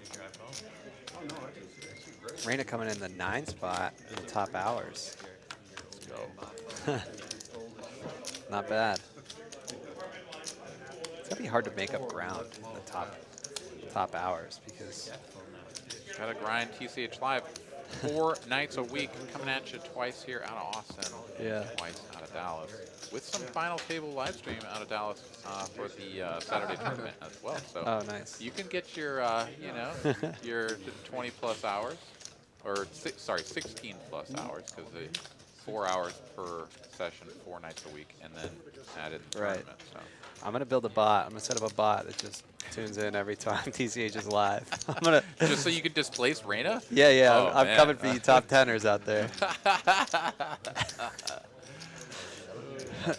All right, Queen of Spades here on the end. Both players with a pair, but Dylan will release Eric value betting the flop and 10. And no additional action after the initial 100.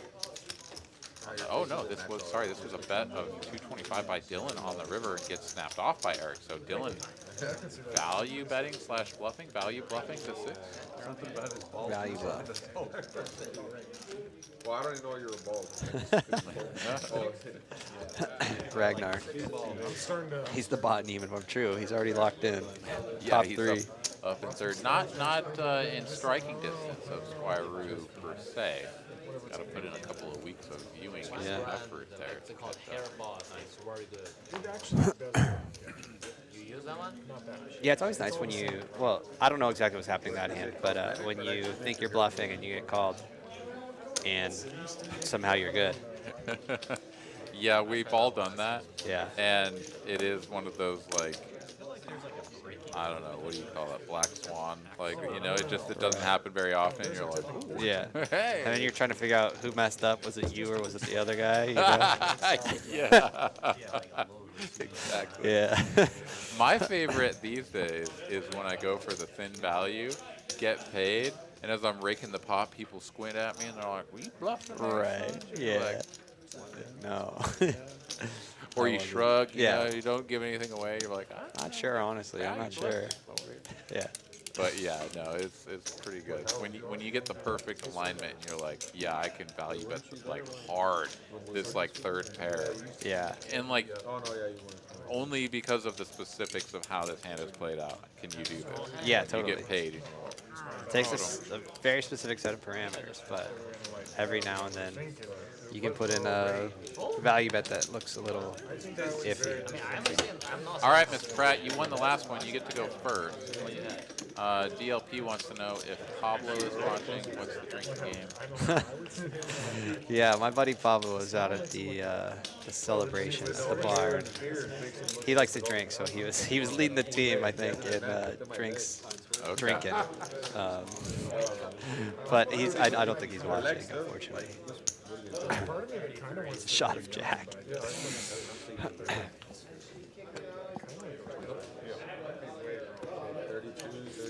All right, Mr. Pratt is in.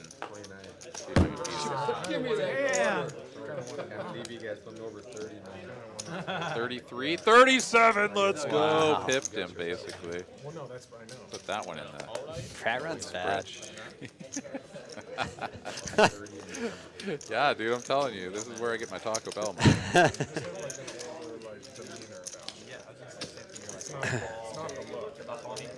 A lot of jacks going around here tonight. Haven't seen a lot of like queens or kings, but the jacks have been Lots of quite jacks. frequent.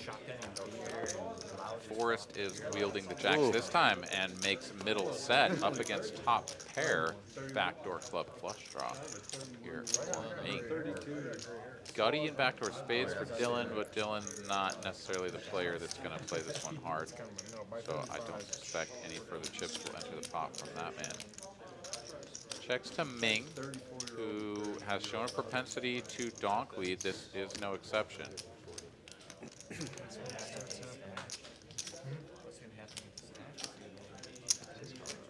Ooh, and just a call here from Forrest. Ming is the effective stack on just over 1K, so sort of expecting that Dylan is just going to bow out of the way, but Dylan does not. He comes along.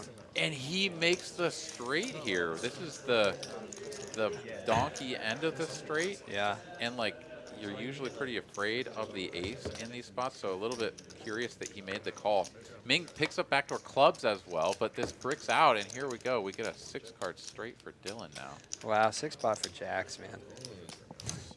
You flop the set, and then the 4 straight comes.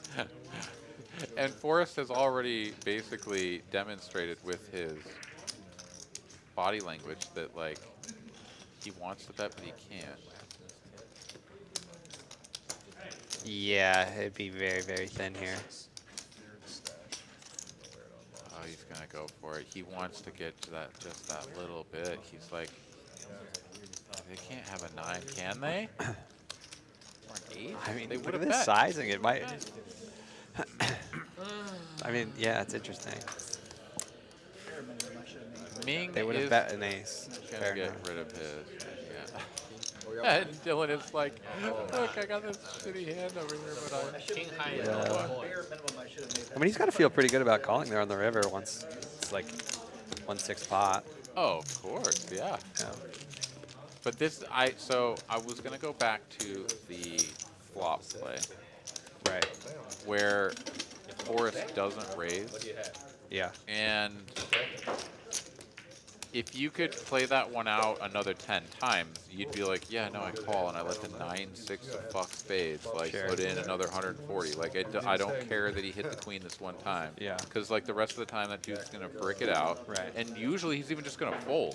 This is like a Broadway board. Like that guy's gonna have like 7-6 suited or whatever, and he's just gonna fold. And it doesn't matter that I just call. Right. Because it's not always coming to queen. Yeah. And even when it does, when Dylan's out of there and he's just up against Ming, then he's actually fine, because that's gonna give him like 2 pairs some of the time and shit, you know, and then he's gonna win an even bigger pot. So Yeah. it's like, there's just I don't think it's a mistake, even though we'll all see the microcosm of this hand. Oh, you Yeah. let the queen get there. Yeah. And blah blah blah. It's really easy to be results oriented once that happens. But yeah, I mean, I think calling was probably the right play based on like Ming's stack, and once he leads there, like I don't know, it seems like the right play. Don't but give him any excuse to fold. Right. You're in position. Let Yeah. him keep betting. It makes perfect sense. But Yeah.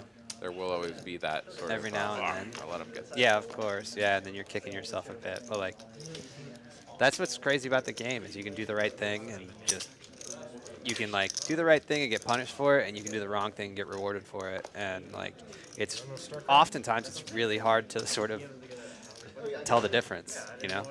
Or it's perfectly clear to you and just Well, yeah. absolute fucking smoke signals to somebody else, and it's frustrating as hell when Yeah. they just like do the wrong thing, get paid. Yeah. You do the right thing and lose, and you're just like, I fucking hate this. Yeah, Like, of course. ugh. It's tough. Yeah, I don't know if I'll ever get to a place where I can just like totally subtract myself from tilt. Yeah. But somebody is going to be tilted on this hand. It could be Kevin. And I Yeah. suspect it's only Kevin. Yep. As Zach and Dylan will be chopping this pot no matter what. Yeah, and he's sort of stuck in the middle, so I mean, I think he just calls here like every time and then probably faces a raise. This is an overbet of the pot with a player behind, but yeah, I Yeah. don't think Kevin can do anything. It's just he's in such a shit spot with the guy behind. Oh, He's and gonna get now squeezed Dylan. out of it. This is going to be gross. How much does he have behind? Pretty 6,000, good stacks here 5,000. from all of these players, really. Dylan makes it 1.8K. Zach here now has the nuts getting raised Yeah. and a call in between. There's 0 chance that he's just going to call, but like, right now he's got to be like, wait. No, he's never thinking what I'm thinking, which is like, how do you get paid by the guy that has to Right, say? yeah. He's got the nuts. He wants to get paid by 910 now. Right, yeah. But he can't raise it too big to get paid by 910. Yeah, it is kind of a unique spot. Like if he could see the hands, obviously he would just call. Yeah. But not knowing what the other two guys have, I think raise makes the most sense. I'm going to make this 5,700, and I do think this is too big to get called by 10-9. Maybe I'm wrong, I don't know, but like 6.7, not even 5.7. Here I am saying 5.7 is too big. Kevin is just lamenting his life. Yeah, there it goes. Orphan those little babies, and Dylan is all in. The raise size there was even just like way more than Dylan had behind, and like super pricing out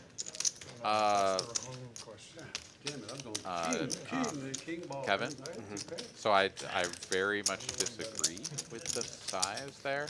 I'm not saying that you can make it like a reasonable size, but like no one's bluffing anymore. We're all just value betting. Yeah. It's like, so we kind of just have to try to get the other poor bastards with second nuts to like come around, right? And you make it so big. Like imagine if Kevin had 9-10 there and was like, I'm just gonna call, and then it goes raise, and then another raise. Like, I mean, that raise can't be so big. Maybe he folds anyways. I don't fucking know. Yeah, I don't know. I don't know. I guess like The game tree got so narrow. That yeah, there's just, exactly, like exactly. one exactly. hand. You can only have yeah, one you're just hand. like trying to cooler 9-10, and then it's like how much would 9-10 be willing to pay? And like they'll just fold everything else, which is fine. Yeah, I don't know. You know, less interesting when the game tree becomes nut, second nut. Yeah, yeah. Everything else is gone. Yeah. There's no bluffs. Right. It's just, they don't exist. Maybe pocket tens. And Yeah, even I that mean, it'd be is pretty. like, cool. Yeah. I blocked both nut and second nut, so now Right. I'm trying to get him to fold all the Just other piling, yeah. Yeah. But good luck. More power to you. But I mean, the raise in position on the river there is just like very, very nutted, you know. So to try to bluff that hand out of the pot would be insane. Super sick. Yeah.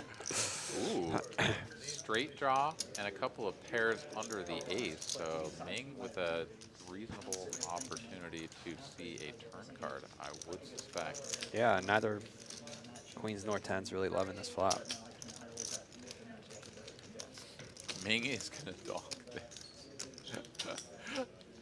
Imagine if these guys fold. Forrest isn't gonna fold. He's not a folder. But Yeah. 1/3 sizing thereabouts here from Ming. He loves the lead. Yeah, he does. He bet he called. With Hey, like look at top pair that. value and just like, oh wow, did he let it go? Yeah, he did. Yeah, man in the middle Look at can't that. stand it. Oh, Ming, let's go. Sicko. Yeah, it's pretty sick. On such a short stack, right? He's just super Yeah. shallow. He's like, no, get out of here. Yeah. He Yeah, got totally. an ace every time. Totally. And actually, if he had an ace, he would probably lead it anyway. Yeah, so, I mean, like, yeah. Most of the hands we've seen him lead today have been top pair, so. I feel like it's the best 300. Wow, you make Oh, Chuck. Chuck rolled a 1, nut low. Sorry, buddy. That's a tough one, Chuck. I'm telling you my strategy. I'll show up in the future. All right, hand number 90 coming at you. Forrest here, trying to bounce back with a premium holding.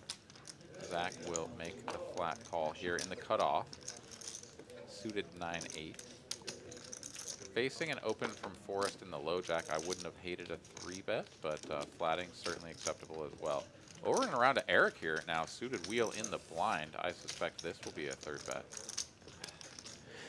Yeah, it's interesting because, like, he's getting such a good price to call, and his hand plays really well multi-way.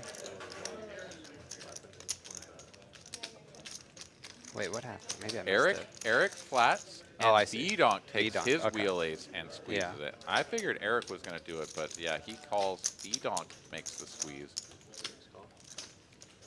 And Forrest just like snap calls this, which could Wow, this allow could get Zach weird. to call Yeah. and Eric.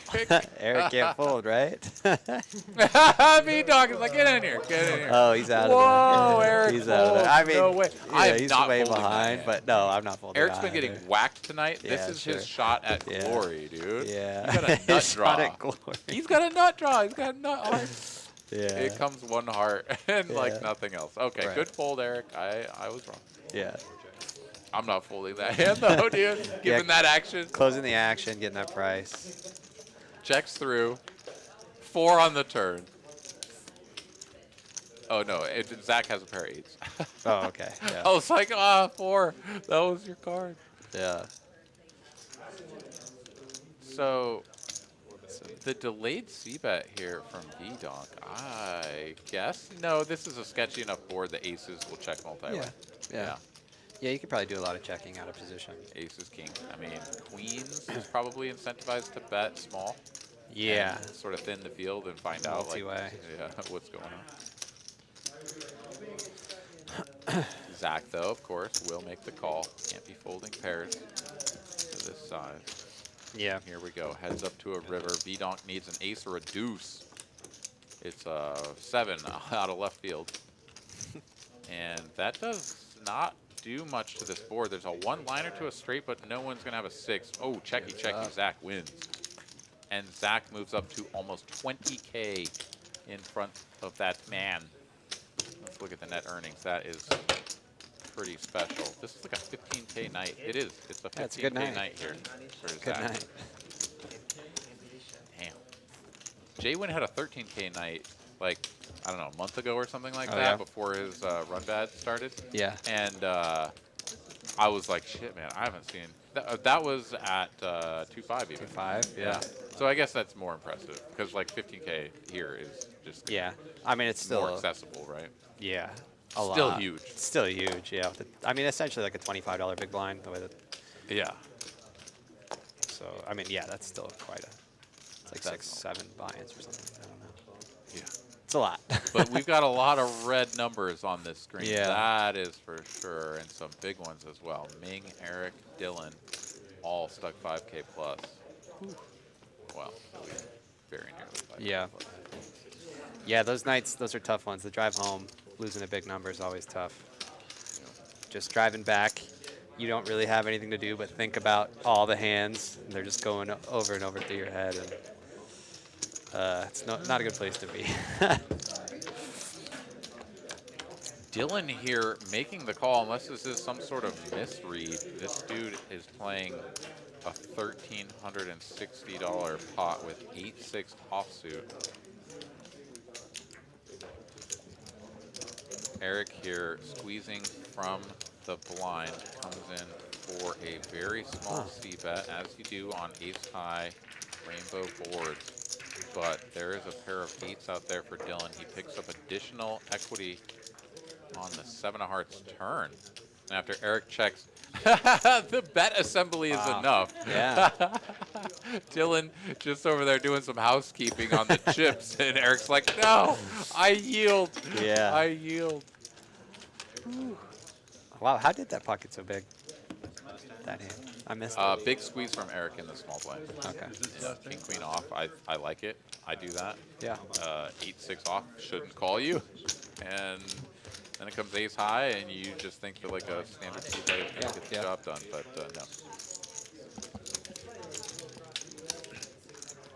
no. All right. Padawan producer Kristen here letting us know that we're going to do 2 bomb pots because the first one apparently sucks. So buckle your seatbelts. Yeah. This first one should be a real thriller.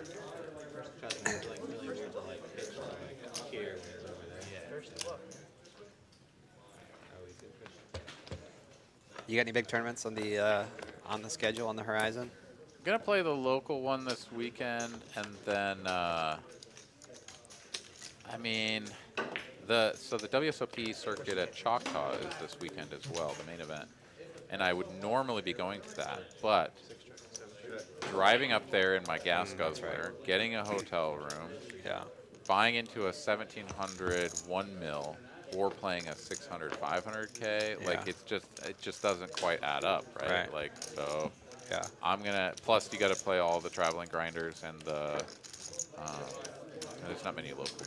There's some Dallas pros or whatever that'll go play that for sure. But yeah, it's just kind of a no-brainer to stay around here. Yeah, makes sense. And then yeah, some more local tournaments coming up in the next couple of months here in Texas. So I will probably just be playing those. Nice. Nothing too crazy, I think.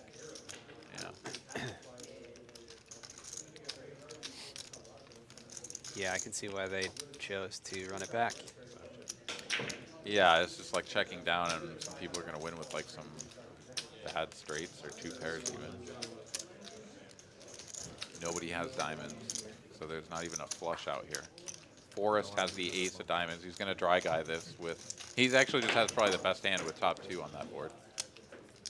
Yeah. And a straight on the top board. Is that going to be just like a scooper? Dylan's calling. What does he have? Yeah, 5. If no one has a flush, I might have a Nothing. scooper. He's just playing kings. Naked king. Because I had Yeah. Doug is in here with the Oh, you have a flush? Jack 9. Okay, he's got the high straight. He's got the straight to the Jack, so he'll get the top board. Or sorry, straight to the Queen. And Forrest will play 2 pair on bottom. All right, yeah, we definitely got to run that back, and we will have one additional hand for y'all here in just a moment. Thank you guys for tuning in. We got David Pratt saying nice stream, guys, and great job to you. Yeah, absolutely, man. This was a lot of fun. I would love to have you join me again in the Yeah, future. totally. I had a great time tonight. It was awesome. Thanks for having me. Yeah. Skullbone checking out as well. Good night. Suicide, so if it checks through on the flop, And yeah, one more hand for you. Hopefully we get a little bit more action, maybe a few more dollars in the pot. We'll see. 3,200 in there. What do you think about the bomb pots? You a big fan? This is the man who's been hurt. He looks off to the side. The head kinda goes down. I mean, I like some things about them and other things I don't. I think, like, honestly, I just, like, it just, adds so much risk to the game. Like, it adds so much. Variance is so high in those things. And, like, to be properly rolled, like, to be playing all night and run your stack up to 10K or something, right? And then to sit there and, like, have the nuts on both boards on the flop and, like, have to get all in is just, like, pretty insane, you know? I don't know. I love No Limit Hold'em. Like, love it. And the more that I could play that, the happier I'll be. Okay. But you I don't sit out the bomb pots, do you? No, I don't sit them out. I You think just like nut pedal them, which you should. yeah. I'm pretty nitty in them, and yeah, I don't know. I think people still. I think there's still edge to be had in them, right? It's just like whether or not I have an edge. Who has any idea? Like, I don't know. And variance is just so high. I agree with that. I definitely do think there are plenty of edges to be had. And I mean, literally it just comes down to like just folding away your 10 or your $15 or whatever the bomb pot costs you. Just like most of the time. And then just like play your nuts pretty hard and like watch out for like flop straights. Like fuck Yeah. you know, like no, don't like pile all your money in with those. Like you'd rather be drawing than have a flop straight. Yeah, unless you've got a flop straight on one and like a really good hand on the other. But like, yeah, you watch out for these like little traps. Yeah. Because like don't free that's roll where yourself. the edge comes in. Some people don't watch out for those traps. They're like, I got the nuts. Right. And then just like, let's get all the chips in. You're Yeah. like, oh, well, you're likely to get quartered at best at this point. You know? Yeah. Like, yeah, you're dead on one board, and you have the nuts on this board where the nuts is going to change quite often. Yeah. By the almost river. certainly. Yeah. So then, like, it gets wild. Yeah. All right, Dylan here is going to turn Broadway with a royal redraw. On the top board, he's got a pair and an open-ender. So pretty good holdings here for Dylan. Going to try to make a bang here at the end. See if anybody else has anything to work with. It kind of feels like Zach here on two pair for 1K is just a little bit too much, especially after Forrest calls. And Forrest here is playing two pair as well with a heart draw on bottom. So with the heart draw, I can see the call here, but I think Zach is a little bit too weak. Maybe if he had a club draw on top, but I don't think this is good enough. He has weak diamonds. Yeah, they're top. too weak in my mind. Yeah, and then he has, I guess, a straight draw as well, but his straight could be dead. All right, 4, 5, 6, 7. Yes. Yeah. But yeah, I mean, yeah, it's pretty, yeah, there you go. Yeah, I like the full. All right, heads up between Forrest and Dylan. Dylan here in pretty good shape. If he can find the right card on top, that's not it. And an ace completes the board on bottom. Now actually, Forrest is scooping this. Right. Quartering? Oh, scooping. Scooping. 2 pairs and 2 pairs. Well, we checked down though. Forrest not willing to go. Wait, did he just check the nuts? I wonder if he noticed. I've done that before in long pots. You're so focused on one board, or you're so focused on a certain part of your hand. He's like, I've got 2 pair. No, I don't. I have the nut flush. I wasn't. Well, obviously, I wasn't asking for That is the look of a man who's like, yeah, I win. Let's not talk about it. Yeah, I'm quite familiar with that look. All right, that's going to do it for us here on TCH Live. Thank you guys all so much for tuning in. We look forward to seeing you all in the future. Got a beautiful stream coming at you tomorrow night. High stakes out of TCH Dallas. Be sure to check in that, as well as don't forget Next Gen playing out of Dallas on Sunday with 250K guaranteed tournament starting this week. I'm sorry, next week up there in Dallas as well. See y'all next time. Take care. Good night. Adios.